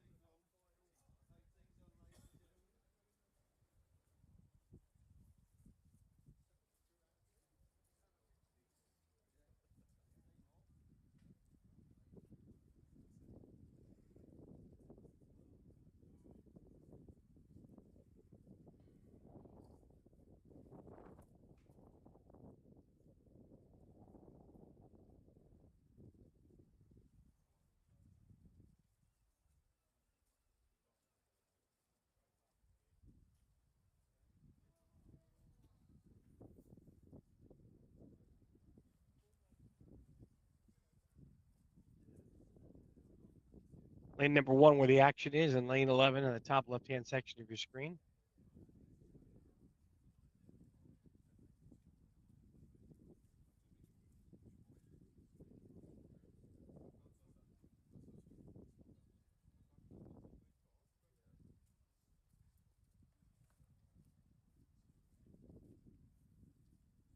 Matt Dodd, Christian Adler, Mark Wood representing next 2 as well.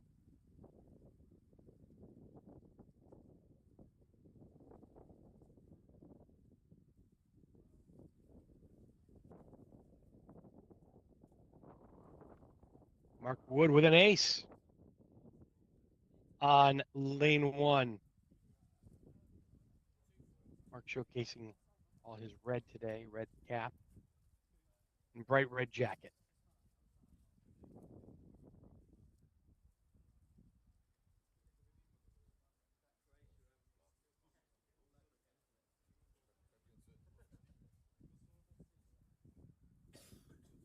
That threesome will traverse on here to lane number 2.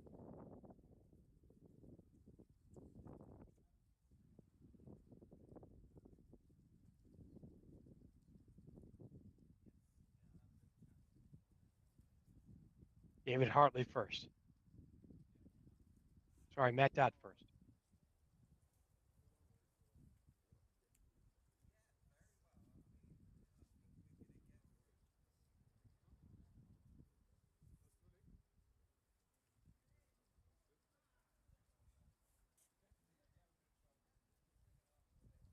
Christian Adler on the tee box on lane 2 from Adventure Golf Club in Gulfport Creek.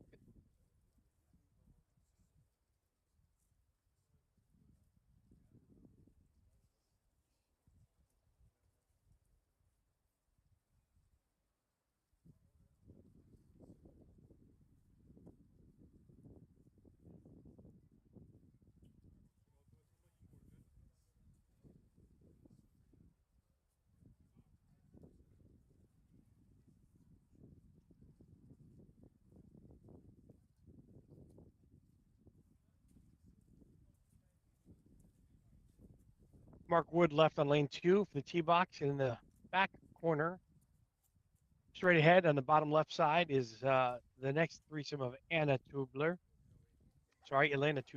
Derek Bentall, and Richard Jones. So Elena now on the tee box on 1. Mark Wood, tee box in front here in the red on lane 2.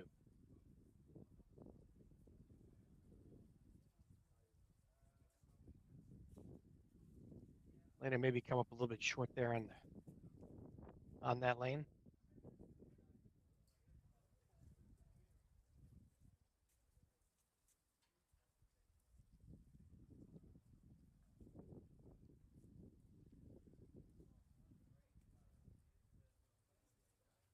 Elena will pick up her par.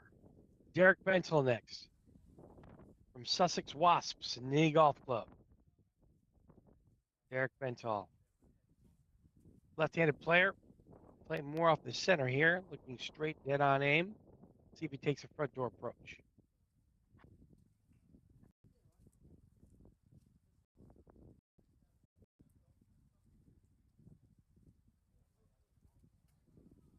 Did have enough to get there. Definitely doing the front door, really good pacing. Just slid off a little to the left and has about 1.5 feet here, 2 feet for his par putt. This is probably right center of the cup. It will slide a little to the left, depending on how firm, and he cleans up his par. Now we're about 15 minutes away from the final group coverage. We'll try to follow around a couple of groups as well, but in terms of the final group, James Rutherford, Mark Chapman, and Michael Smith, we will be bringing you coverage of all 18 lanes in just about 15 minutes. So do join us for that as Tiger Pragnell walks across Heartbreak Ridge. Pick up par there on lane 1. Tiger Pragnell on the top left-hand section of the screen in a familiar place. I think we've seen more of this putt on lane 11 than anything else.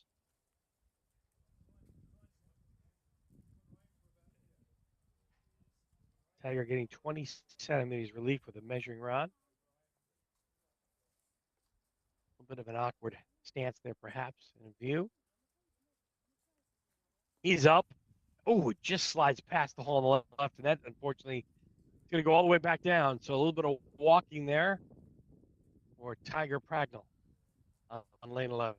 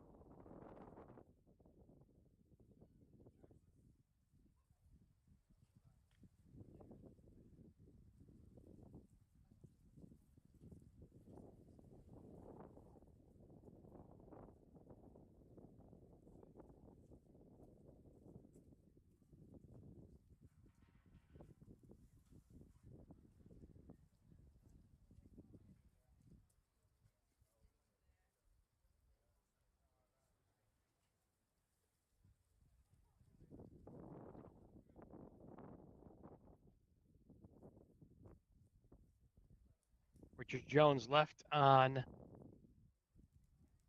lane number 2 for his start of his final round.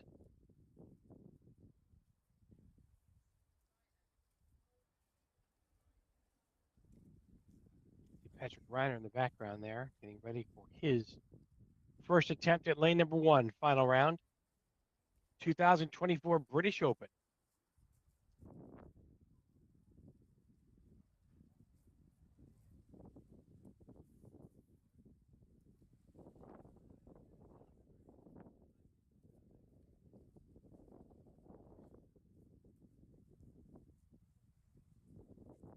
Here goes Patrick Reiner, taking an aggressive backdoor approach on lane number 1, and doesn't get the totally desired ace, but a nice little cleanup effort here for his par. And he's off to a very solid start on lane 1. Patrick Reiner. A lot of great showings for Patrick over the past years here, and has been a really good champion on the World Adventure Golf Tour, that's for sure.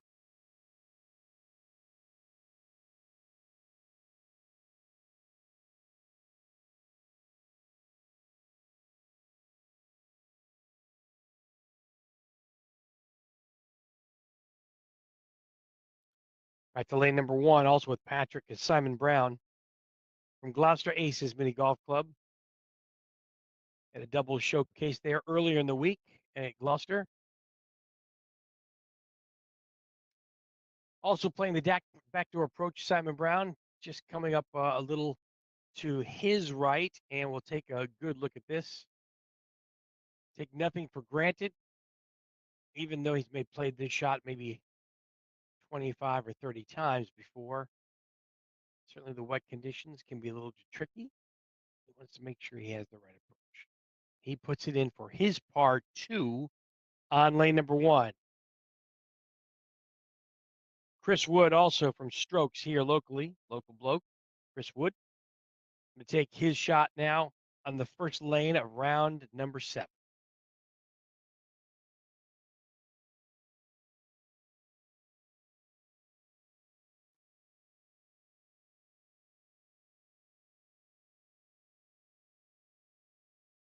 We'll have our roaming camera ready to go here shortly as we follow the final groupings. Give you a bird's eye view of what to expect on every lane here. Chris Wood now looking for that back door and just slides to the side there and have a little bit of a tap in. Literally on the edge of the cup there. Just didn't get the break he was looking for. Everything is at stake here. Our leaderboard, Michael Smith, Mark Chapman, James Rutherford. That is going to be your final grouping, which comes up in a few minutes away. Adam Kelly, Martin Greenhead, and Sevi Kukalika. Stand by. All the action is unfolding as we speak. Live on the course now in front here. Patrick Reiner. This is lane number 2. Again, we'll have a closer look at this particular lane here shortly.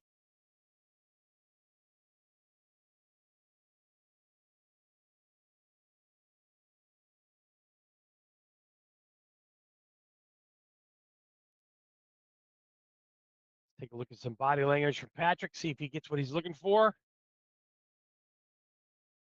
Smiling, which probably means he came up a bit short there, but that's all right.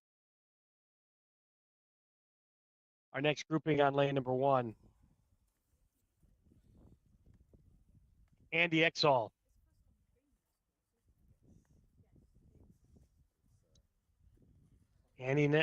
Andy is representing the Silverbacks Mini Golf Club. That's lane number 1, bottom left section of your screen.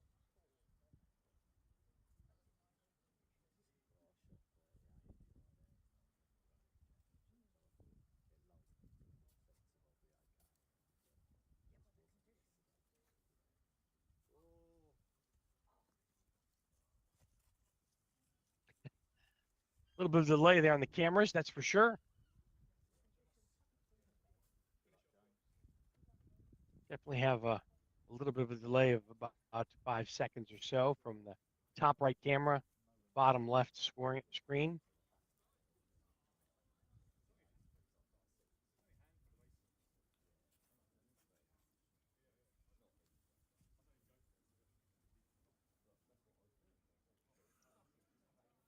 Chris Wood now with his putt on lane number 2.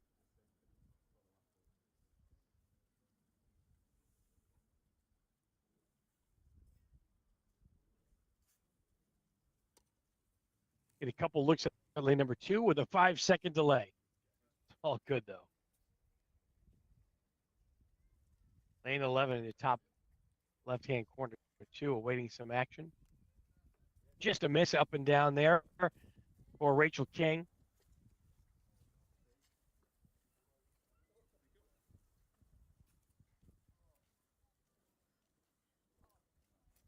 James Shaw there, too, finishing up his first round. First lane in round 6.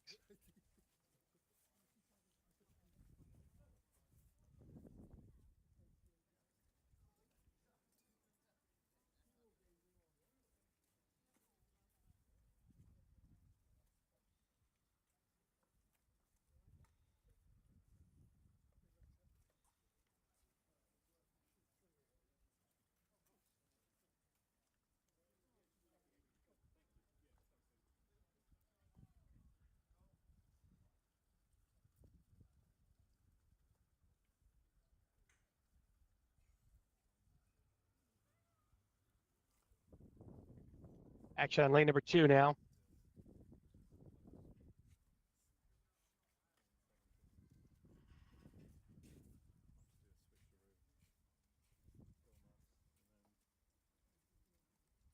Saw Andy Exall. Daniel Volchek and James Shaw on lane 2. Daniel now. Lane 2 putt.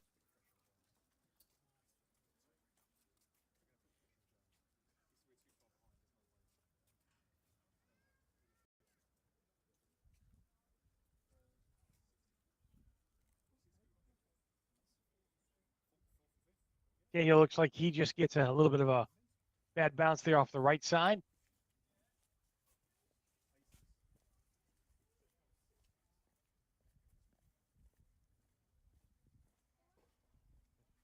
Lower left-hand section of your screen. James Shaw next to putt on lane number 2. Yeah,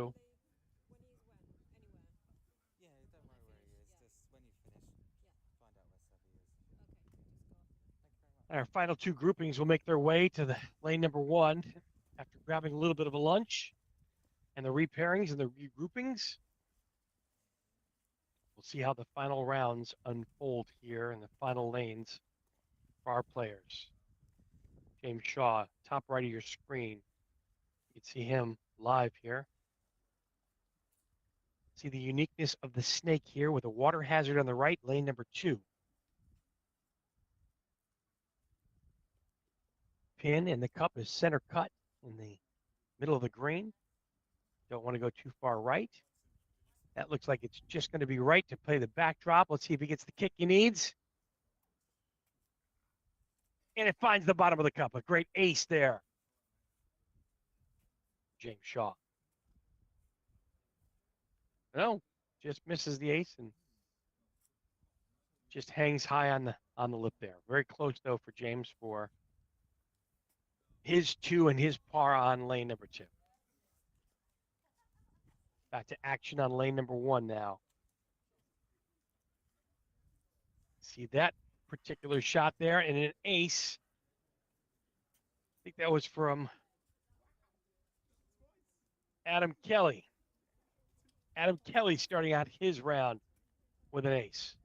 So Sevi, Kukaelka, Martin Greenhead, Adam Kelly, all playing together and heading to lane number 2. And our leaders now, lane number 1, make their way. And we'll be following them as closely as we possibly can here. Our camera crew trying to get the best look today. So look at lane 18 from earlier today. Definitely looks a little bit different here in the back. And oh, here, that was a tremendously bad break on lane 18. We haven't seen a lip out like that yet today. That taking a little bit of a rebound off the right rocks there.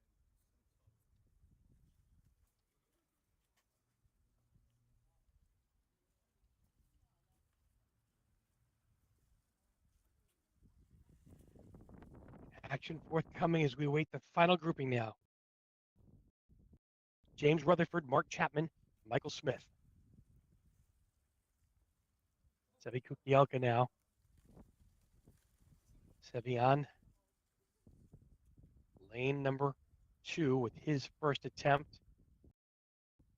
See how he can make out here. Top right of your screen. Sevi looking for the backdoor approach. Does he get it? Willing it on. And he's just a little bit short. Good effort for Sevi.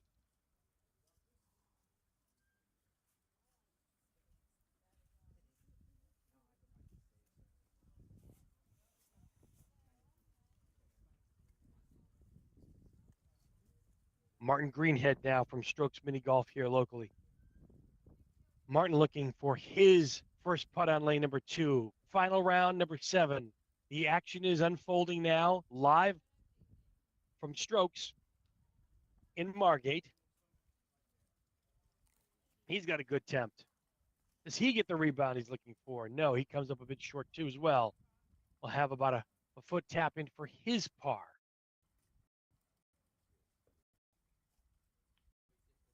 That brings up Adam Kelly next.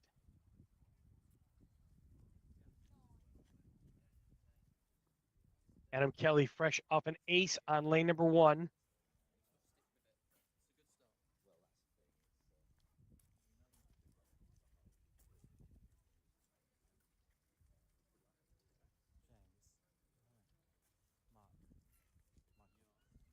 Waiting our leaders in the clubhouse to come on and take on lane number 1, but right now it's Kelly. Adam Kelly representing Kent Mini Golf. Looking for his par on lane number 2. And this brings us down now to the final groups.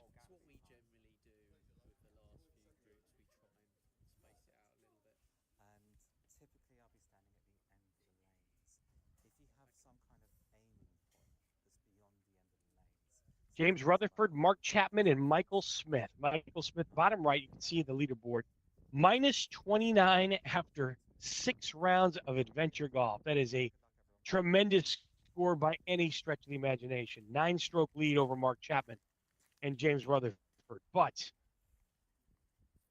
we definitely have not decided today's adventure today. There's still so much left to play.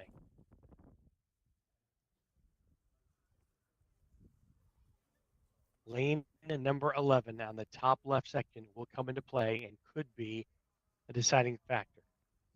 It's not going to win you the tournament, but it could break it. So we'll see how Michael Smith plays lane number 11 in 11 lanes, just to see how he's able to keep his hopes and dreams alive of capturing the title of the British Open today.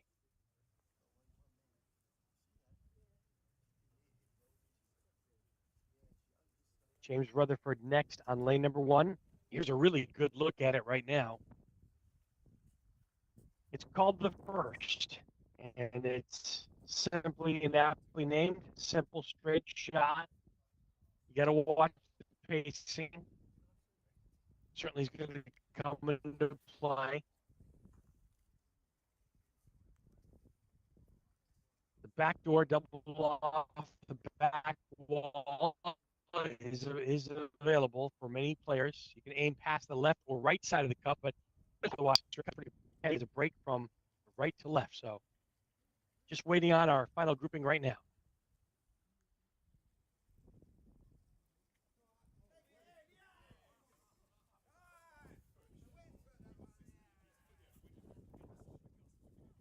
Finally an ace on lane 11. Well done. That's a little backdoor look in from that particular angle. Just getting our final grouping ready to go here.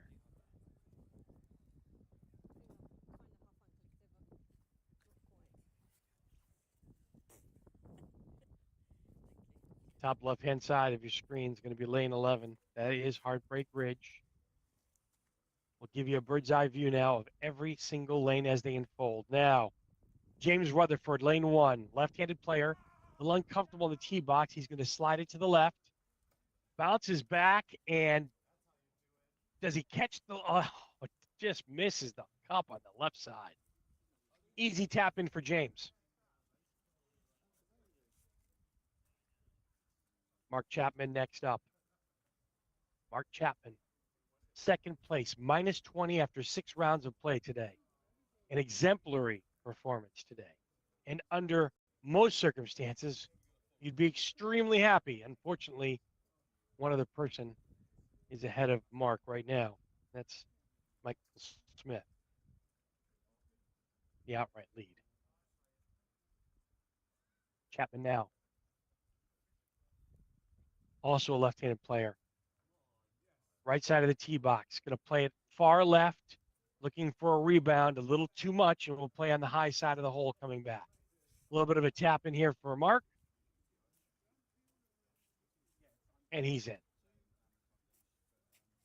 And that leaves the leader in gray. 9-stroke lead now for Michael Smith. Right-handed player. Starts at the right side of the tee box. Wind now coming into play, and the weather certainly a factor. Stay with us during our broadcast if we experience any challenges. Mark now, Michael Smith off the rebound. Great pacing, and leaves it for a tap in 2.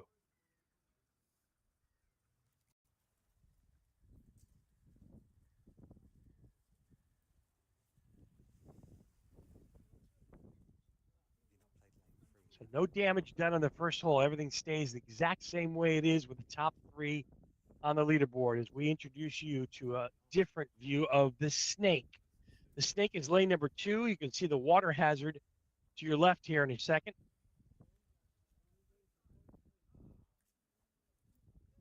The hole does snake from the player's left to right. 2 ways of playing. You can double off the back wall, backdoor it, or you can play the dead ball option as well off the back wall. The pacing is going to be critical for your leave and what you want for your next shot.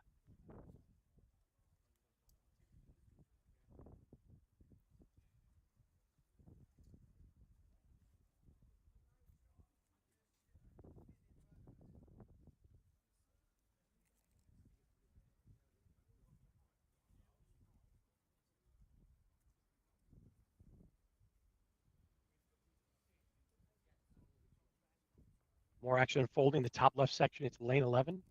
Our roaming camera is the bottom left as we take a look at lane number 2 now. Players getting ready. Play the second lane.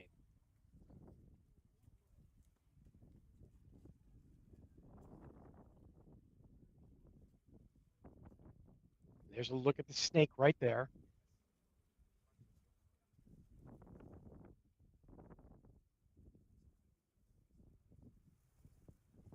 It's another unique perspective here now.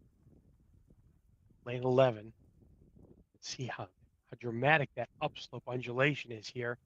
Maybe a perspective that you haven't seen before on lane 11, Heartbreak Ridge. Got to take the ball up. And does it stay? It does. Really great putt there.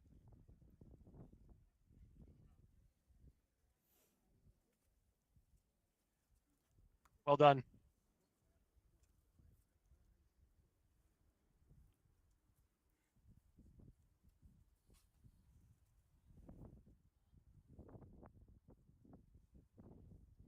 Adrian Amy now takes his look at lane number 11. This hole definitely giving Adrian some fits today.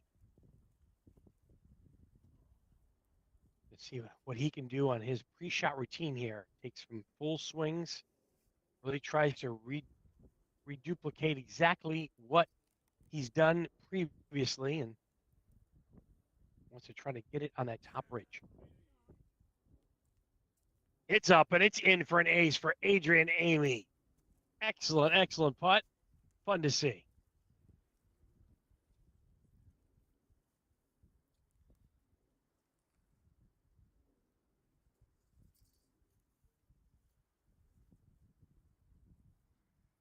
Another look at the lower left-hand side of your screen.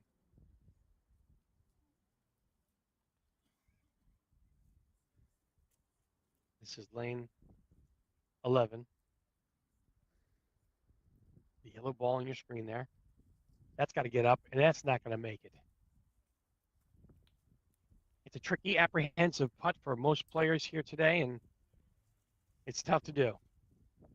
The last thing you want is to go up and over and back down the ridge. Second attempt here at lane 11. That makes it up and makes it past and makes it all the way down again. Up and over. The drama that will present itself on lane 11, Heartbreak Ridge.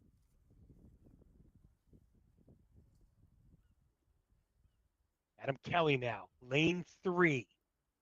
This is called the ski jump. 3 different tiers here, as you can say, up the ramp and then down. He carries it over the ski jump. It's going to funnel down through the first pipe hole here. Let's see if he catches the second pipe hole. It does, and goes down to the lower level, but misses. Not always a guarantee when you're coming out the pipe, but it will allow for somewhat of a manageable second putt. Adam Kelly now. The top right of your screen. There's a better look right there at the snake. Chapman. James Rutherford. James now playing the snake. Top right-hand section of your screen. It's definitely a little bit of a left to right for the players. Play front door or back door, but you got to be careful that you stay on the course here.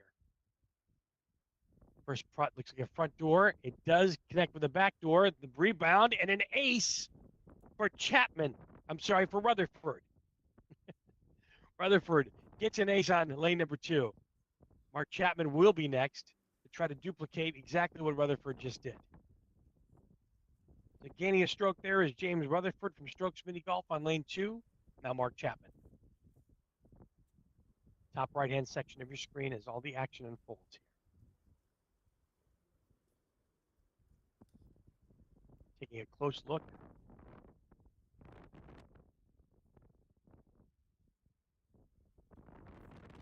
James Rutherford definitely closes the gap now to 4 strokes to Mark Chapman.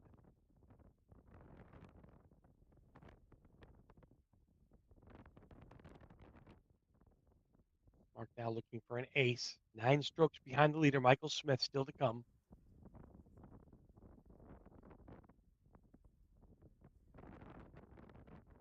Chapman now takes the left side approach, looks for the kickback and hold tight.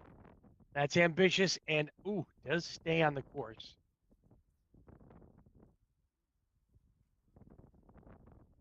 Mark with about a 2-footer to clean up for his par. Rutherford aces, Chapman pars. 1 stroke catching up now from Rutherford as the leader, Michael Smith, now takes aim at lane number 2.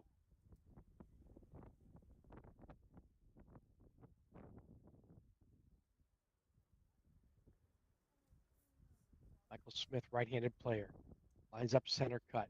Does he take the left-right approach, or does he go straight ahead in? 9-stroke lead currently. Does he extend his lead? The putt is up. It's to the right. Backdoor approach. Back towards the cup and in for an ace. Michael Smith now 10 strokes up with a fantastic effort on lane number 2. Fist pumps from the group and a lot of great supporting camaraderie. Brings up lane number 3 next, the ski jump.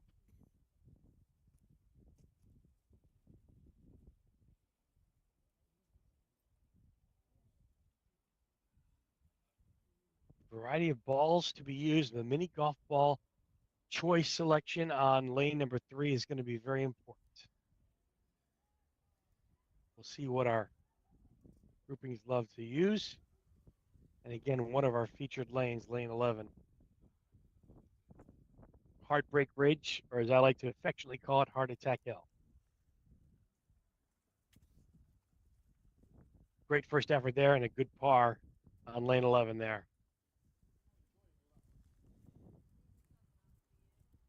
Now it's Rutherford.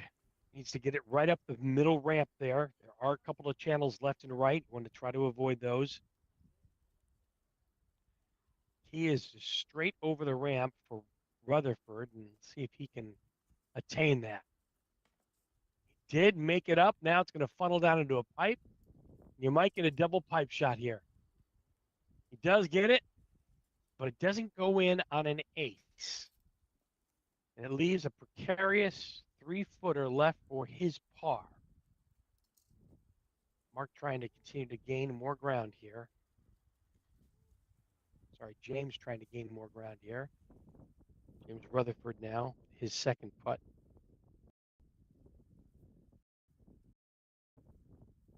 Going right back at the hole. And he drains it. So for James grabs his par off lane number 3. That leaves Mark Chapman next.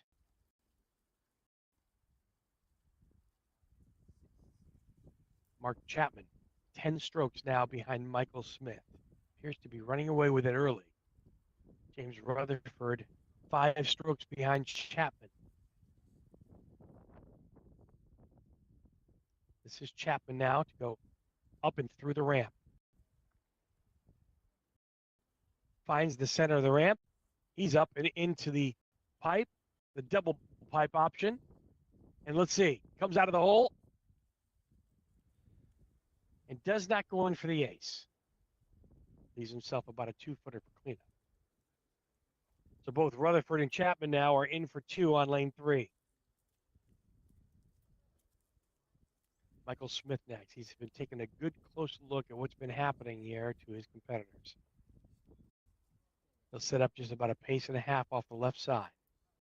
Needs to get it up that skinny little ramp in the middle.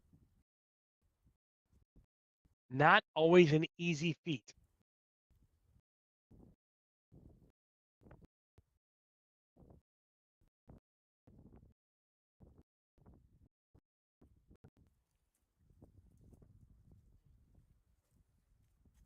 He also gets it down there in 1, but unfortunately, it does miss the lane. See, you're allowed the centimeters of 20 centimeters to come on out with the measuring rod. This is going to be left center putt here. Don't give the hole away. Probably practice this 100 times.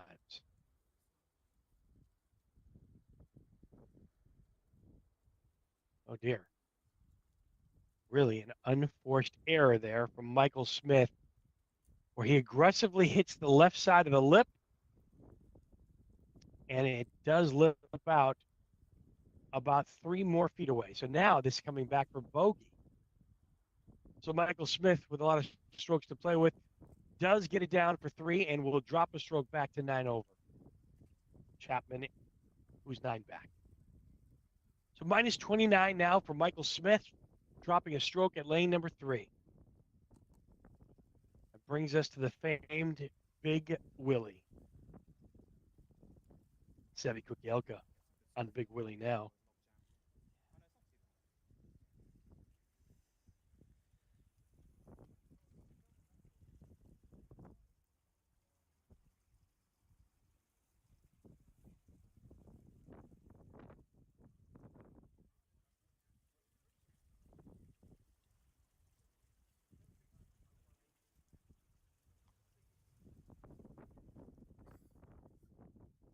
There's a good look at your Big Willie.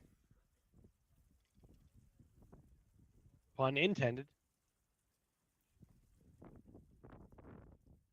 And there's a look at the Troll's house.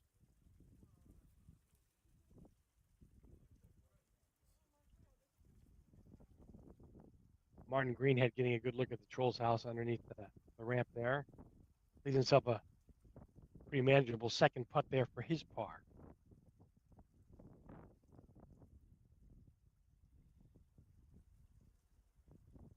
So Savvy and Martin now tied at minus 12. Adam Kelly, stroke ahead at minus 13, but the real story belongs to Michael Smith. Minus 29 strokes today. Pretty impressive showing so far for Michael. Very comfortable lead. But there's still a lot of adventure golf left. Now Adam Kelly. Lane number 5, the Troll's house. We'll take a closer look at this momentarily. He's looking up the left side of the ramp, and let's see how he plays this particular lane. He goes up and coming down. It's got a chance. And it's in for an ace. Beautiful ace there from Adam Kelly to gain another stroke, clawing his way back up towards the leaders. Adam Kelly now only one stroke behind James Rutherford as we take a look at Big Willie.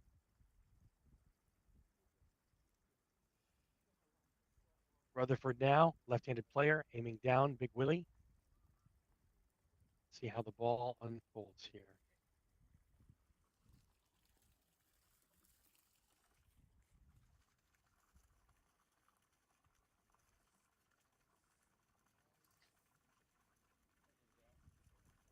Typically slides past the hole for Big Willie on lane 4. He'll have about a 2-footer to clean up his par putt. Rutherford in for par on lane 4, Big Willie. Mark Chapman next on the tee box.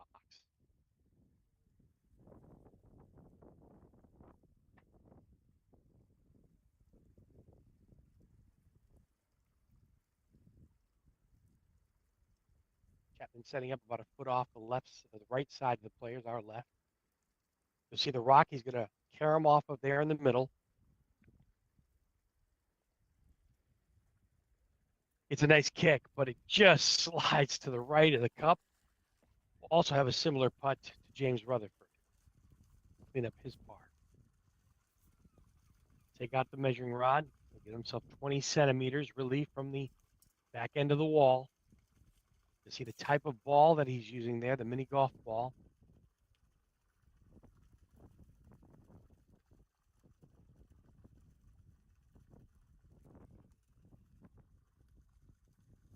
It's a great cleanup there from Mark Chapman. Our leader by 9 now, lane 4, the Big Willie lane, Michael Smith. Again, a right-handed player sets up on the right side of the tee box. Looking to trickle it down the rail, bank it right off the rock, find that proper channel right to the cup. Part 1 done, part 2 executed, another ace, and gets a stroke back now on lane 4 for Michael Smith. Back up to minus 30. Great camaraderie and fist pumps from his group. Michael Smith re-extends his lead. To lane number 5, the Troll House.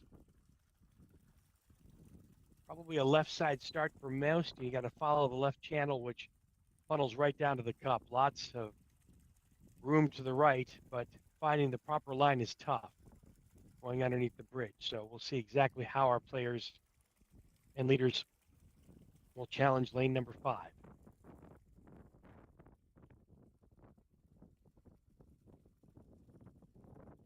See Sevy there on lane number 6, the Salmon Run. We'll take a closer look at that momentarily.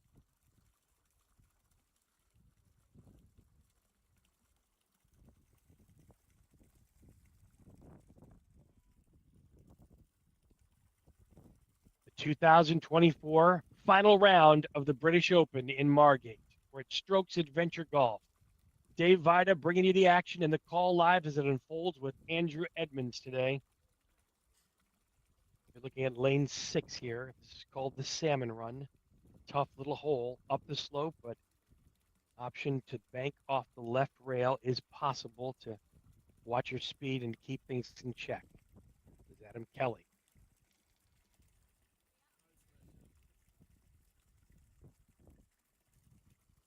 Adam, forceful shot up the right, up the left side, banks off hard and to the right. Leaves himself with a 1.5 to clean up his par. Well judged and well executed. 2 is a great score here. That's your first look at the Salmon Run.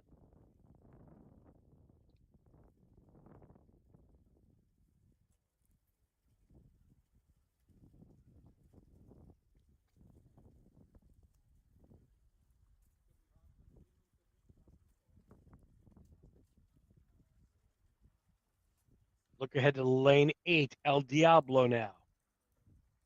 Another pipe hole, really aiming for the center pipe up this giant slope. Difficult to attain. As you can see, that's what can happen when you go for it. The other option is to go up and over, but that's no bargain either.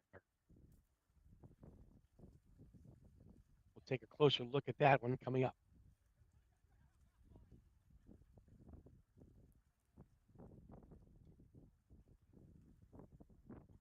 Oh dear.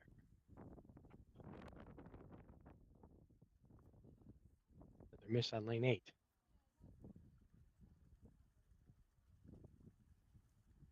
We'll make our way back to our final grouping here momentarily.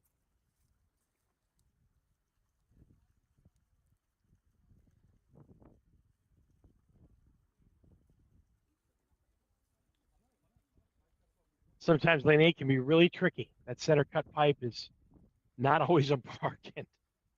Really struggling on lane 8 today. Not fun to watch.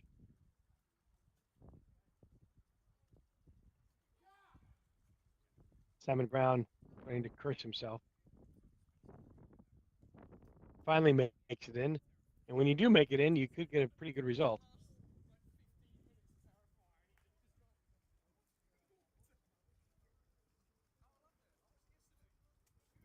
See if we can go back and join our leaders here momentarily. There's another look at the Trolls house.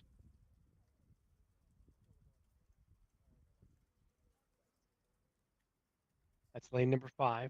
That'll be the next lane here for our leaders. And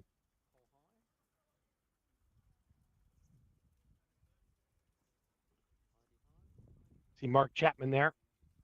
I'm sorry, James Rutherford, rather. James Rutherford just leaves it about a foot short there on the low side of the cup, but he cleans up his par. Michael Smith looking intently on as Mark Chapman now takes the tee box. This is the Trolls house. Again, the side start up the left channel where it funnels right down to the cup. Not a gimme. Really depends upon speed. Or you can take the right side underneath the Troll Bridge. A lot of room there, you can see. Finding the right line is going to be very challenging.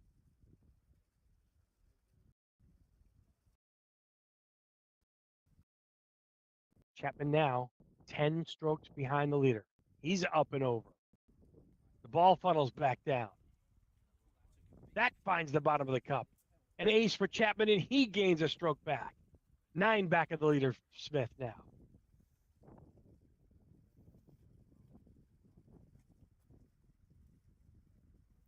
Michael Smith sets up his shot.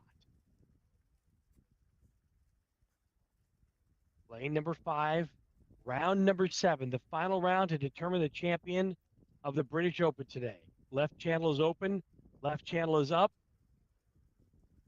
Left channel's funneling down and just slides to the left of the cup. Player's right. He's got a tap in par. So Chapman makes the statement on lane 5.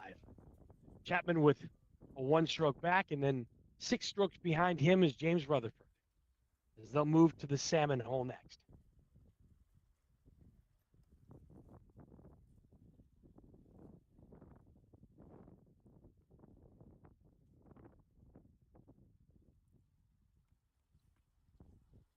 See Seve there on the turn right before he attacks El Diablo. That's lane number 7 there. Definitely no bargains and very difficult.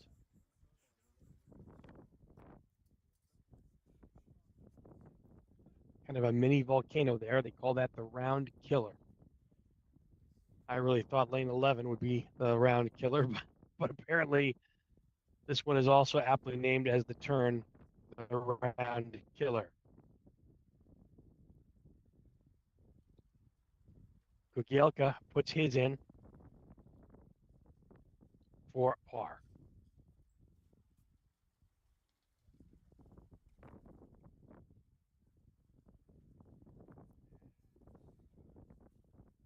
More action as is unfolding now. Martin Greenhead taking a close look at lane 7 there.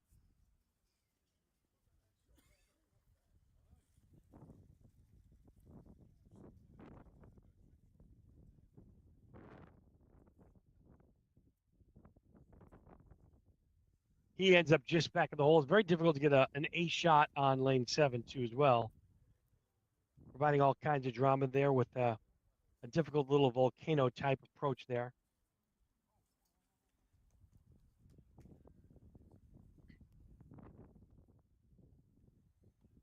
You see what happens very evidently why it's now called the round killer. It's got the round top, but if you're not careful, this can pose a lot of trickiness here. Martin Greenhead now experiencing some of the agony on this particular lane.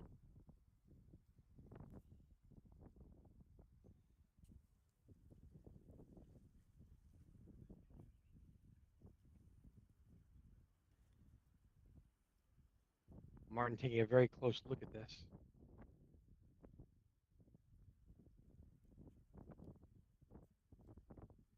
Again, not a gimme. As a matter of fact, anything but a gimme.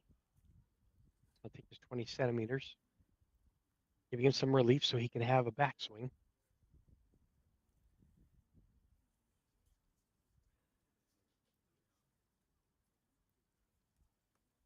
Martin Greenhead plays here a lot. He's up, and does it stay? It does stay, and he'll drop a couple strokes there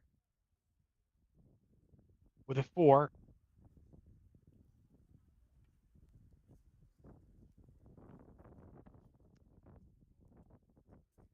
And he falls out of the tie lead there with Sevi Fukuoka. Now, Adam Kelly. You can see the downward spiral on the turn here. Dog leg down to the right from that top level.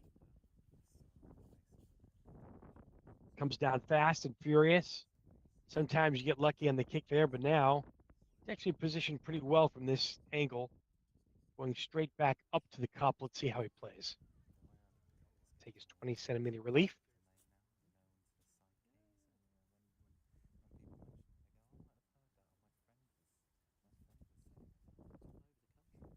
Adam Kelly now lining up his putt. It's going to break a little bit from his right to left side. So you may want to aim just to the right edge of the cup, and it's got to be firm and confident. See how Adam Kelly plays it.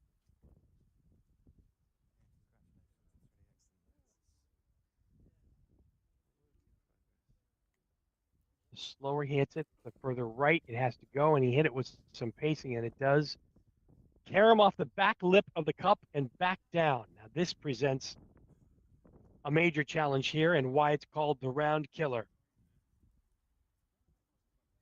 This is so very difficult to judge this particular putt. See how Adam handles it and carries himself. Some drama unfolding here in round 7. 6 complete rounds. This is the final round that'll determine our winner of the 24 British Open Championship in Margate. This is Adam Kelly with his 3rd putt to drop 1 stroke in the tournament. Difficult uphill to the volcano. He's up, and that slides to the left and back down.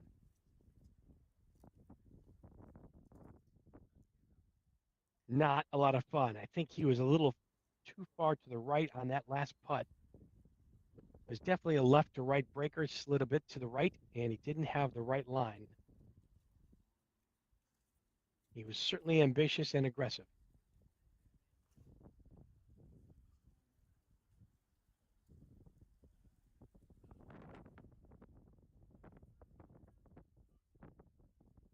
Back to Adam Kelly now.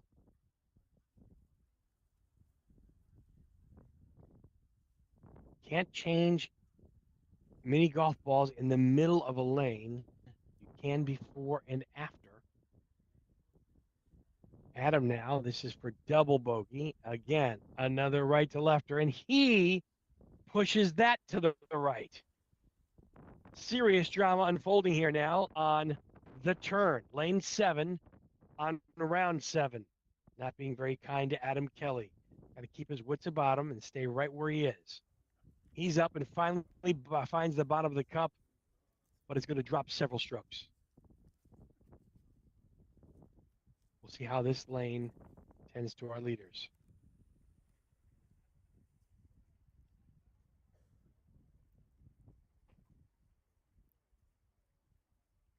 James Rutherford now on the salmon run. A little tough. Up the slope.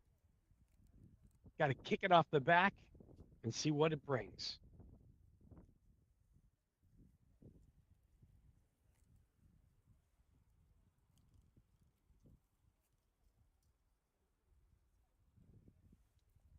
Seve now on El Diablo. Oof. Gets it through the pipe on the front. Fortunately, doesn't get the right roll that he wants and leaves him with about a 3-footer to clean up par here. Every stroke is critical. Everybody at stake. Seve Kukielka now for par on El Diablo.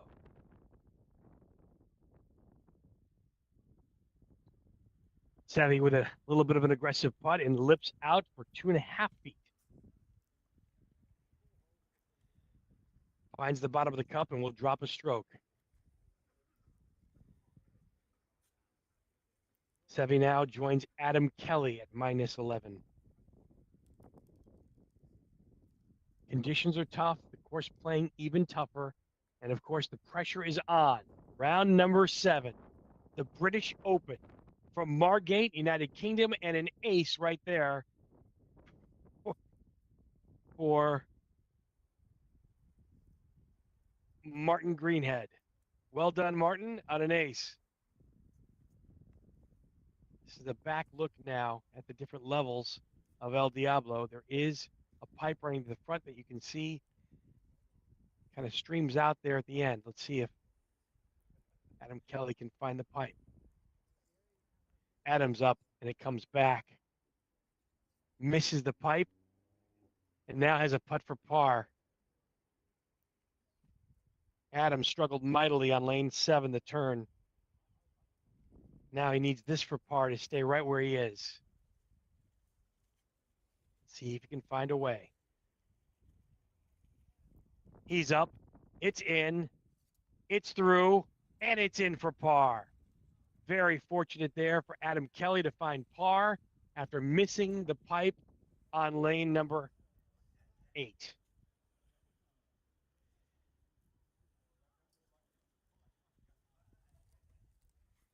Our leaders in the action is Fast and Furious now.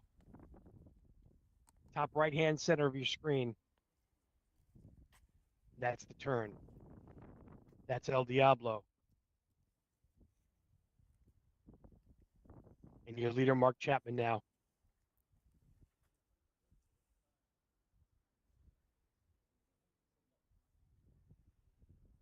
The turn is just that.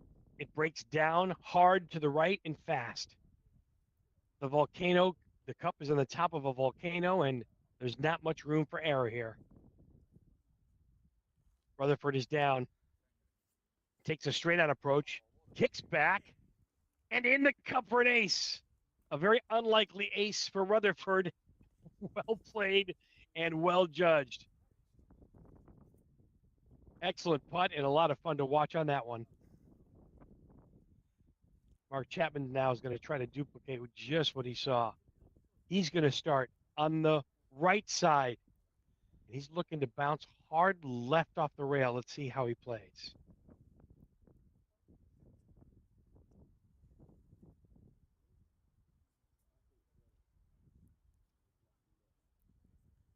Banks it off the rail, going up and over, and this has got a good chance too. Ooh, it does hang on the top of the volcano there, and that's a lucky break there for Chapman. Leaves himself 1.5 feet and puts it in for his par. So an ace for Rutherford, a par for Chapman. Michael Smith, the leader in the clubhouse, or on the course right now, rather, 30 under par. Clubhouse runs of 32, 31, 31, 29, 34, and 30. So respectable. 30 is almost unheard of. He takes the same approach as Chapman, but he doesn't get a good break. He leaves himself down the channel there off the volcano, and this will prevent a little bit of a tough up and down, right to lefter for sure, for Chapman. for Smith now.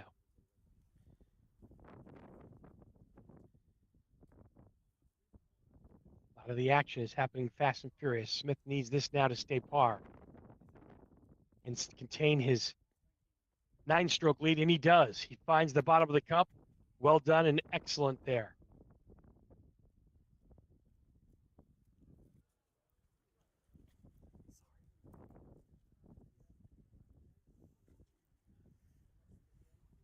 Players now move on to El Diablo. There's a good bird's eye view. I like the camera angle here. It shows the front door action. You got to hit that pipe. Rutherford now setting up on the far left side of the tee box. The pipe there up a steep incline. No room for error unless you're playing the back door. He's up. He's in. Well played. Let's see if he gets the break for back-to-back aces. The ball's out and it's in. Another ace for Chapman, making a move here.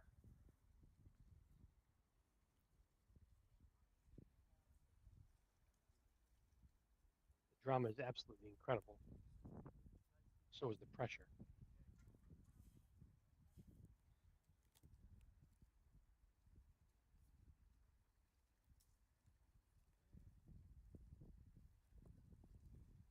Mark Chapman now on the tee box. Same approach as Rutherford. He needs to get it in that pipe. That ball is in. Chapman with a chance for an ace, too. Let's see. That finds the cup and just 360s out. Can't catch a break.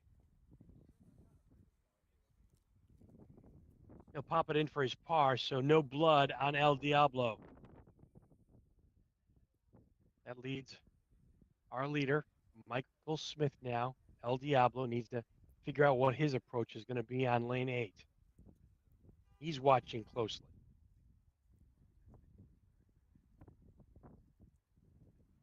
Sets up a little bit further back. He's a right-handed player.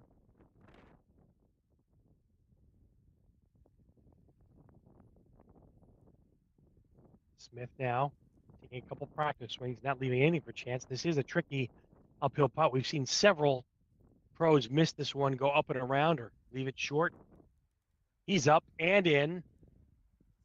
Smith now with a chance at ace, and that goes by the cup. That leaves a little bit of a tester coming back from about 3 feet. So Rutherford, the only one of the three that gets the ace after making it on the first attempt into the pipe. Sometimes that's the way the ball bounces. Could also have to do with the choice of mini golf balls that could come into play here too as well, and how that goes through the pipe and down out towards the cup. Smith now to pick up his par to stay 9 strokes ahead.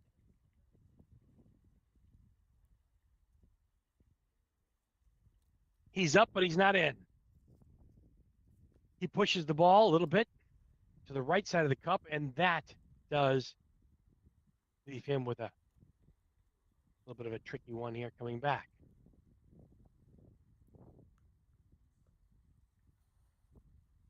Smith now for bogey. El Diablo claims another victim and another stroke. It's now an 8-stroke lead. Back down to 8 for Smith over Chapman and Rutherford. He's a close behind, 4 behind Chapman, Adam Kelly, Greenhead, and Kukulika. Sevi also on the course. A lot of action unfolding still. Now, lane number 9. This is our first look.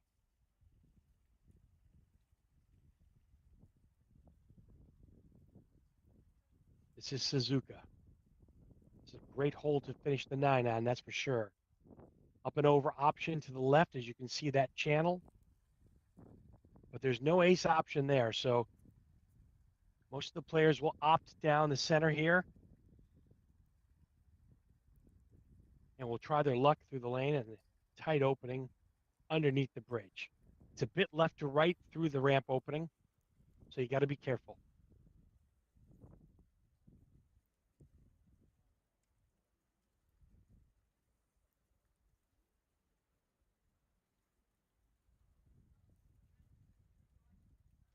Mark Chapman now.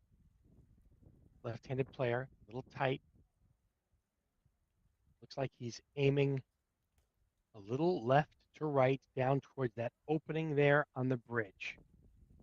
Not going to take the left approach, I don't think.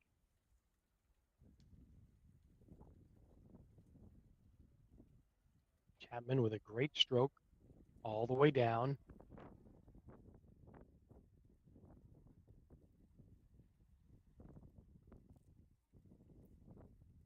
The outcome leaves him with a second putt too as well.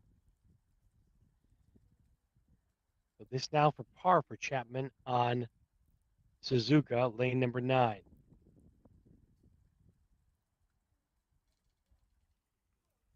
Michael Smith in the back left watching things as they unfold, not taking anything for granted here. He'll have his putt next. Smith, your leader by 8 currently, will have his putt next on lane number 9.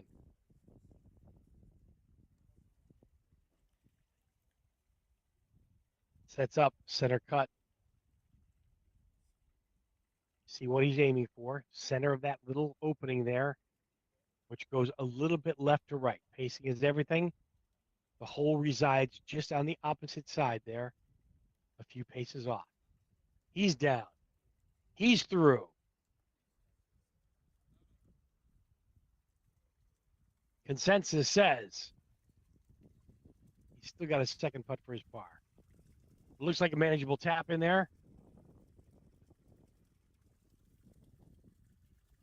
3 pars on Suzuka, lane number 9, as we round out the front 9 on round number 7.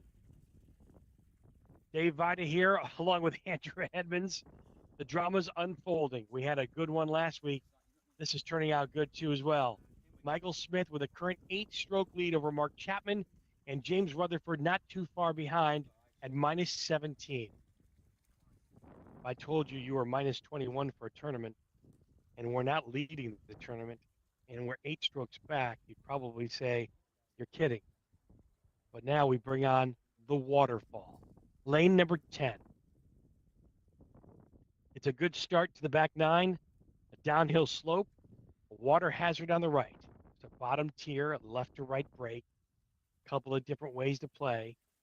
We'll see how our pros attack the waterfall.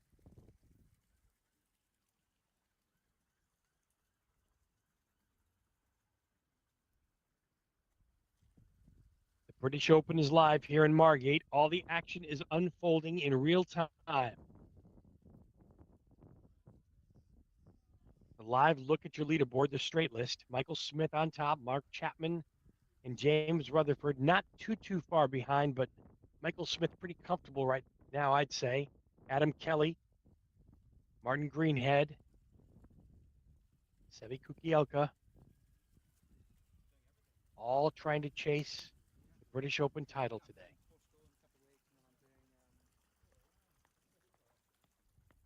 Those are the top 6 and the final 2 groupings on the course right now.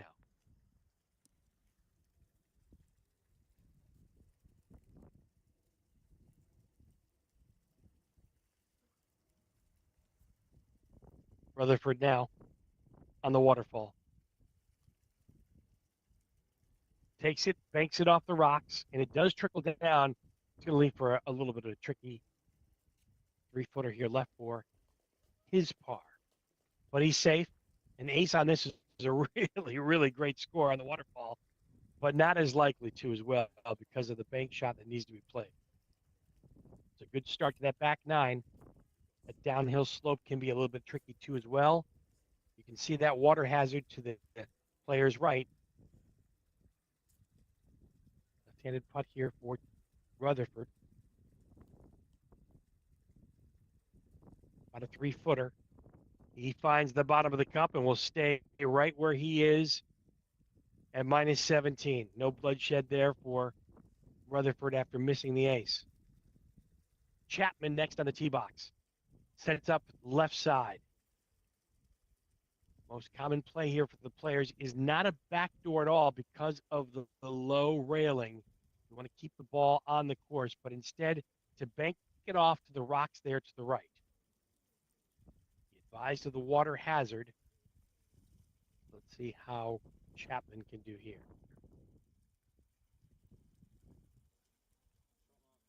He's down. He misses, but does backdoor it and finds an ace. What a brave effort that was for Chapman. Desperate times call for desperate measures. Such a small window on that lane to find that channel to get backdoor to the cup. Well done. Obviously no stranger to that putt. And a great ace there. That cuts the lead to 7. And the next treacherous lane, 11, awaits. We all know what that is. Let's see how Smith, leader now by 8, can handle himself. Ball comes down. He does bank it, and it does trickle down. Does it stay on the course? It does. But a tricky 3-footer here. It's a little bit of relief there. Take a quick look at maybe this simple left edge putt. Don't take anything for granted here, and don't push or give the hole away. Smith now for his par. Finds the bottom of the cup. Well done. Textbook, really. But the lead tightens now.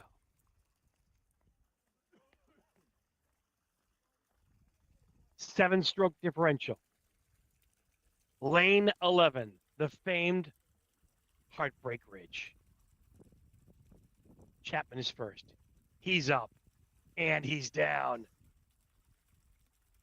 This is where the drama builds. This is where you can lose the race.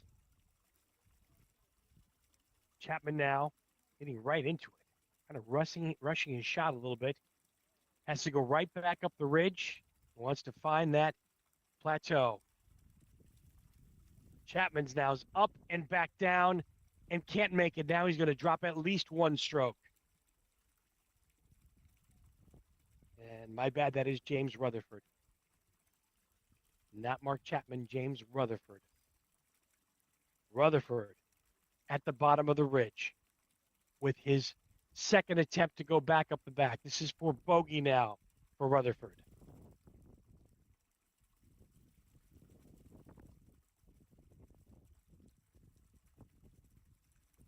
Very difficult backstroke because of the back there. He's up and he's in. What a great putt there.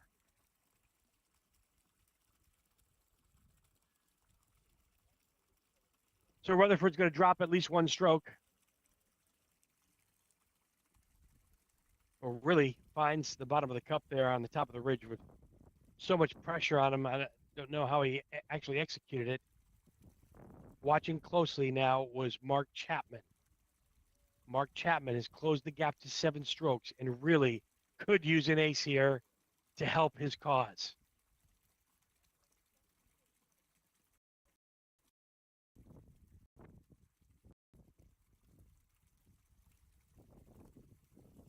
Chapman found an ace on the waterfall. Gathering his thoughts and composure here. He knows how important this is. Just wants to at least, the very least, keep it on that top shelf. Chapman now is up, and he's down. Ball caroms around. Going to be a little bit tricky here. Really needs to find a way to make this happen. He needs to send this ball home. Need a really close look here. This is some serious pressure now on Chapman. To stay 7 back, doesn't want to give away another stroke. Has to navigate this difficult slope uphill to a cup center on that tier. Been so difficult the past 2 days to figure out how to navigate such a shot. He is up. And he's in. What a fantastic par. Chapman makes par on Heartbreak Ridge. Whew. That was spectacular. But now The pressure is really on Michael Smith. Smith now sets up on the left side of the lane. Takes a couple of steps.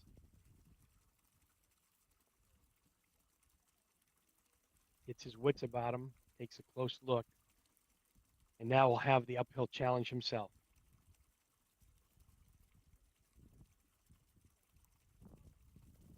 Smith now with his opportunity. Smith now taking a close look. His putt is up, and it's back down. The drama now really tightens up. Smith will reset and reload. Currently with a 7-stroke lead. This is for par and needs this to remain 7 ahead of Chapman. We know the drama and the dangers that lie ahead of Heartbreak Ridge. He's up for his second putt. And he finds the hole. It's a second putt ace for 2. And well played by Smith. And that, my friends, is why he's in the lead by 7. So, Rutherford will drop a stroke while Chapman and Smith stay even on lane 11. And that brings up the tsunami. Water channels up and down the left and right of the lane. 2 levels also uphill today. This is some fantastic drama. Dead ball and pace to the back of the wall is probably the choice for many. Here's Rutherford first. You can see the 2 levels that you have to climb and the water on both channels on both sides. He's up. He takes the backdoor approach and it finds the channel there. And that's unfortunate. It comes all the way back.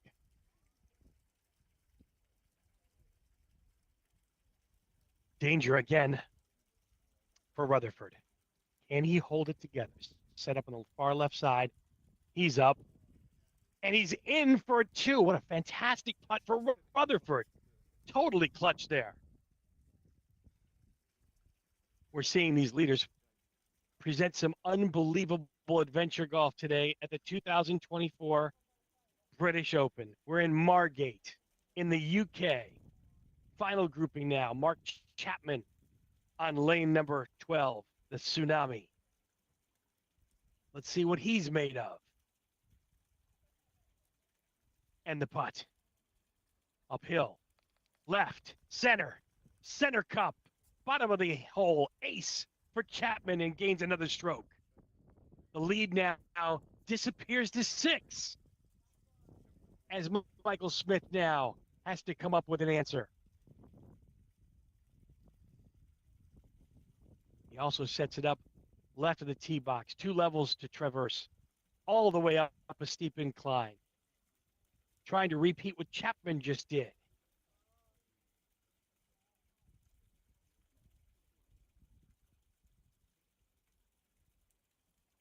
He is up. Does he have enough? Great pacing and a great leave. Really a smart play right there. Smith will par, but the lead will shorten now to 6. Minus 29 for Smith. Minus 23 for Chapman. Back at minus 15 is Rutherford. Seems to be a 2-way street now as we encroach on lane 13, the bridge. Definitely an easier task now following a very difficult lane 11 and 12. You need a good bounce here. Double off the back. Start on the left side, maybe bank off the right rail on the bridge to the back wall. We'll see how our players decide to do this double break, double bounce. Rutherford there, sliding it by the right side, but leaves himself a pretty easy 2 for his cleanup. Stays at minus 15. Chapman up next. Watching closely what just prevailed from Rutherford. Chapman now will try to close the gap to 5 if he possibly can. Right now it's 6 strokes. Adventure golf action at its finest. The British Open from Strokes in Margate. Mother Nature playing kindly. Let's see how lane 13 plays the bridge. More than likely a double bank shot here for Chapman off the back. This looks pretty good. Does it have enough? Oh, you can't get any closer to closing the gap than that. Just an inch or two short for Chapman, but a tap in for his par. Kind of a smirk and smile there on his face as he walks off lane 13. A little bit of a sigh of relief there for Michael Smith with his 7-stroke lead. Make that 6 strokes now. He wants to play it safe as he played the double bounce. There's 1, there's 2, and that finds the bottom of the cup to extend it to 7. A beautiful ace for Smith. Confident stroke.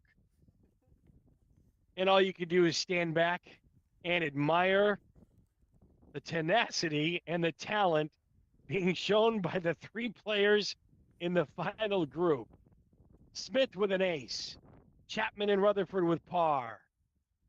The race continues to the finish line. Lane 14, the Stranraer. Simple looking enough. Hard, dog leg, right to left. Delicate first putt down the lane and up the hill. Well done for the ace there from Rutherford. Chapman now going to duplicate. You can see how you want to start up on the right side of the tee box and just kind of slope the ball just around the corner there. Pacing is absolutely crucial on this lane.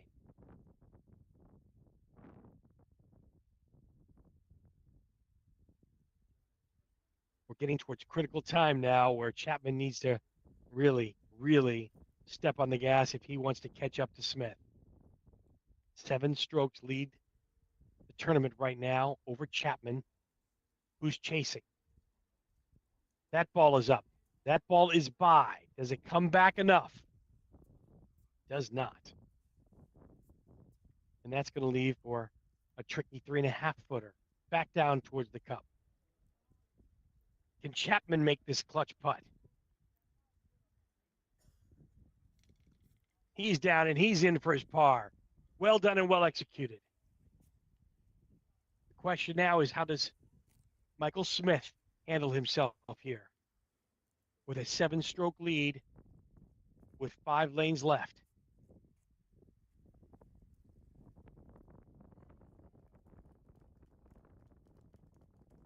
Smith now taking a look in a practice swing, deciding what type of mini golf ball he's going to use.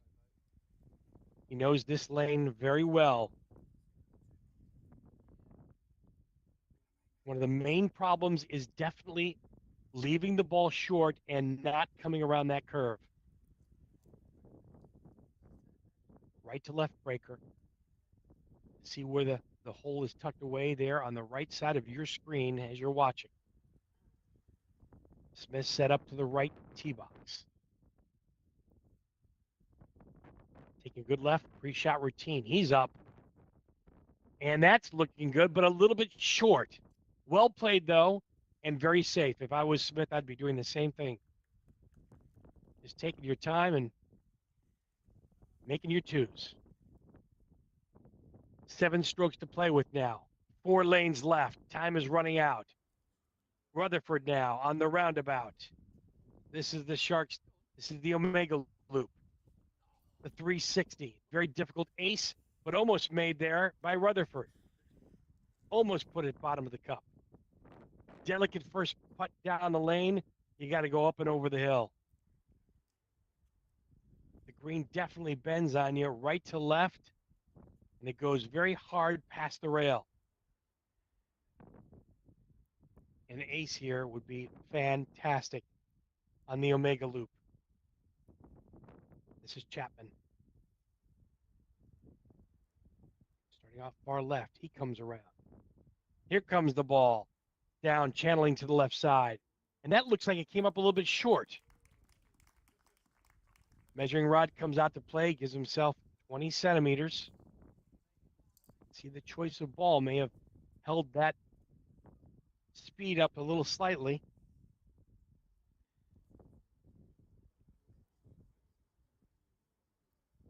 Second putt now. Up and in there for Mark Chapman. Well done.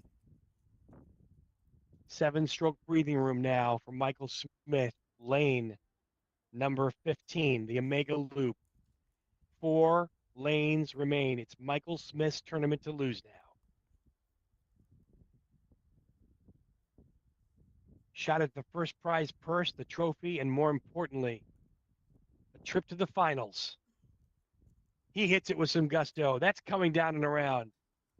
That plays nicely and leaves himself with a 2.5-footer back uphill for his par.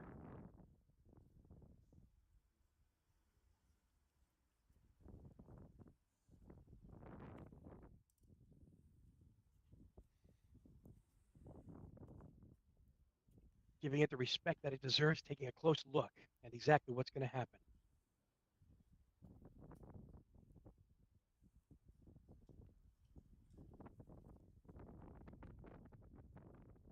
Well done and well put in there by Michael Smith. He'll retain his 7 strokes over Mark Chapman and another several strokes over James Rutherford. Now, Rutherford for the Shark's tooth. You can see the 2 teeth. Does he split the middle? Very delicate and tricky first putt. Up the hill, up the lane. That looks like it could be trouble. Does. Shark tooth takes a bite out of Rutherford's first putt. This leads for a little bit of a tricky second attempt. He lines it up. Maybe a 4 or 5-footer here. No gimme, that's for sure.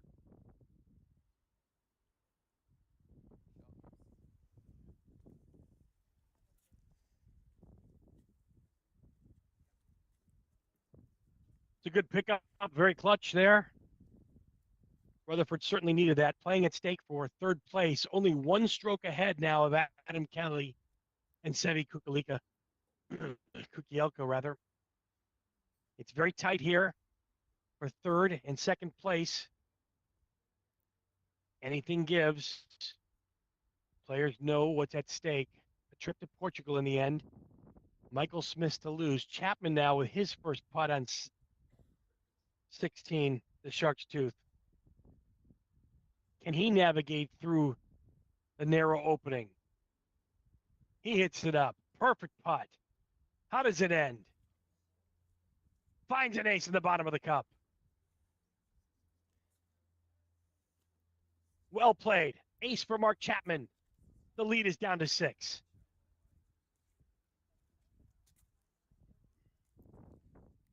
Smith now, does he have an answer to stay at 7 strokes?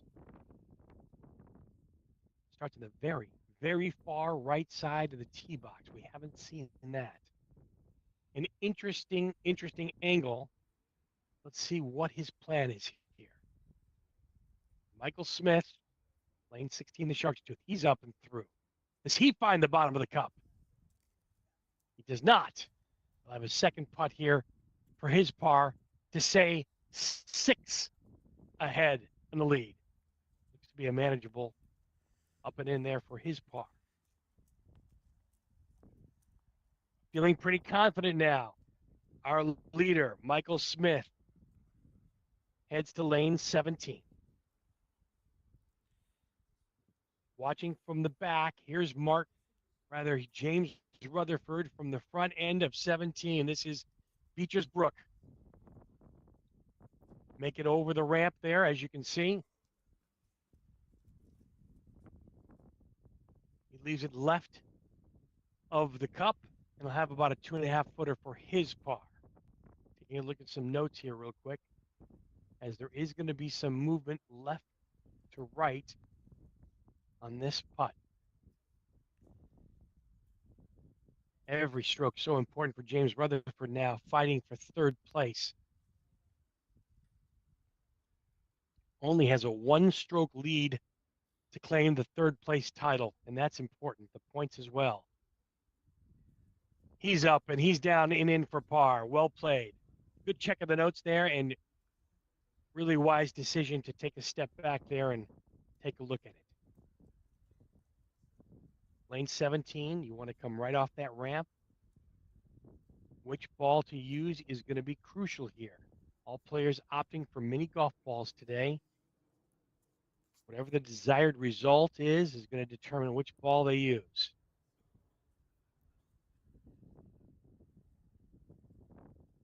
Definitely don't want to hit the wall here. Certainly will create a little bit of a difficulty. You have to really hit that ramp. This is Chapman now. Needs a miracle as he heads to the last two holes if he wants to win today's tournament. That's up. It hits the back wall. That rebounds but comes up short. Chapman with a 2-footer for his par. He stays 6 behind the leader with 1 left. Smith now fumbling through his golf bag to find the right and proper golf ball. More likely a mini golf ball. Lane 17, Beecher's Brook. Only 1 lane remains after this. A comfortable 6-stroke lead now for Michael Smith. Representing the Gloucester Aces Mini Golf Club, making them proud today for sure. A trip to Portugal on the line. Michael Smith smells it, that's for sure. He hits aggressively, takes a wild backdoor approach, but the ball does get away and will leave about almost a 3.5, 4-footer to come back for his par. 6 strokes to play with here. Not sure how nervous Michael is at this point, but definitely wants to give this some good attention.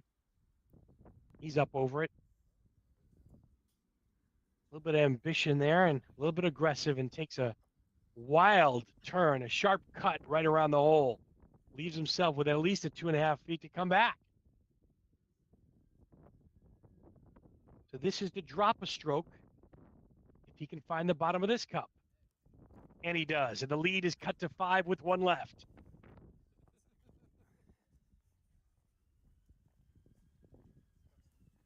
Welcome to lane 18, the journey's end. We've seen it over and over again today. It's an incredibly aceable hole. 2 ways to play it. An easy finish, straight towards the hole, or you can bank it off the back door. A very level putt. Little housekeeping there. And a great putt there by Rutherford. Nice ace to end his round today. Very important to note that that ace came up just timely enough too as well. So he will grab 3rd place.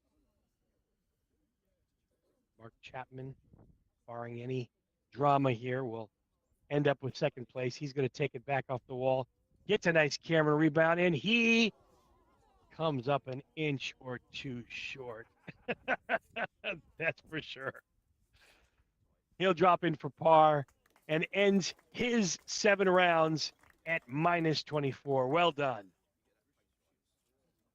And the stage is now set for Michael Smith. Gloucester Aces Mini Golf Club. The UK will retain the title here in Margate. Michael Smith, the backdoor effort, the ace to finish strong, and the championship goes to Michael Smith. Congratulations. The 2024 British Open from Margate. A trip to Portugal awaits Michael Smith in the World Adventure Golf Tour Finals. Second to Mark Chapman and James Rutherford. On behalf of Andrew Edmonds, my name's Dave Vida. The action was fantastic. 7 rounds here from England and the UK. We thank you for watching, and be sure to tune in next week as more drama unfolds on the World Adventure Golf Tour Finals. So long for now.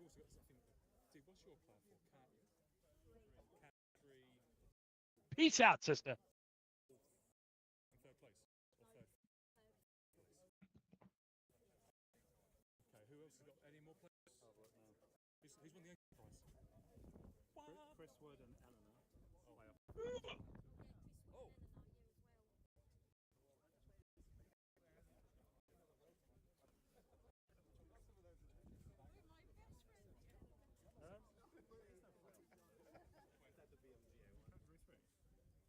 Rachel King plus 29, D. Ralph plus 30.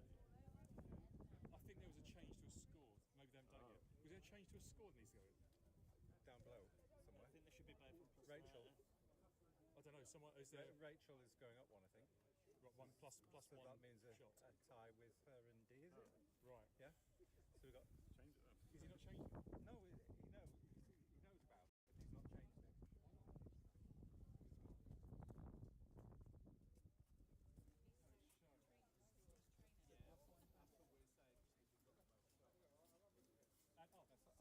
I said I'd do.